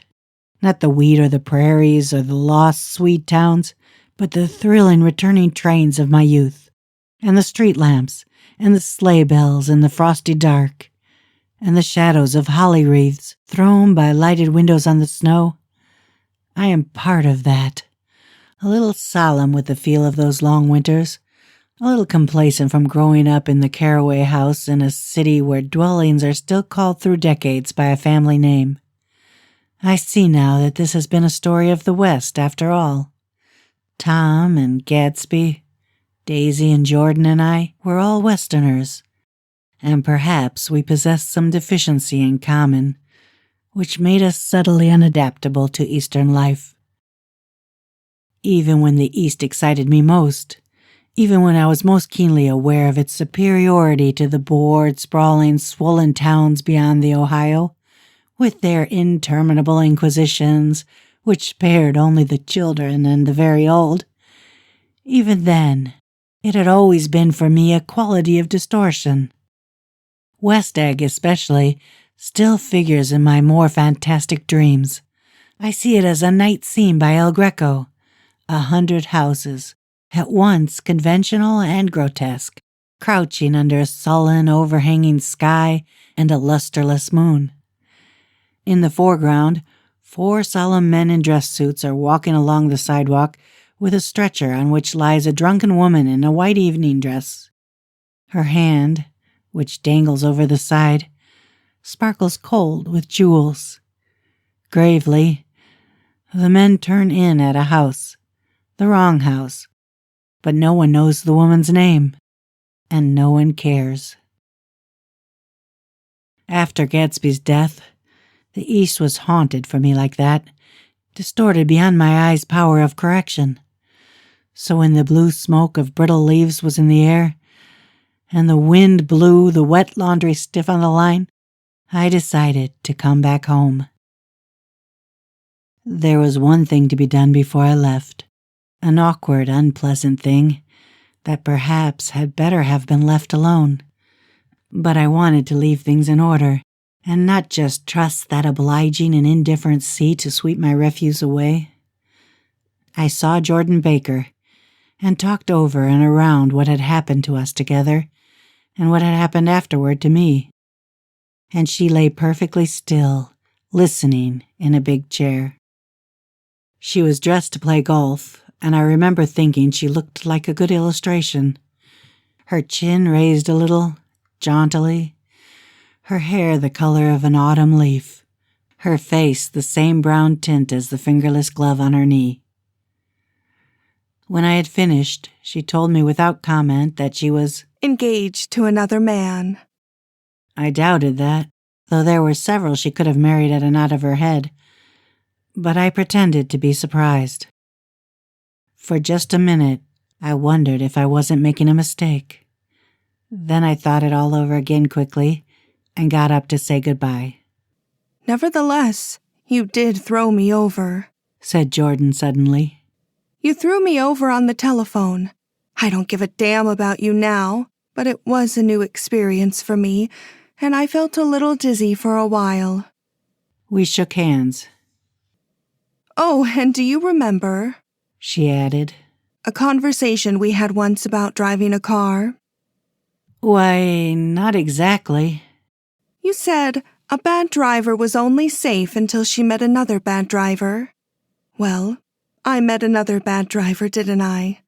I mean, it was careless of me to make such a wrong guess. I thought you were rather an honest, straightforward person. I thought it was your secret pride. I'm 30, I said. I'm 5 years too old to lie to myself and call it honor. She didn't answer. Angry and half in love with her, and tremendously sorry, I turned away. One afternoon, late in October, I saw Tom Buchanan. He was walking ahead of me along Fifth Avenue in his alert, aggressive way, his hands out a little from his body as if to fight off interference, his head moving sharply here and there, adapting itself to his restless eyes. Just as I slowed up to avoid overtaking him, he stopped and began frowning into the windows of a jewelry store. Suddenly he saw me and walked back holding out his hand. What's the matter, Nick? Do you object to shaking hands with me? Yes. You know what I think of you. Ah, you're crazy, Nick, he said quickly. Crazy as hell. I don't know what's the matter with you. Tom, I inquired, what did you say to Wilson that afternoon? He stared at me without a word, and I knew I had guessed right about those missing hours.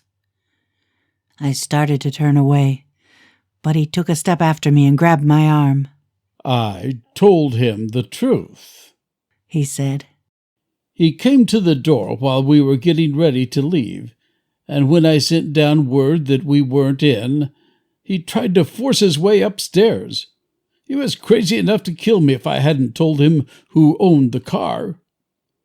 His hand was on a revolver in his pocket every minute he was in the house. He broke off defiantly. What if I did tell him? That fellow had it coming to him. He threw dust in your eyes just as he did in Daisy's, but he was a tough one. He ran over Myrtle like you'd run over a dog. Never even stopped his car. There was nothing I could say, except the one unutterable fact that it wasn't true. And if you think I didn't have my share of suffering, look here. When I went up to give up that flat and saw that damn box of dog biscuits sitting there on the sideboard, I sat down and cried like a baby. My God, it was awful. I couldn't forgive him or like him, but I saw that what he had done was, to him, entirely justified. It was all very careless and confused. They were careless people, Tom and Daisy. They smashed up things and creatures, and then retreated back into their money or their vast carelessness or whatever it was that kept them together, and let other people clean up the mess they had made. I shook hands with him. It seemed silly not to, for I felt suddenly as though I were talking to a child. Then he went into the jeweler's store to buy a pearl necklace, or perhaps only a pair of cuff buttons, rid of my provincial squeamishness forever. Gatsby's house was still empty when I left. The grass on his lawn had grown as long as mine. One of the taxi drivers in the village never took a fare past the entrance gate without stopping for a minute and pointing inside. Perhaps it was he who drove Daisy and Gatsby over to East Egg the night of the accident, and perhaps he had made a story about it all his own. I didn't want to hear it, and I avoided him when I got off the train. I spent my Saturday nights in New York because those gleaming, dazzling parties of his were with me so vividly that I could still hear the music and the laughter, faint and incessant from his garden, and the cars going up and down his drive. One night, I did hear a material car there, and saw its lights stop at his front steps, but I didn't investigate. Probably it was some final guest who had been away at the ends of the earth and didn't know that the party was over. On the last night, with my trunk packed and my car sold to the grocer, I went over and looked at that huge, incoherent failure of a house once more. On the white steps, an obscene word, scrawled by some boy with a piece of brick, stood out clearly in the moonlight, and I erased it, drawing my shoe raspingly along the stone. Then I wandered down to the beach and sprawled out on the sand. Most of the big shore places were closed now, and there were hardly any lights except the shadowy moving glow of a ferry boat across the sound. And as the moon rose higher, the inessential houses began to melt away, until gradually I became aware of the old island here that flowered once for Dutch sailors' eyes, a fresh green breast of the New World. Its vanished trees, the trees that had made way for Gatsby's house, had once pandered in whispers to the last and greatest of all human dreams. For a transitory, enchanted moment, man must have held his breath in the presence of this continent, compelled into an aesthetic contemplation he neither understood nor desired, face to face, for the last time in history, with something commensurate to his capacity for wonder. And as I sat there brooding on the old unknown world, I thought of Gatsby's wonder when he first picked out the green light at the end of Daisy's dock. He had come a long way to this blue lawn, and his dream must have seemed so close that he could hardly fail to grasp it. He did not know that it was already behind him, somewhere back in that vast obscurity beyond the city, where the dark fields of the Republic rolled on under the night. Gatsby believed in the green light, the orgastic future that year for year recedes before us. It eluded us then, but that's no matter. Tomorrow we will run fast, stretch out our arms farther, and one fine morning. So we beat on, boats against the current, borne back ceaselessly into the past.